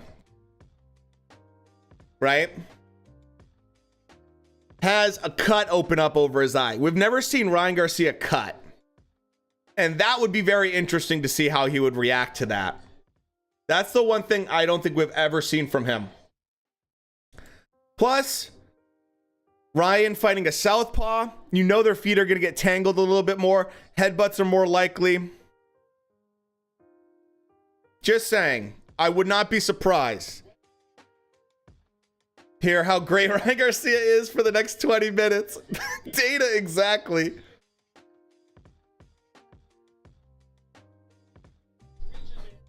So,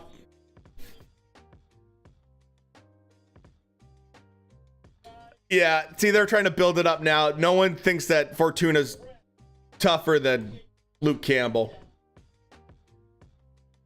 At least no one that knows about boxing. So, I want to see more head movement from Ryan. That's a good call. I think we would react good. Cause getting dropped is worse. Yeah, my opinion. Yeah. I'll put makeup on his cut like Zoolander.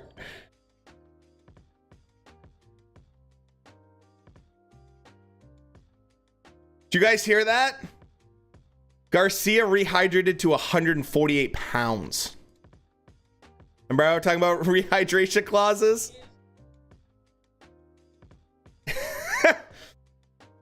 Ryan Garcia was close to 150. He's going to be close to 150 pounds once he rehydrates.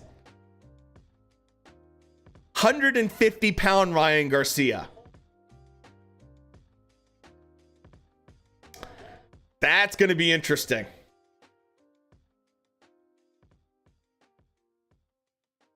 That's going to be interesting.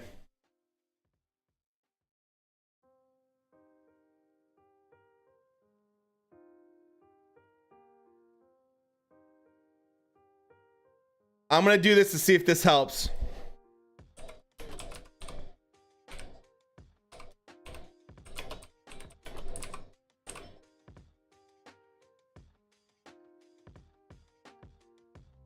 Let's see if this helps.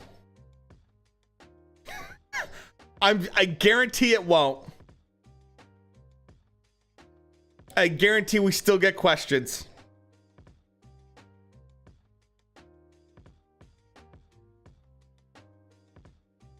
That is a lot of water, man.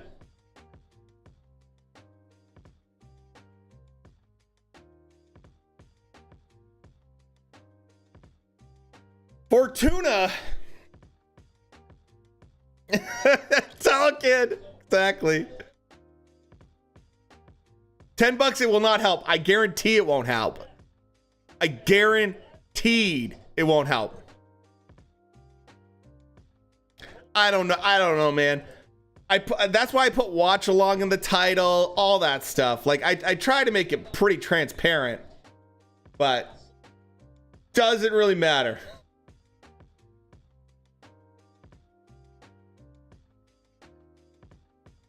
You know?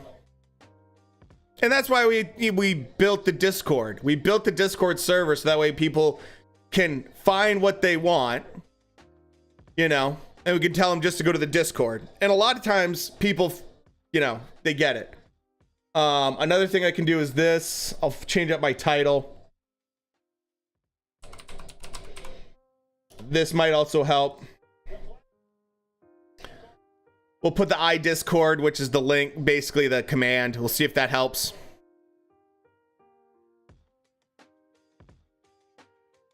Ryan Garcia, you know what they say about white boxing gloves, man?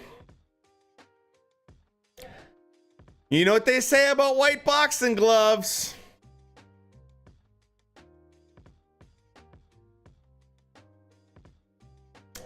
You know what they say? There's a lot of fighters that will not wear white boxing gloves.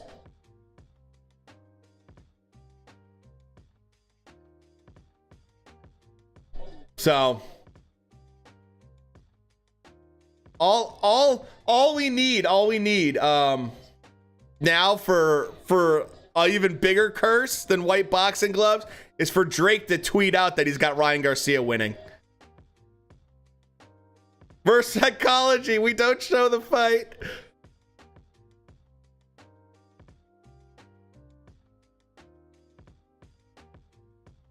Well, I just tweeted that we're watching the fight and hanging out, so you know what's going to happen right now. Get ready. Get ready for the influx.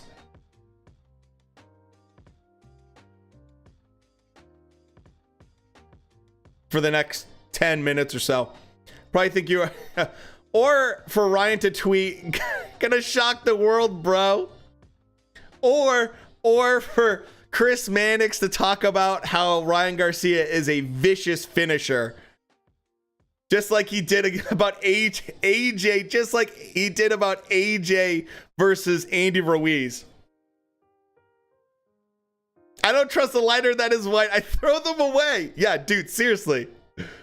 I am 407. I'm actually with you on that 100%. Well, that didn't last long, did it, guys? I fucking knew it, man. Doesn't matter that it's on the screen. No, we're not gonna be able to show. We're not showing the fight as we kind of have it right here.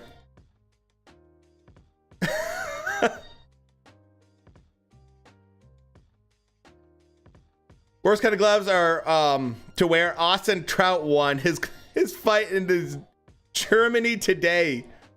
Oh my god. I want my $10 in Bitcoin. G-Fig, you did call that one.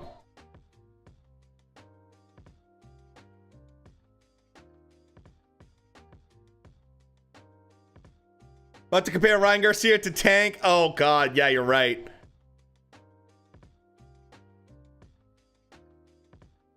You're so right.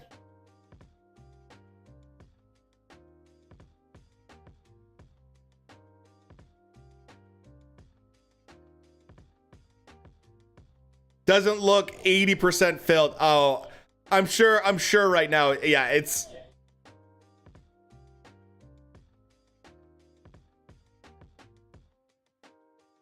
I still can't believe that we literally have it on the screen. So look, when you click on chat in Twitch, it comes up with the chat rules. First thing it says is we don't show the fight, don't ask. Second thing it says is don't ask for links. There's Rolly. Those are the two things in all capital letters that pop up immediately. And then the third thing is like, don't be rude. That's it. It's like the only rules for chat. The word links is banned in chat. You can't actually type links in our Twitch chat. It won't work. We then put we don't show the fight on the screen and we still get it. My goodness.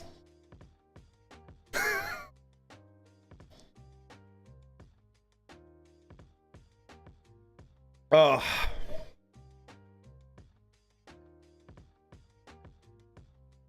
Thanks you so much for the follow. Appreciate it.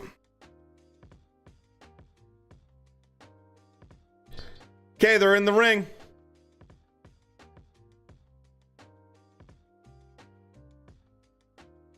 Still sounds weird when they say crypto.com. He wants Tank Davis. He does want Tank Davis.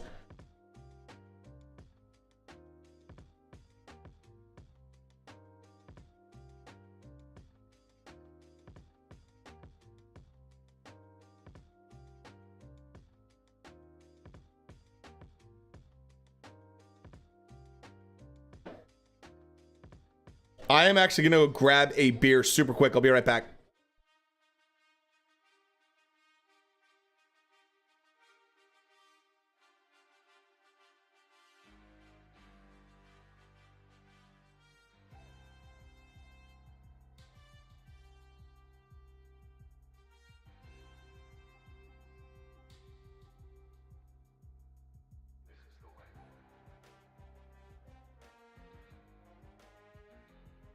Okay, let's go. Let's go, boys.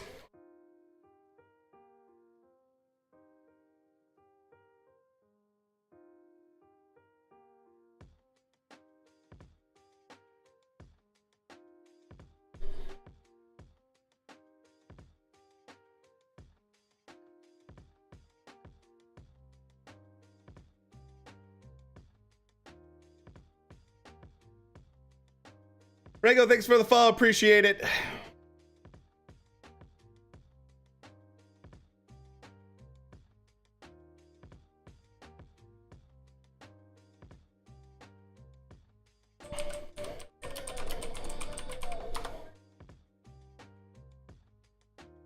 I'm muted? Shouldn't be.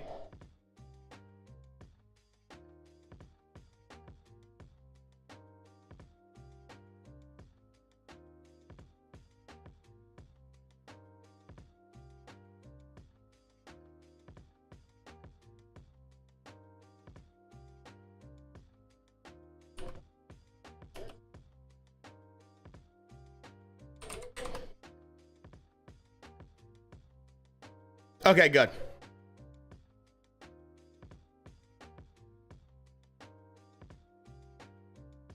There we go. Man, that back tattoo is huge on Ryan. Huge back tattoo.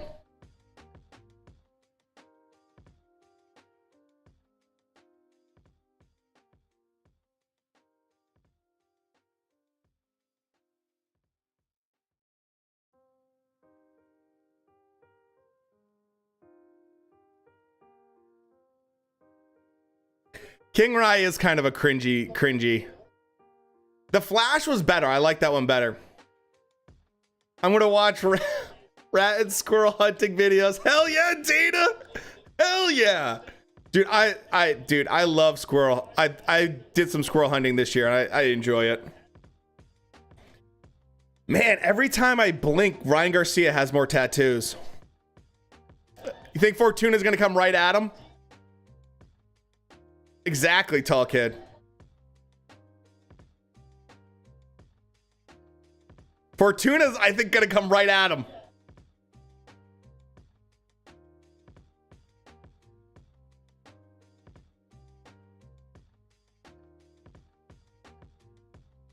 Okay.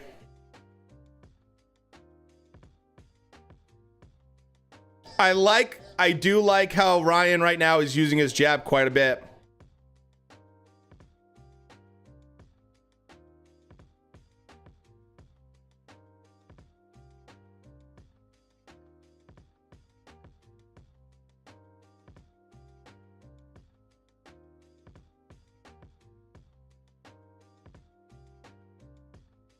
Can't show the fight, I'll get banned. That's why we kind of put the disclaimer right there.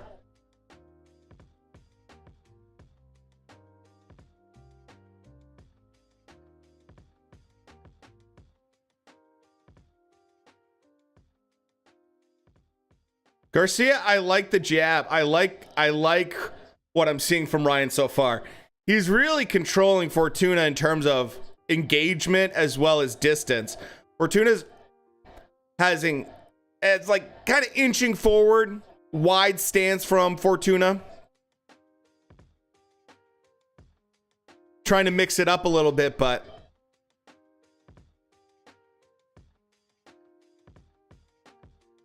Ryan doing some nice head movement right there. Got away with it, going straight back though, because Fortuna is so much shorter. But so far so good for Ryan.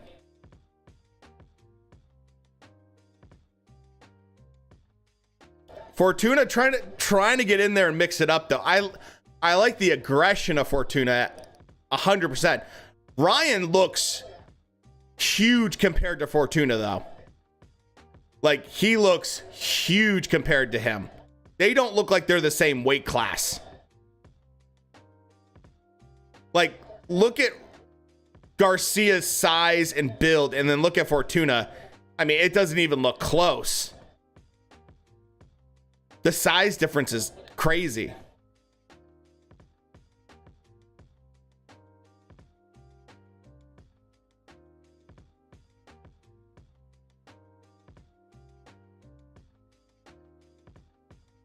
Interesting. They're talking about his hand having surgery and then being nervous about using it full power. Fortuna hits him in the shoulder. No biggie. Fortuna's very wide shots, which can be kind of bad against a guy like Ryan Garcia, because Ryan Garcia throws a lot of A to B punches, very straight shots, and looping shots or wide shots are going to be a lot slower than what Ryan Garcia can throw straight down the middle. So that was an easy Ryan Garcia round for sure.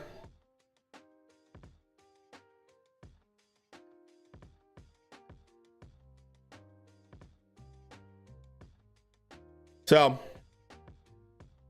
nothing big in the first round. Clearly just feeling everything out.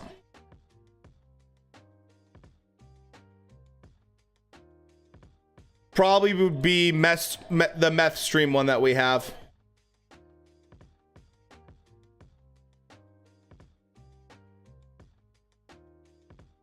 Yeah, easy.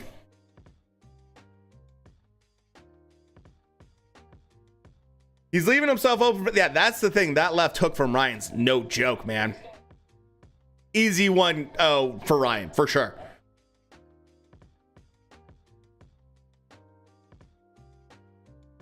The one thing I am noticing is Fortuna's lead foot, if you look at their feet right now, is more on the outside, which gives him better angles over Ryan. It's not necessary to have your foot on the outside, but it does help with changing angles. Yeah, Fortuna almost did clip him a couple times. Like the way Ryan's throwing his right, yeah.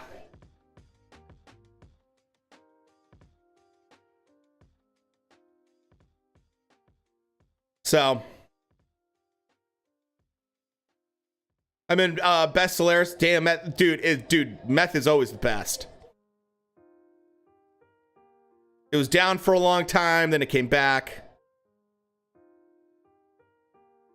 They are, if you look at their front foot, they are stepping on each other's toes quite a bit, which could be a problem just in terms of, might just be more of an annoyance, but it could also hurt a little bit. Elias, thanks for the follow. Appreciate it. Brian, ooh. Nice little hook from Fortuna, but I mean, nothing with real power behind it.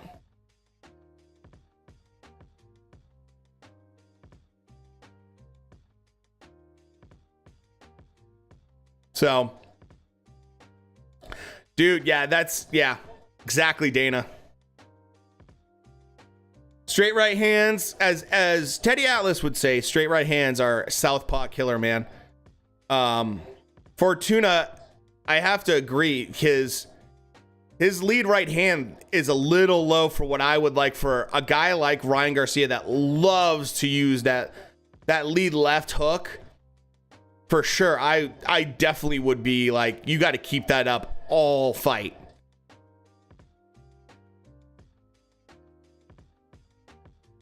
It's getting a little sloppy right here. Nothing big.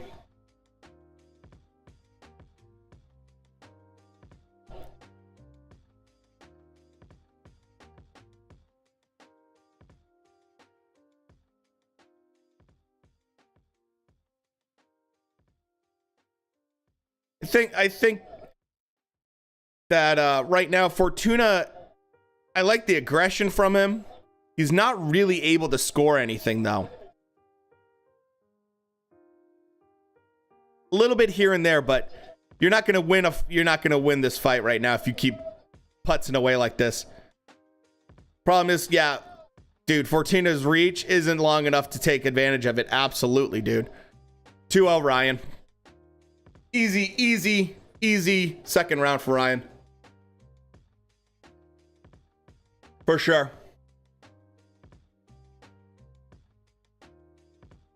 So, it's only second round. Fortuna has done almost nothing. So, I like the jab from Ryan. Yeah. 2-0 Ryan. I think Ryan is going to catch him with the left hook. That is the one thing that I'm seeing that I'm seeing just kind of sitting open there, that Ryan could really, really land something big. I mean, they're showing a couple shots here. They're nothing crazy.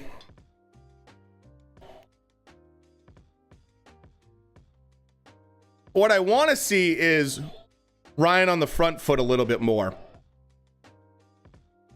I want to see Ryan start to like dominate. That's what I want to see. I don't want to see him win rounds. I want to see him dominate. He's been in there long enough now with Fortuna. He needs to start putting in some real work.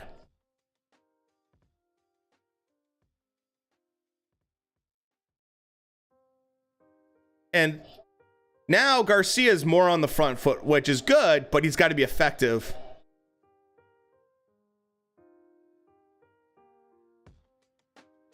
So, come on, Ryan. Go to the body. Do something, man. You can't back up Fortuna like that and do nothing. Off balance check hook, yeah.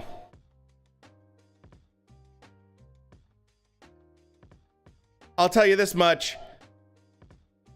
I haven't seen anything so far from Ryan that tells me he has any chance against Tank Davis so far.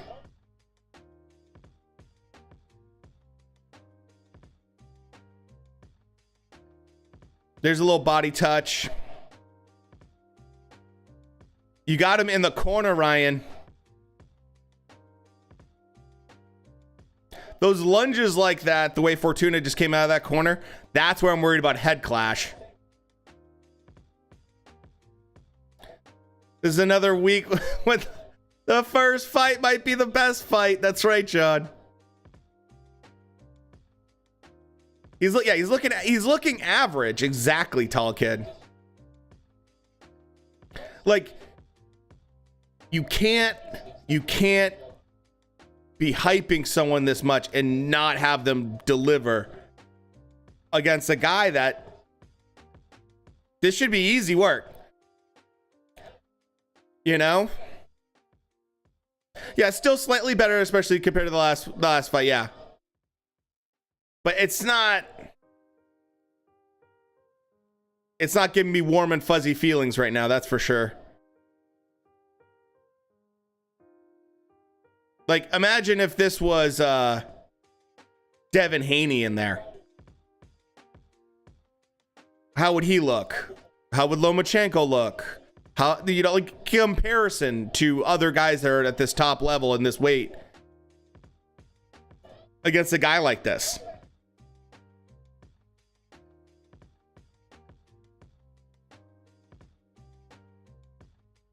No. No.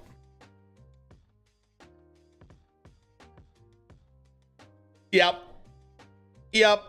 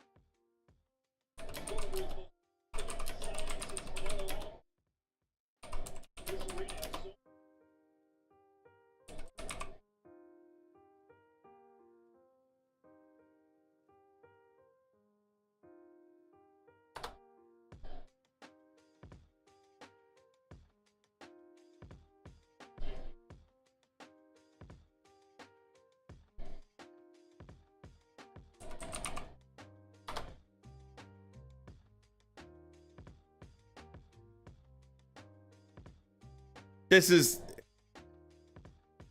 I'll tell you this much. If this turns into, sorry, I'm dealing with Discord right now. If this turns into a,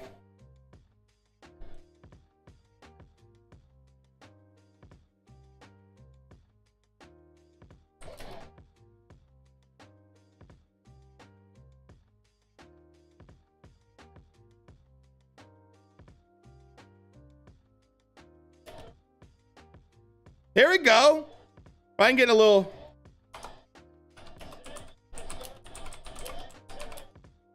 Down.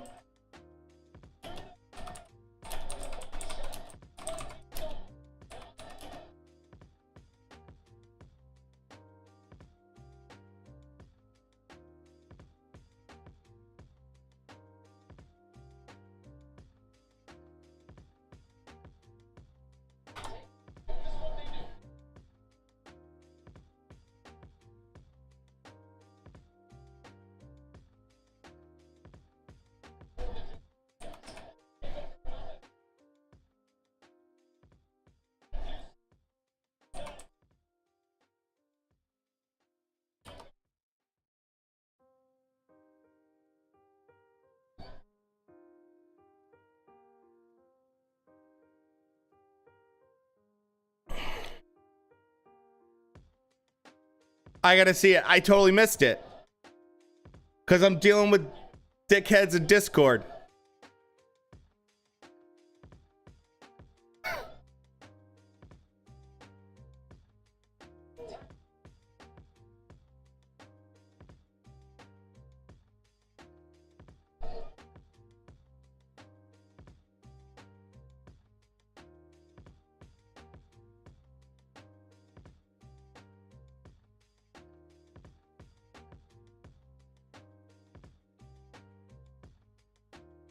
Ooh, nice lead hook.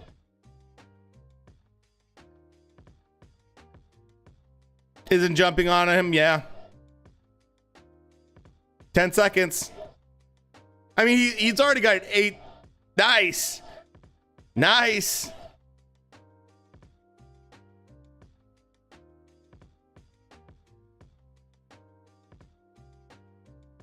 Okay, now I get to see it.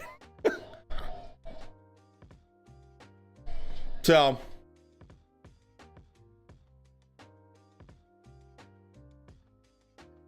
Devin Haney in the house.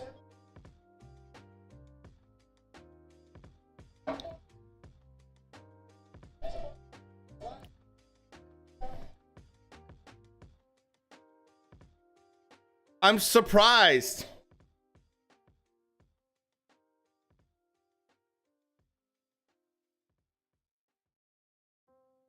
Ooh, that is a nice little body shot. Ooh, liver shot.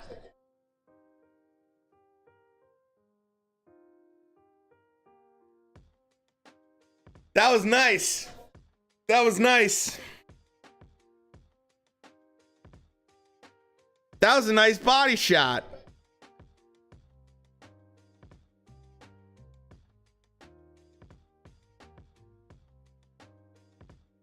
All right.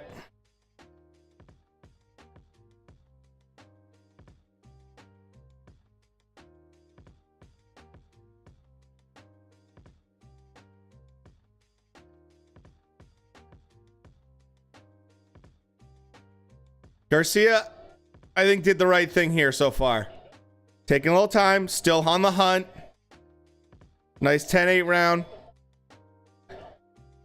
He's trying, you can tell he wants that body shot. He's trying to set it up.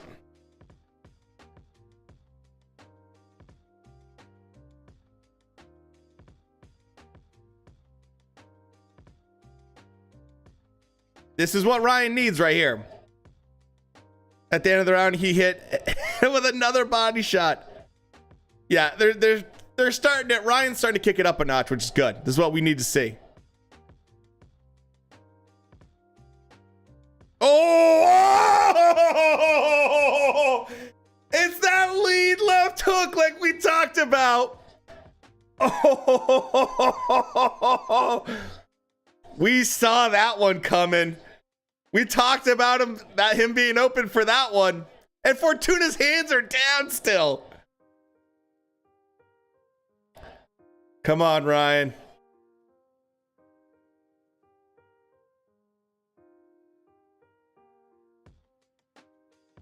This is what we needed to see.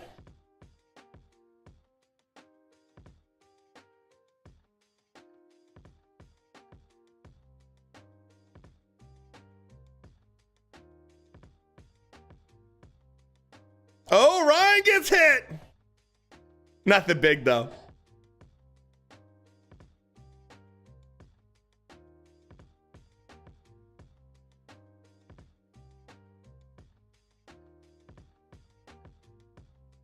Come on. Push it, Ryan.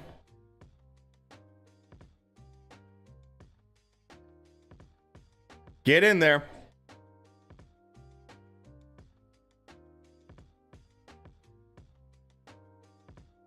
I mean, I don't mind him taking his time. It shows a little bit of maturity, which I like. He's gonna let the knockout happen rather than trying to push it, but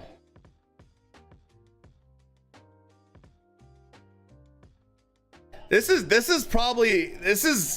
the best Ryan's probably looked in a long time. Now, part of that could be the opponent for sure, but that was a great round for Ryan.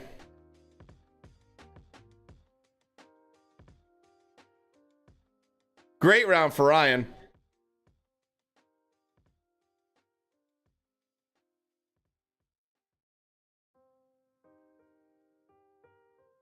Another 10-8.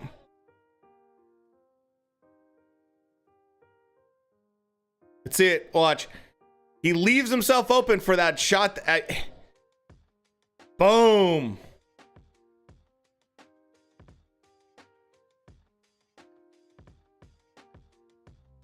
Ryan's looking better. I mean, to be fair, Ryan should be looking pretty good.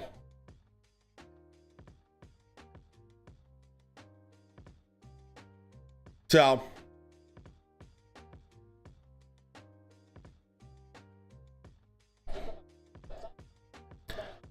this is good. This is good stuff. I know he left himself open. Exactly, Shrek. Oh, you can't leave yourself open for a lead left hook against Ryan Garcia. It's over. It's over. It's over.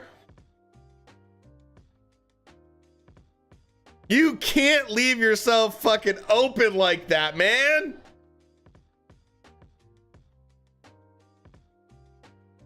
You can't do that.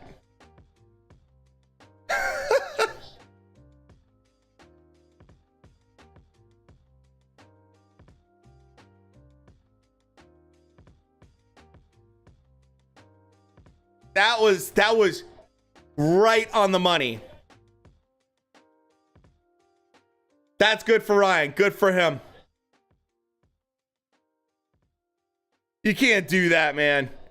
I don't know what they were thinking. If I'm Fortuna, like, training him, I'm literally like, we are not allowing any lead left hooks.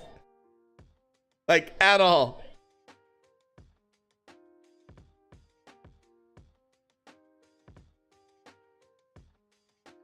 I mean, honestly, this is exactly what he needed to do. Dude, 140 pounds on Ryan. He looks, like I said, he's at 150 pounds right now. Good for him, man. Thank you, John. As always, buddy.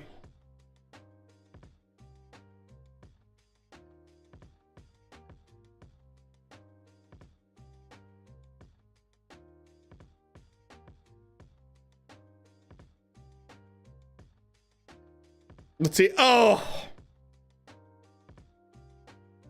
And Fortuna's like, I'm done, man. You legit called that one. You said that early in the stream. And you called it to a T, round 6. Okay, let's see the aftermath. Let's see if we're gonna get the Garcia Davis. This is exactly what we need to see from Ryan. Should have placed the bet. I know, I've done that too. Night, John. Have a good one, buddy. I don't know what we're gonna do next weekend. There's not a lot going on.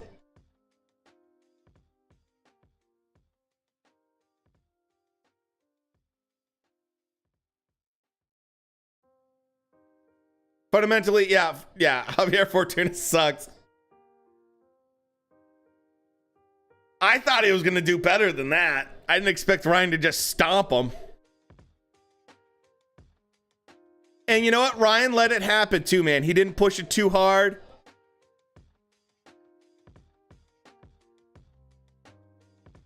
I mean, Ryan looked huge compared to Fortuna. And look, Ryan did what he was supposed to do. He got the stoppage. He got the knockout. He did exactly what he was supposed to do. If he didn't, we would criticize him. He did exactly what he needed to do. So we praise him. That's how it works, man. You do exactly what you're supposed to do. You perform the way you're supposed to. Nothing but props for that. You know? That's how it is. Don't think this is enough to that's the question. That's the question. It really is. No, Ryan's going down to 135. He's not going to stay at 140 right now. From what I understand. And he wants Tank Davis at 135. Yeah, that was a terrible game plan by Fortuna.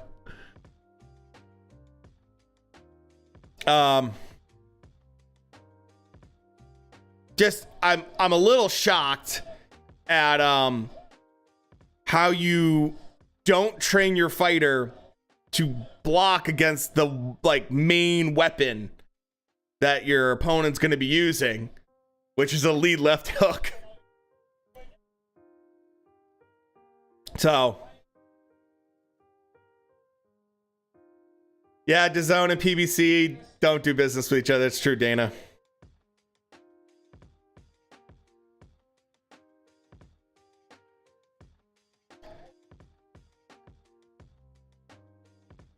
Okay.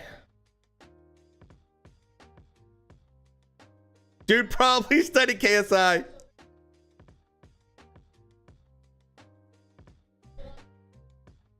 All right.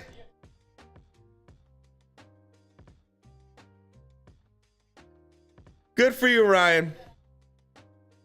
Yeah, the speed is still there. It's for sure. That's a good point.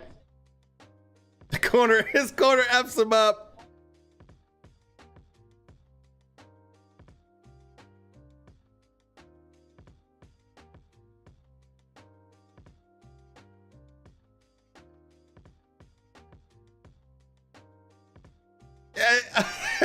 I mean, you can say how different you felt.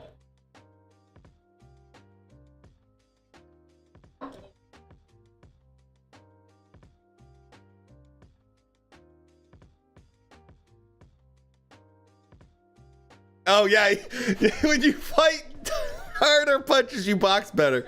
You better.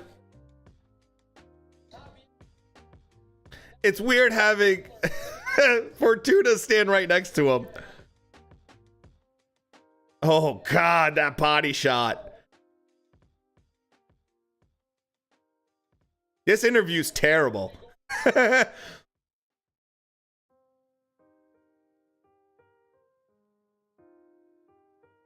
The Luke Campbell shot. Is that the name of it?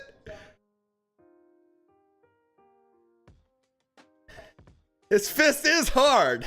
Oh shit, Sherlock. I'll say honestly, Ryan might not be the hardest hitting guy, but it's the sneakiness and the speed of his punches, man, that make him dangerous.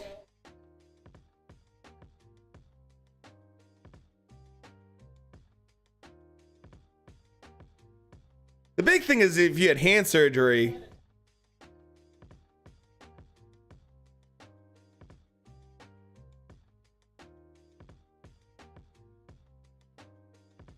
Okay.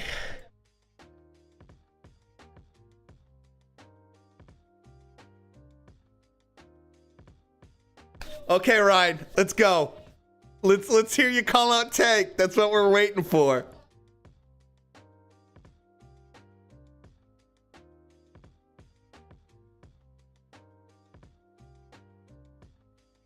Ryan Garcia being kind of, you know.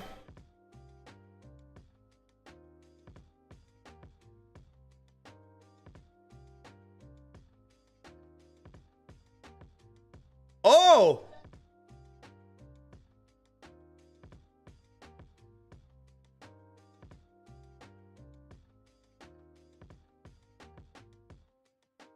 Interesting. So now he's not going. He's not going down to 135. Oh boy, we're gonna have to talk about this.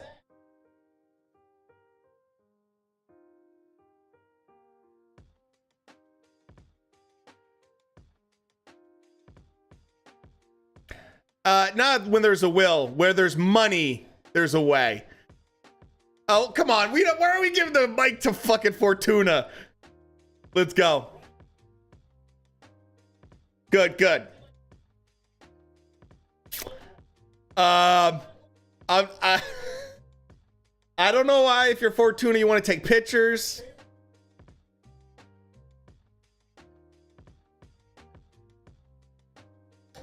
Okay. We need to have some conversation here now. Because this just changed the game.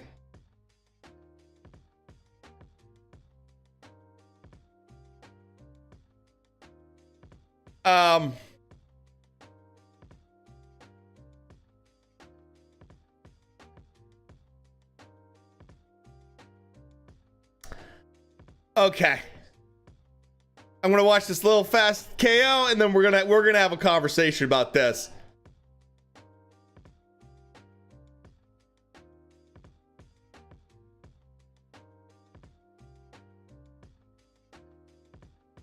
Because now this just changes everything. 135 pounds is one thing. 140, man.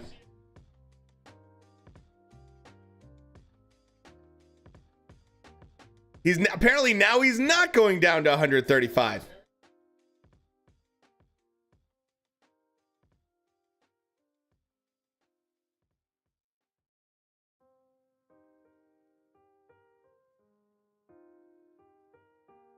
Okay. So let's chit chat real quick. Because this is a totally different conversation. Totally different conversation. I can't show the Garcia fight. I will get banned. So, okay. First and foremost, Ryan did a pretty good job. He started out a little slower, took his time, and landed some really good shots. He looked pretty good. So I appreciate that for sure. That he was able to connect and make sure to get the job done. He looked better. He looked sharper. He still looked fast. Much better job all the way around by Ryan. This decision to stay at 140, I don't love, if I'm honest.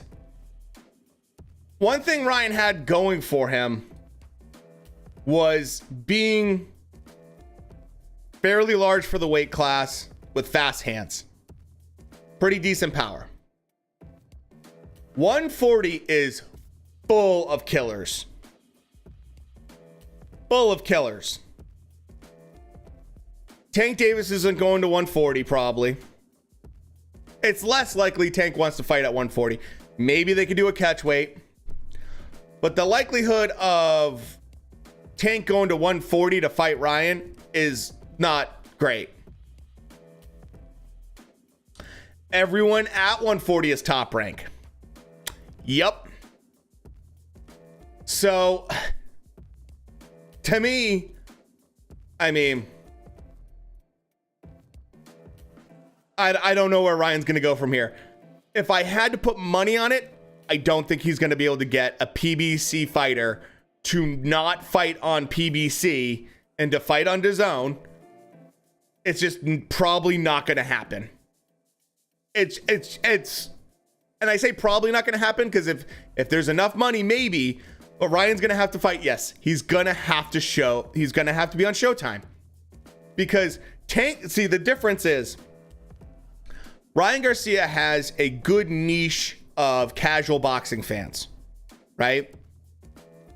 We see that when we stream during his fights. We get a good amount of new people that show up. He has a decent name for himself as a boxer.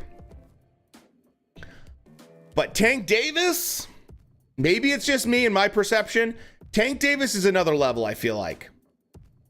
Tank Davis is another level. Because Tank Davis fights aren't $20 on DAZN. Tank Davis fights are like $75.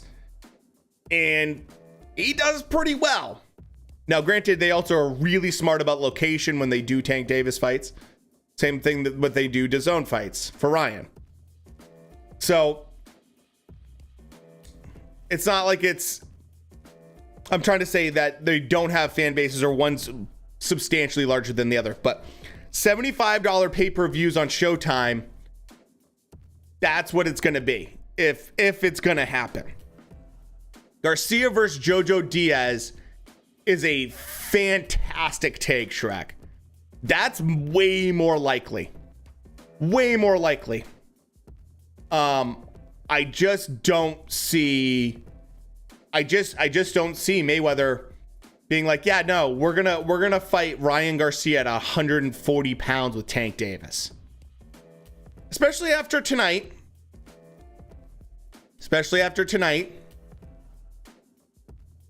You know? Yeah. Garcia's jab looked pretty good tonight. It's not the most ideal fight for Tank to be at 140. If anything, you would try to do at least some kind of static, by the way, thanks for the follow, appreciate it. Some kind of way of getting him to come down to make more weight, bigger cut for Ryan, because if he's walking in tonight, he walked in basically 150 pounds. Tank Davis versus 150 pound Ryan Garcia. That's not great. That's not good. You know? If it's at 140 pounds, how much do you think Tank's gonna weigh if it's at 140? 143? He's not gonna have to do like massive weight cuts. So I think, yeah, Pitbull maybe. You know? I still would probably lean a little bit more towards Tank. So I think it's a good win for Ryan. I just don't see the Tank fight happening, man. Yeah, Tank would be like 144 pounds. Pitbull's not going to, that's true. Pitbull's not going to do 140. Haney, I think, would outclass him pretty decent. You know? I think, yeah, you think he was there for a reason. I mean, clearly Ryan likes 140 pounds. Especially with his build right now. I get it. To me, I don't know. 140 is just 140, there's some belts that are hanging around. There's some belts hanging around now. Now that Josh has dropped a couple of them. Josh Taylor dropped 2 belts. So they're hanging around there. Problem is, a guy like Jose Ramirez, you're going to have to fight. And that's a total... Going from Fortuna to Jose Ramirez is a fucking huge jump in talent, in size, in everything. If look at the goat. Let's put it this way. If he just said tonight, Fortuna hits hard, man. He's got hard fists. Imagine what he's going to say when Jose Ramirez fucking hits him. Jose Ramirez is no joke. He hits hard. He lays into Ryan Garcia. Ryan's going to feel things. And Ramirez is scrappy as hell. So, yeah. And Ramirez is going to be fighting for WBC belt. I believe a eliminator for the WBC belt. So, I bet you Regis Prograis, if I'm him, I'm calling up everybody right now. And I'm like, get me that Ryan Garcia fight right now. Like, get me that fight right now. I want to fight Ryan Garcia ASAP. Do it now. I want that fight.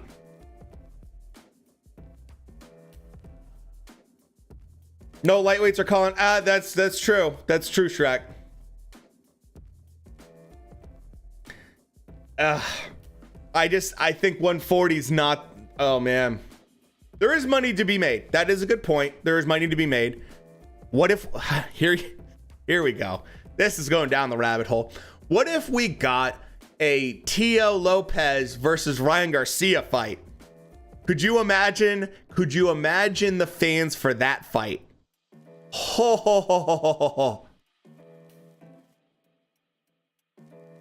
I could not even imagine. I could not even imagine the fans for that fight. Modelo would be sold out nationwide. It would be a huge fight. Like, in Tio, if Ryan looks good at 140, Tio is going to look huge at 140 once he rehydrates. Tio's built different. Just shoulder-wise, man, Tio's got a very different, like, he's got a different build. Winner fights Loma. Oh, God. I don't think Loma's ever going to go back to 140 after Linares' fight. They're similar height and everything like that, but Tio's built, like, bigger. Ryan's a little bit leaner, which probably helps with his speed a little bit, too. Tio hits harder. Ryan's faster. That'd be a fun fight, man. Tio could be, I mean, that would be a really, really super, super, super fun fight. All right. So next week is Dogbay's fighting. I don't give a shit about Garcia. It's Dogbay's fighting Gonzalez. Who cares on ESPN Plus? There's nothing really going on with UFC. Maybe we'll do a classic fight night. Maybe we do a classic fight night. Let's do maybe like a Bernard Hopkins classic fight night or something like that. We'll do something like that. Because I'd rather watch a classic fight night than watch Isaac Dogbay. For fuck's sake. All right, guys. Have a good one. I'll see you next weekend. Hopefully you guys enjoyed the fight. That seemed like hey, good on Ryan for getting the win. Good on Ryan for getting the win and doing it in a good way. Pretty impressive. He did it. So, all right. Talk to you guys next week.